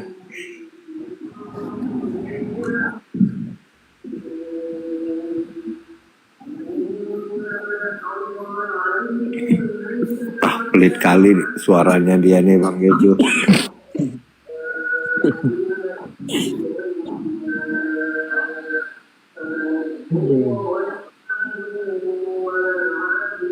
Seharusnya bisa lah Bang. Dia nggak usah sampai gantung diri itu kan. Boleh aja dia buang uangnya. Nggak mau uang ini. Aku bersalah gitu kan.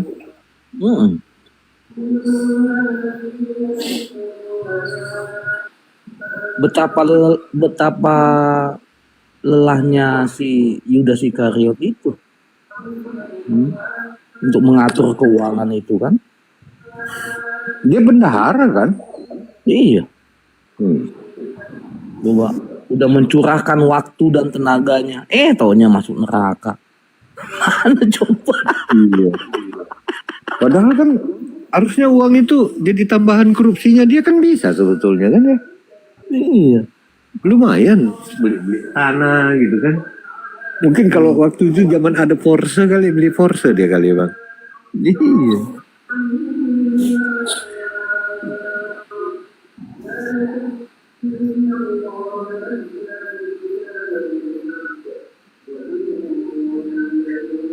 Berat. Ini siapa sih ini boy ini? Waktu Yudas menjual Yesus itu dosa loh Bang. Mau telur setengah matang mau banget. Gimana Bang Amir? Waktu Yudas menjual Yesus itu dosa loh. Ya kalau menurut ketetapan Allah dosa atau enggak?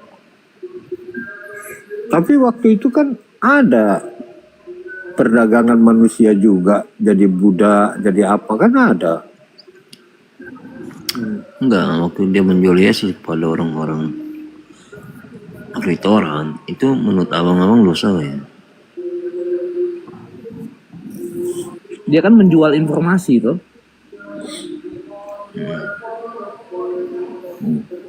Sebenarnya dia kan hanya mau menunjukkan di mana tempat kawan-kawannya kata Yesus itu berada kan. Iya, dosa kah itu deh ketika itu. Sebenarnya kan dia menerima uang itu. Nggak ada. Tapi tulis berdosa jual Enggak, informasi. menurut pandangan pribadi abang, gak usah ya. Tapi gini juga Bang Hampir. Niatnya si Yudas itu untuk mendapatkan uang atau tidak awalnya? Iya, dia menjual informasi kan mendapatkan uang. Nah, sebentar dulu Bang. Kan kembali lagi kita dulu sedikit balik ke belakang. Ini kan murid-murid nih yang sudah terpilih. Artinya pengajaran daripada ahli-ahli Taurat orang Farisi waktu itu dengan tradisi mereka kan tahu mereka nih bahwa Yesus ini adalah Mesias gitu loh. Dengan perjamuan the Last Supper itu, dengan penyembuhan, dengan membangkitkan orang mati, membuat mukjizat, kan itu sudah di depan mata mereka semua.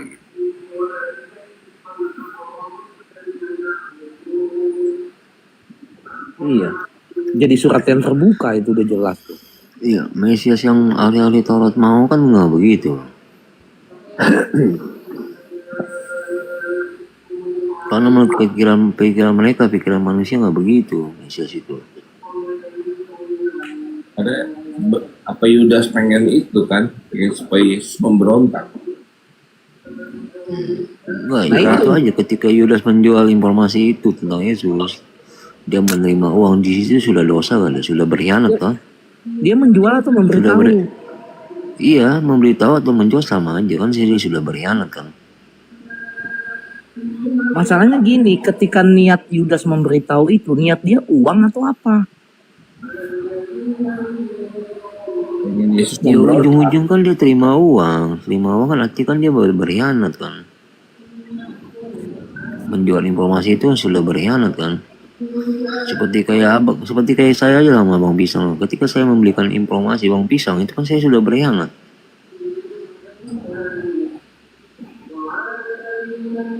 Tapi kan diajarin tidak boleh berbohong di mana Yesus. Kan nggak boleh diajarin berbohong. Masa Yudas mau berbohong? Ketika ditanya? Iya. Nggak soal berbohong. Ketika Yudas memberikan informasi itu dia kan mendapatkan uang. Dia sudah berkhianat ya. Sudah berkhianat kan? Bahkan dia mengantarkan ke tempat itu. Iya, karena orang ahli hukum Taurat kan bertanya di mana dia kan gitu toh. Pengen tahu. Iya, sudah berkhianat kan? Sudah berkhianat. Kau kasih tahu lah di mana di situ Yesus. Kau kasih kau uang. Nah, dia menerimanya. Gini juga dia sudah berkhianat. Biar berkhianat itu kan berarti kan sudah mengkhianati Yesus kan. Tapi ceritanya kan dimulai dari Last Supper itu, Bang. Lakukanlah yang ingin kau lakukan, kan begitu. Itu perkataan Tuhan Yesus loh. Nah, gimana tuh? Dia kepada Yudas kan. Nah. Oh, berarti Tuhan Yesus mengetahui pikirannya dia. Ya, dia kasih tahu lah. Pergilah dia ke orang Romawi. Bukan Yesus tidak tahu, Yesus tahu. Yesus tahu. Makanya Yesus tahu. Tapi kan Yudas tidak tahu pikiran Yesus. Apakah Yudas tahu pikiran Yesus? Jadi kalau Yesus sudah pasti tahu pikiran Yudas. Bahkan Yesus tahu pikiran Petrus. Gini loh Bang. Apakah Yudas tidak mengikuti perjalanan Yesus di mana dia mengajar apa yang dipikirkan orang? Yesus menyanggah ahli-ahli Taurat. Dia tahu semua itu Bang. Tahu, Petrus pun juga tahu. Tapi kenapa Petrus menyangkal? Nah itu Petrus dulu. Tahu. Tunggu dulu. Jangan ke Yudas, ke Petrus dulu. Ke Yudas dulu. Nah dia ngomong sama si Yudas kan, pergilah dan lakukanlah. Kan gitu. Oh ya, aku mau melapor ke orang ini, Yesus sudah tahu. Ya lapor lah. Gitu kan. Kira-kira begitu nggak ya?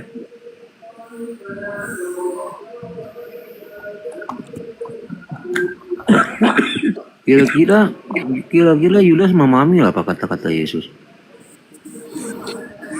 Kayaknya dia cuma memahami begini, apa yang kupikirkan yang mau kulakukan ini kayaknya Tuhan udah tahu gitu aja. Dia yakin Yudas tahu apa maksud dari perkataan Yesus? Yakin apakah Yudas tahu apa yang di dalam pikiran Yesus ketika Yesus berkata begitu? Kemungkinannya ada dua. Satu, Yudas tahu, ya pikir Yudas, Yesus tahu apa yang ingin Yudas lakukan.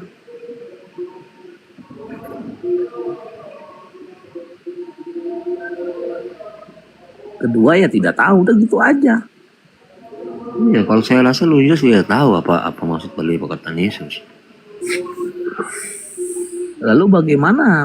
Yang dia di kepala dia itu ya hanya di situ kan sudah ada niat kan, maka Yesus mengatakan kan bahwa di antara kalian akan ada yang mengkhianati aku. Ya, Tapi murid-muridnya berpikir apa? Murid yang lain berpikir apa ketika Yudas pergi? Tanya juga kan. tanya si Yudas tuh sekarang. Das. Nah itu datang orang itu panjang umur tuh. Silakan. Tanya Bang Bis. Nggak mau saya dibikin pusing kemarin. Nah, pusing. Aku mundur diri lah, sudah mengatakan si Yudas ini dari tadi. Minta maaf. Kupingku panas loh dari tadi. Siapa yang ngomongin aku?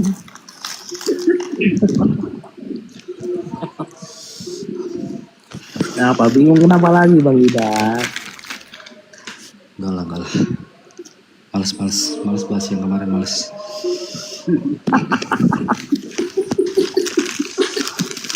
Itu baru satu itu.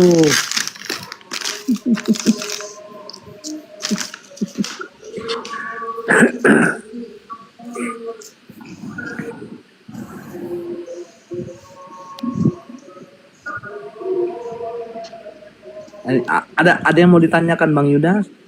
Mumpung kami bidat di sini.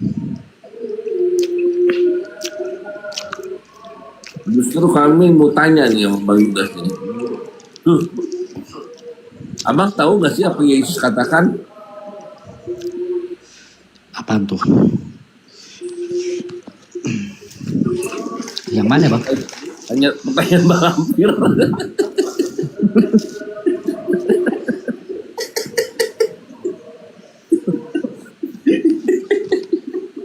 Hampir boleh tanya Bang Hampir. Mumpung ada Yudas di sini.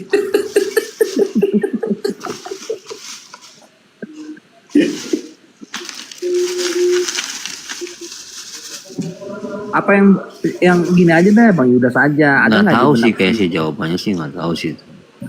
Kalau tadi Bang Yudas bilang apa tuh? Ya berarti nggak tahu dia.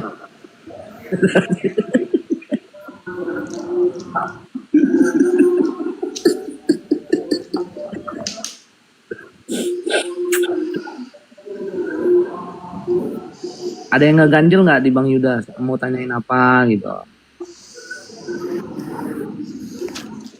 Tanya ini. Kan Yesus mengajarkan kita tidak boleh untuk berdusta kan. Saya udah pernah nanya ini belum Bang Valen? Udah pernah kayaknya? Belum akhirnya.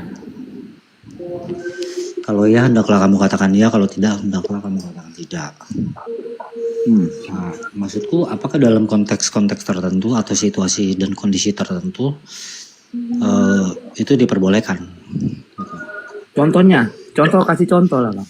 Contohnya gini, ketika ada maling masuk ke rumah saya,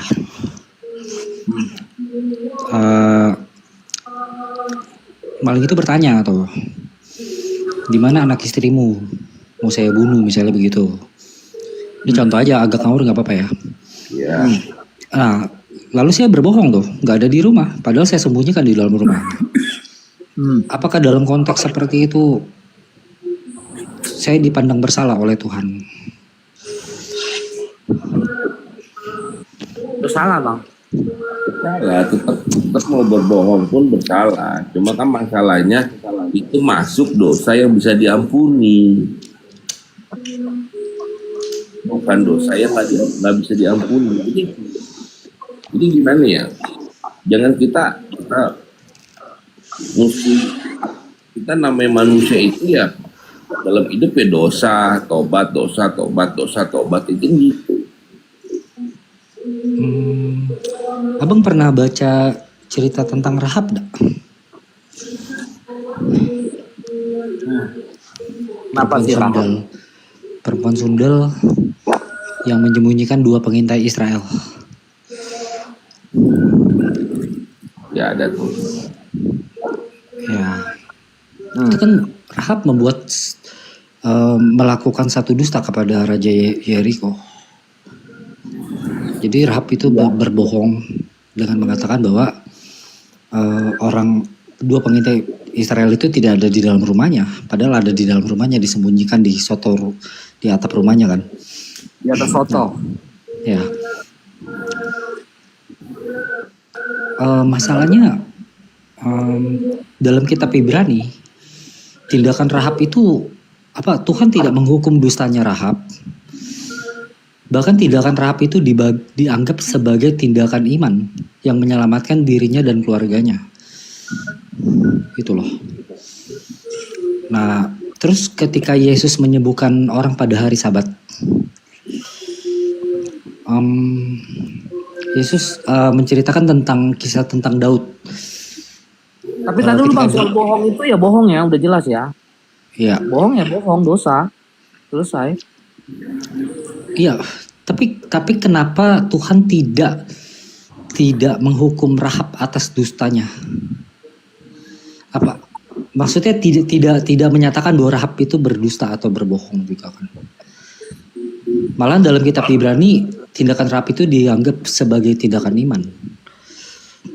Padahal ada kebohongan yang dilakukan Rahab juga.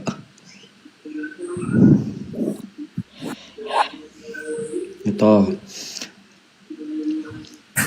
Iman kepada siapa bang? Tindakan iman tuh iman kepada siapa? Itu kan dalam kitab Ibrani, aku lupa lagi itunya. Narasinya aku lupa. Tapi begini maksudku, kan ketika Yesus menyembuhkan orang pada hari Sabat, Yesus menceritakan bahwa ketika Daud dan para pengikutnya itu lapar, lalu makan persembahan yang hanya boleh dimakan oleh imam.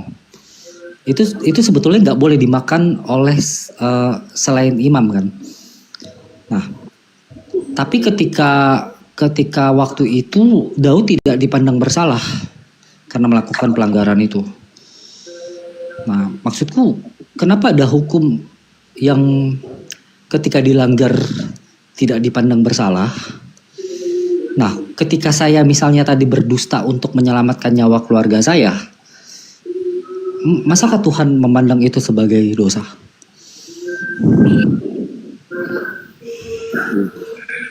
Bang Yudas, jangan disandingkan dengan Melkisedek memberikan roti persembahan yang hanya boleh dimakan oleh Imam Melkisedek, ya, bukan Abraham gitu ya kan. Nah, tidak bisa bang sandingkan ke situ. Itu tidak ada bohong di situ. Tetapi persembahan itu hanya boleh dimakan oleh imam. Ya, tetapi imam memberikannya kepada Abraham untuk dimakan. Daud. Bukan Melkisedek. Pada Daud, ya. Ya. Kenapa? Tapi kan itu kan pelanggaran. Tidak ada pelanggaran situ karena imam memberikannya, bagian iman itu, bagian imam ini memberikan kepada Daud. Loh.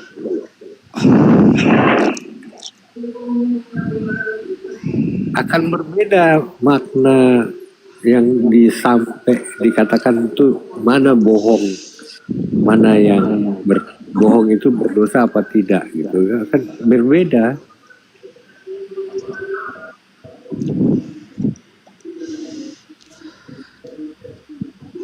Nggak apple to apple bang. Bukan maksudku, kan itu kan pelanggaran hukum juga toh, sama-sama pelanggaran gitu loh. Jadi kenapa ada hukum? Ketika diberikan di mana melanggarnya? Lo perhatikan narasi Yesus loh. Bahwa Yesus itu sebetulnya ingin menyatakan bahwa ada yang lebih penting daripada aturan gitu loh. Ketika Daud dan para pengikutnya lapar itu,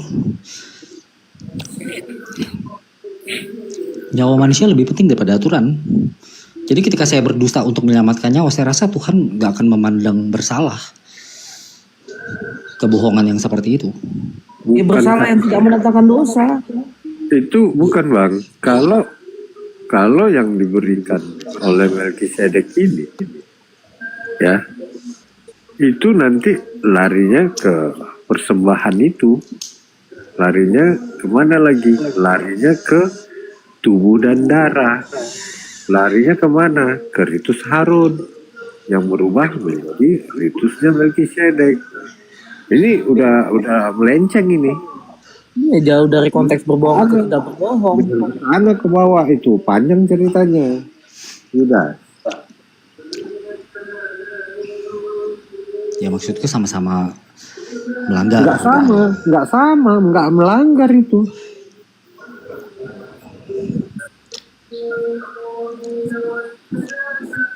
Nah, lalu kalau gitu tentang Rahab?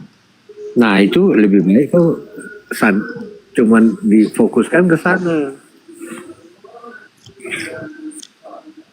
Gimana kalau tentang Rahab? Nah itu tanya Bang Hampir. Kenapa sih si Rahab itu tidak mengatakan aja kepada orang-orang itu bahwa dia kusembunyikan. Apakah orang yang disembunyikan itu tidak mampu untuk menghancurkan kota itu? Coba. Nah, kenapa Bang Hampir?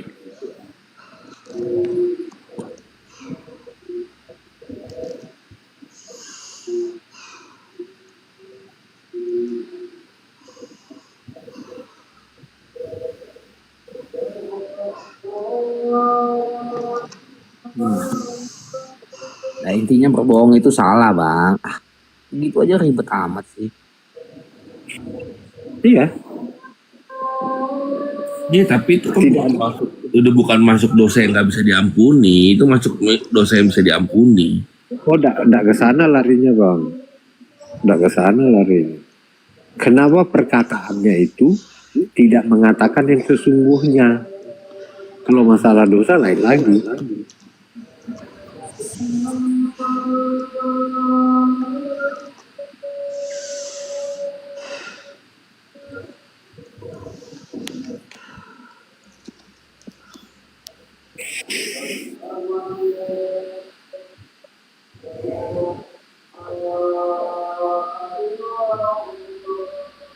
Ada yang lain Bang Yudas? Apalagi ya?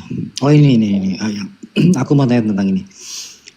Yesus itu menebus dosa asal saja atau menebus dosa asal dan dosa pribadi kita?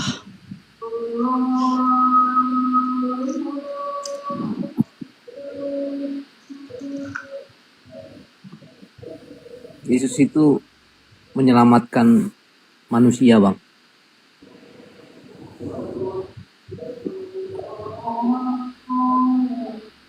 Kan yang saya tanya bukan itu.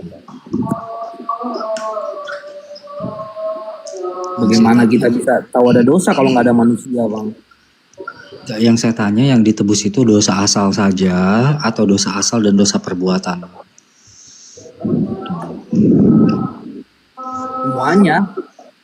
Semuanya.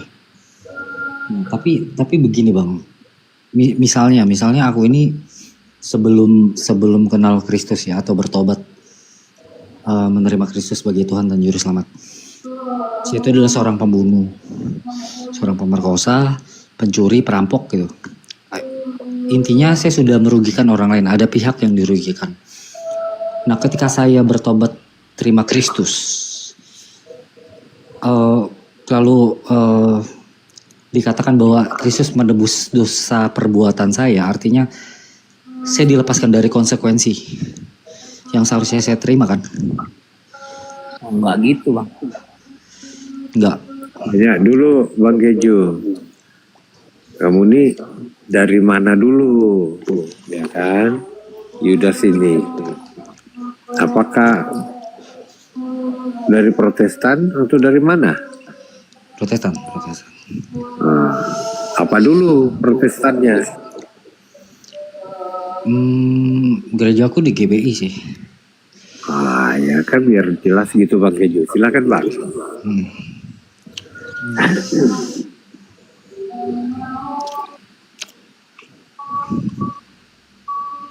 Ketika abang melakukan itu semua, dosa abang tuh diampuni.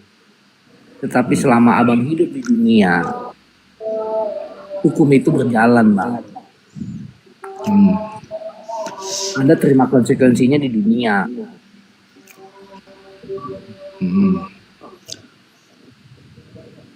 Anda pasti di penjara toh? Kalau misalnya saya belum sempat di penjara terus saya mati? Belum sempat di penjara, berarti kau kabur, lari dari hukuman. Ya. Aduh. Aku sedikit Berarti Bang Kejo ya. Aku sedikit lah. Pertanyaannya Bang Yudas ini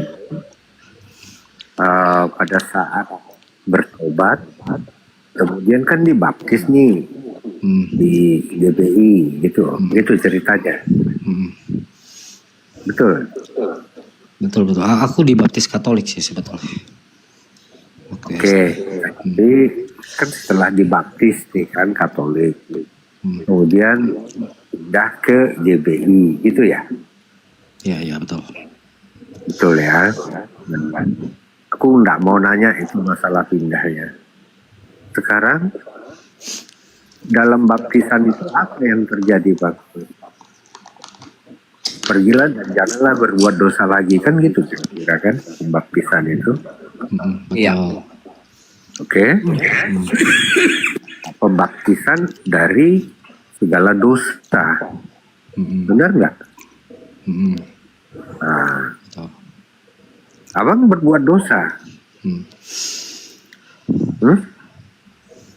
Abang berbuat dosa kan setelah dibaptis itu?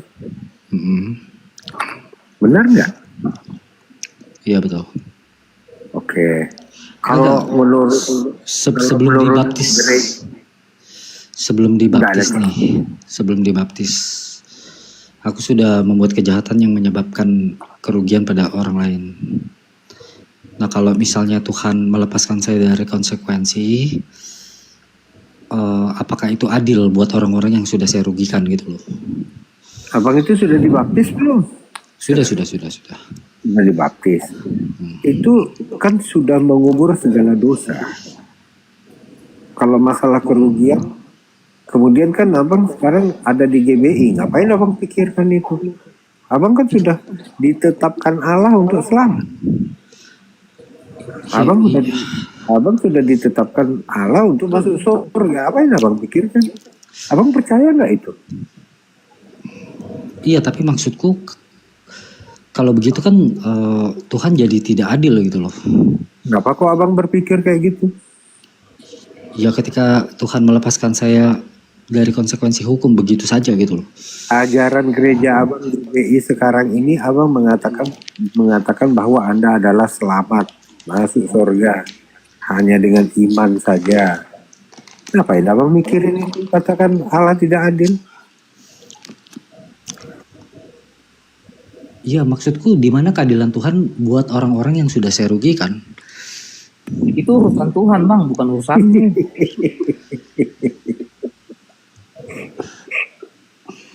Betul, itu urusan Tuhan. Tapi Tuhan itu kan Tuhan yang maha adil kan? Iya, Tuhan kan saya bilang. Tapi maksudku bukan urusanmu, itu urusan Tuhan. Urusanmu adalah kau berbalik sama Tuhan. Kau tidak berbuat dosa lagi.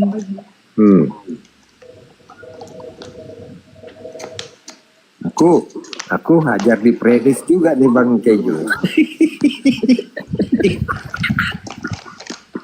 Kau sudah ditetapkan untuk selamat. Apa pusing-pusing? Kan enak Bang. Iya. bukan ya. Ya, maksudku apakah itu mungkin dilakukan oleh Tuhan yang maha adil gitu loh. Nah, kau kembali ke Katolik kalau begitu, kalau mau bertanya Enggak, begitu. maksudku bagaimana saya bisa menerima pemahaman ini sekaligus tidak membantah keadilan Tuhan gitu loh. Ya, banyak. Ya, sudah dibilang kau sudah nggak perlu memikirkan hal itu. Iya. Karena kau sudah selamat. Imanmu yang menyelamatkan. Kan itu sekarang Tadi kan Bang Keju menyatakan bahwa kita tidak dilepaskan dari konsekuensi hukum toh. Hukum Sekalipun. iya. Gini Bang, konsekuensi itu maksudnya gini. Konsekuensinya. Anda itu sudah selamat Bang ketika Anda bertobat. Sudah. Tetapi begitu Anda bertobat, apakah jalan Anda mulus-mulus saja? Ya tidak. Ya sudah.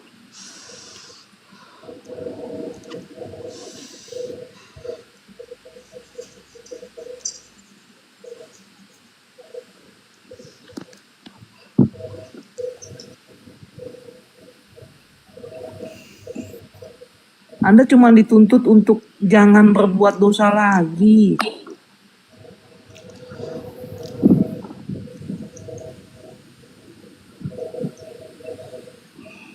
Kalau keadilan itu haknya Tuhan, kok ngapain mikirin keadilan Tuhan? Ya, ini kan bagaimana cara kita memahami tentang keselamatan itu kan, memaknai keselamatan itu bagaimana?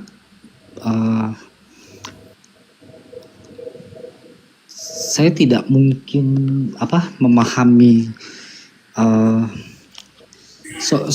soalnya ada yang mengatakan begini juga bahwa konsekuensi itu tetap Tuhan berikan sekalipun Dia mengampuni tapi konsekuensi tetap Tuhan kasih gitu. Ya, ada yang berpikir gitu juga nggak salah, Bang. Tetapi Anda ditentukan untuk selamat. Mau bicara keadilan Tuhan, ya itu bukan urusan Anda. Itulah enaknya Bang, di predestinasi ini sudah dikasih ketetapan Allah untuk diselamatkan, masih pakai bernanya. Predestinasi lagi. Aduh. Loh, kenapa menolak? Predestinasi yang double atau yang single ini? Nah, coba sebutkan predestinasi, double predestinasi, coba. Kalau Katolik itu percaya predestinasi, ketetapan agama. Oke. Tapi bukan yang double predestinasi. Itu bahwa Tuhan menetapkan siapa saja yang binasa. Katolik itu percaya dengan predestinasi. Gimana tuh Bang Kejo? Aduh. Bingung aku juga. Sebenarnya Katolik juga percaya predestinasi toh. Di mana ceritanya? Itu ada purgatori gimana? Purgatori bukan predestinasi. Oh, predestinasi itu Bang, dicuci dia cuci dosanya masuk surga. Purgatori itu, nah balik lagi. Ada dosa yang bisa diampuni, ada dosa yang tidak bisa diampuni. Dosa yang bisa diampuni, apakah bisa suatu yang najis masuk ke dalam kekudusan? Nggak bisa. Nggak bisa. Jadi masuk purgatori dulu kan? Iyalah. Nah, itu bukan suatu ketetapan.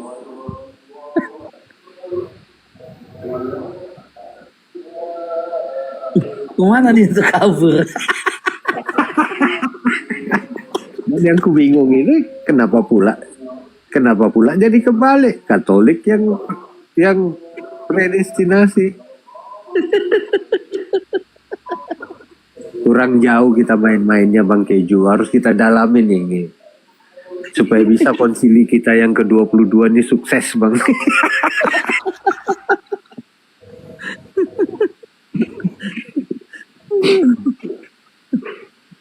Jadi gitu. Aduh, Kemana dia? udah turun dia. Ampun dah. Sudah begitu enaknya iman tinggal diselamat, tinggal masuk surga kan enak. Iya. Pakai bertanya Tuhan, mana keadilannya? Oh, Iya. keadilan matilah Pak semua.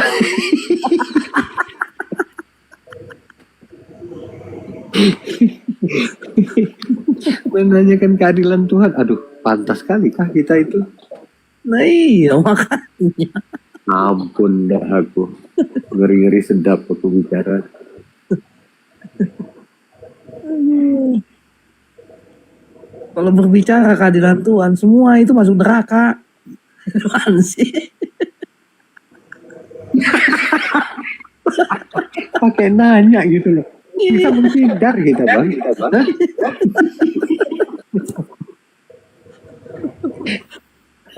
Aduh.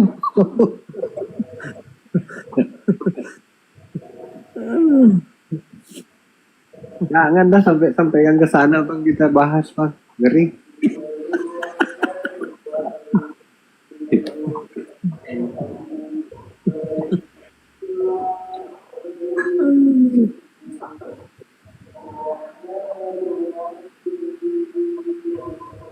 Ya bener lah. Sholat Kata kok, Bang.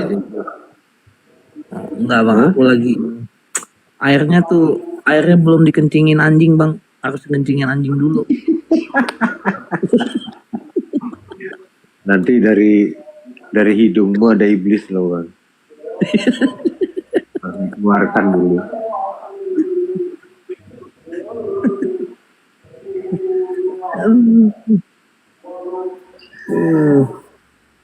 Kena. Banyak kali hayat nih hari ini bertebaran. Iya. Bantu Anes, bantu si Jody. Pakai nanya lagi keadilan Tuhan. Kawannya si Bang Hampir itu ah.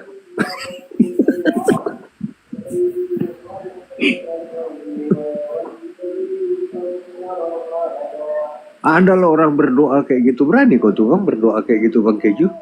Nggak berani aku. Aku nggak berani berdoa.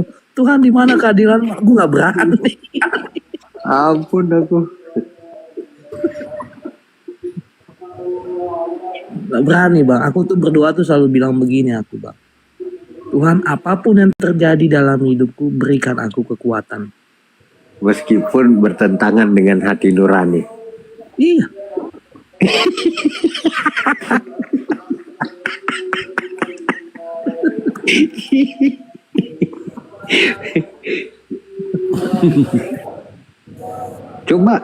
Cobalah nyanyi pujilah aku Tuhan.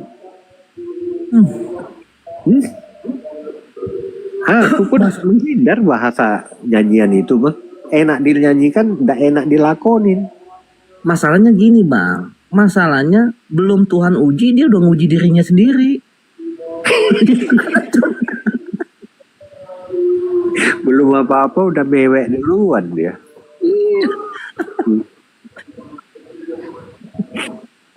Kadang aku nyanyi juga lah. Banyak lagu rohani itu yang buat aku menetes air mata. Iya, betul. Ada lagu ku taat perintahmu, ku sabar melakukan, ku yakin Tuhan jawab setiap doaku. Taat perintahmu Tuhan, enak dinyanyikan tapi bertentangan dengan kelakuan gitu loh.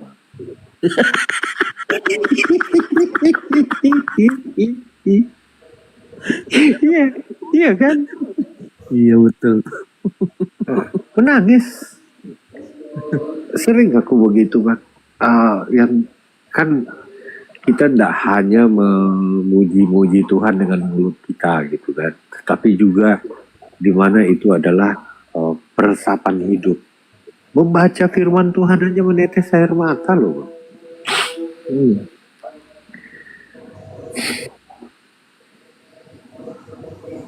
Kalau aku sih doaku memang Tuhan berikan aku hati yang taat itu aja.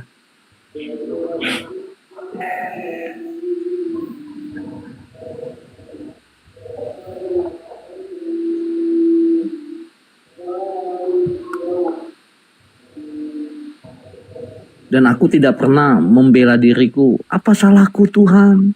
Tinggal aku begini. Nggak pernah aku, Bang. Bukan nggak pernah berani, kan boleh juga kalau berani dicoba.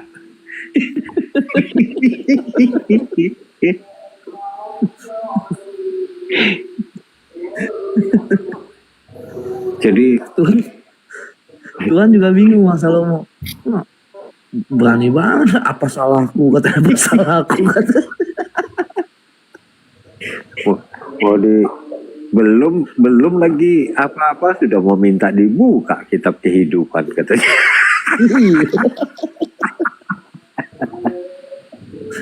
Masing-masing akan didakwa, iya kan? Iya, tertulis loh. Mau sekarang dibuka, kuat nggak gitu?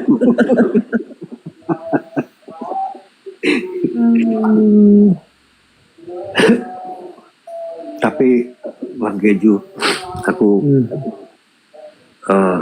setiap kali aku ibadah, setiap kali masuk ke dalam rumah ibadah, menetes air mataku, kadang-kadang nggak berhenti. Setiap ibadah, Layak itu.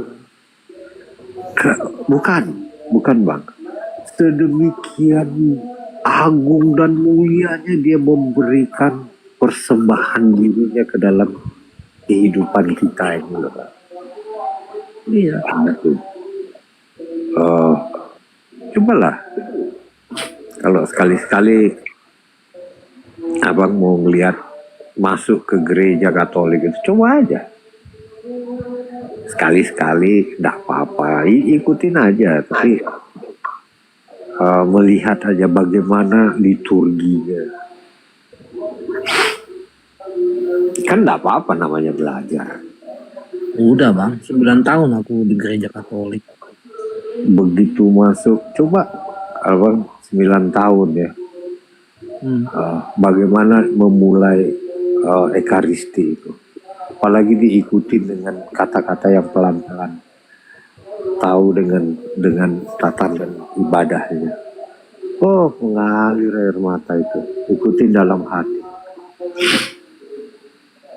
Begitu baiknya Tuhan ya. Wih, begitu. Aduh, nggak bisa ke ini Bang, terkatakan. Iya, betul. Hanya mengalir air mataku. Betul. Kalau aku berdoa dengan kata doa di situ, ku sembah kau Tuhan, ku muliakan, aku benar-benar menyembah di situ Bang, sujud menyembah. Itu rasanya kayak apa? Dibuka tabir-tabir dosa itu ya. Iya.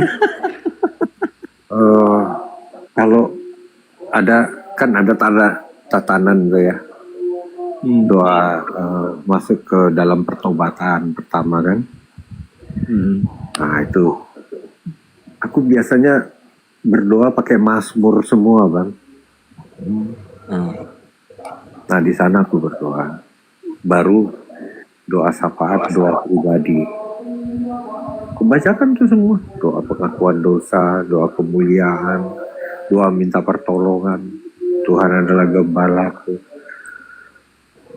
Itu aku masuk dalam doa itu.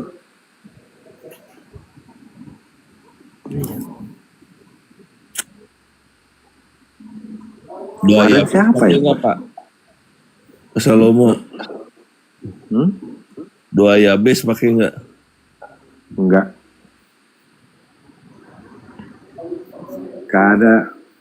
Nggak ada pakai doa Yabes itu. Apalagi bahasa bukalah tingkap-tingkap apa Bang? Langit. Tingkap-tingkap langit. Bingung gawat. Minta dulu. Minta dulu. Di atas mimbar begini, di atas mimbar.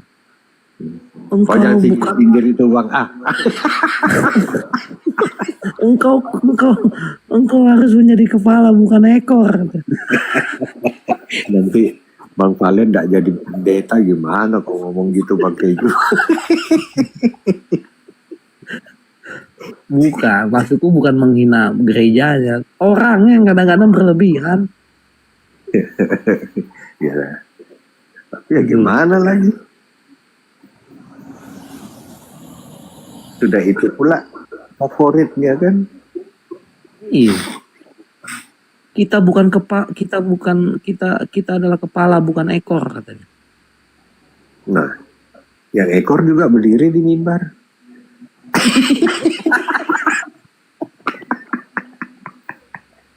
Gimana tuh Bang Kejo? Nyerempet aja. Iya, soalnya bilang jangan nyerempet ke mimbar. kita adalah kepala bukan ekor. Ujungnya ekonomi, duit. Gimana sih? Jadi kesannya tuh orang yang miskin itu ekor gitu. Berat itu Bang, nyindir ke ranah itu. Iya.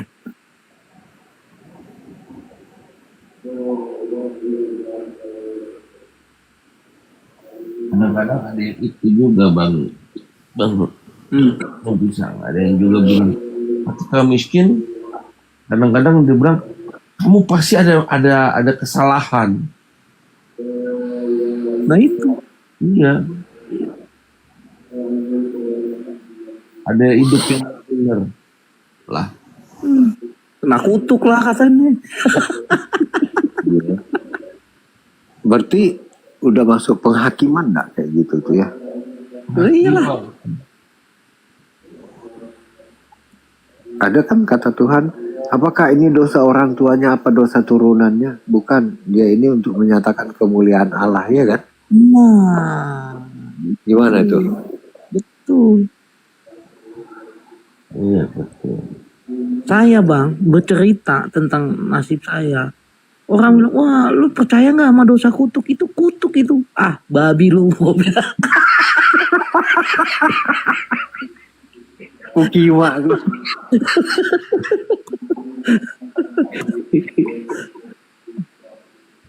Aduh.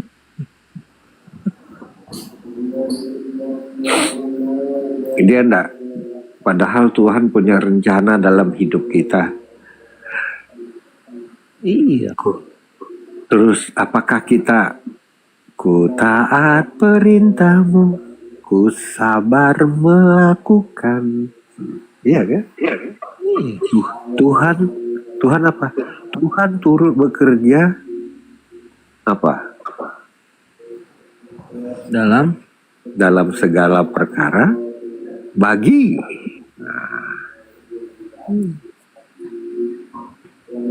Kan enak Bang kalau sudah ditetapkan suka-suka aja lah kayak yang tadi. Mau ngapain lagi ya kan?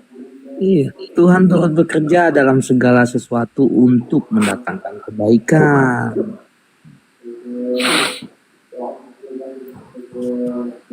Tapi bagi mereka yang mengasihi Dia, ya. Siapakah yang dapat datang ke gunung Tuhan? Hanya orang yang kudus dan suci hatinya. Asik.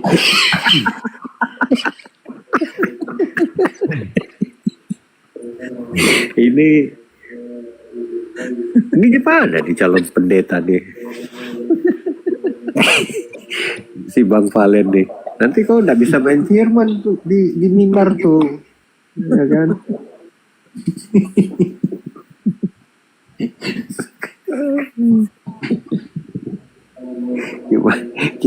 Gimana yang mau suci hatinya dan bersih tangannya? Megang kambing aja terus.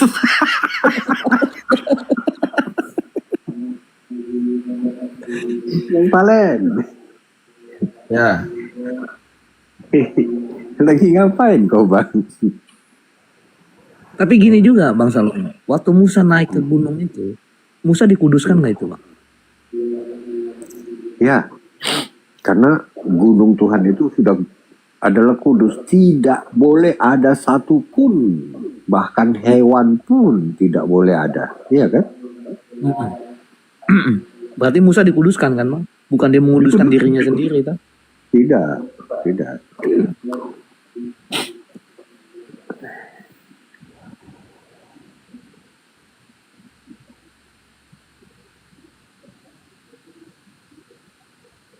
Tapi kenapa dia kudus, Bang? Ya Tuhan yang menguduskan lah. Bukan karena dia naik ke gunung Tuhan itu dia menjadi kudus. Enggak lah, Tuhan yang menguduskan dulu. Gimana mau bisa naik ke gunung yang kudus kalau dia nggak dikuduskan?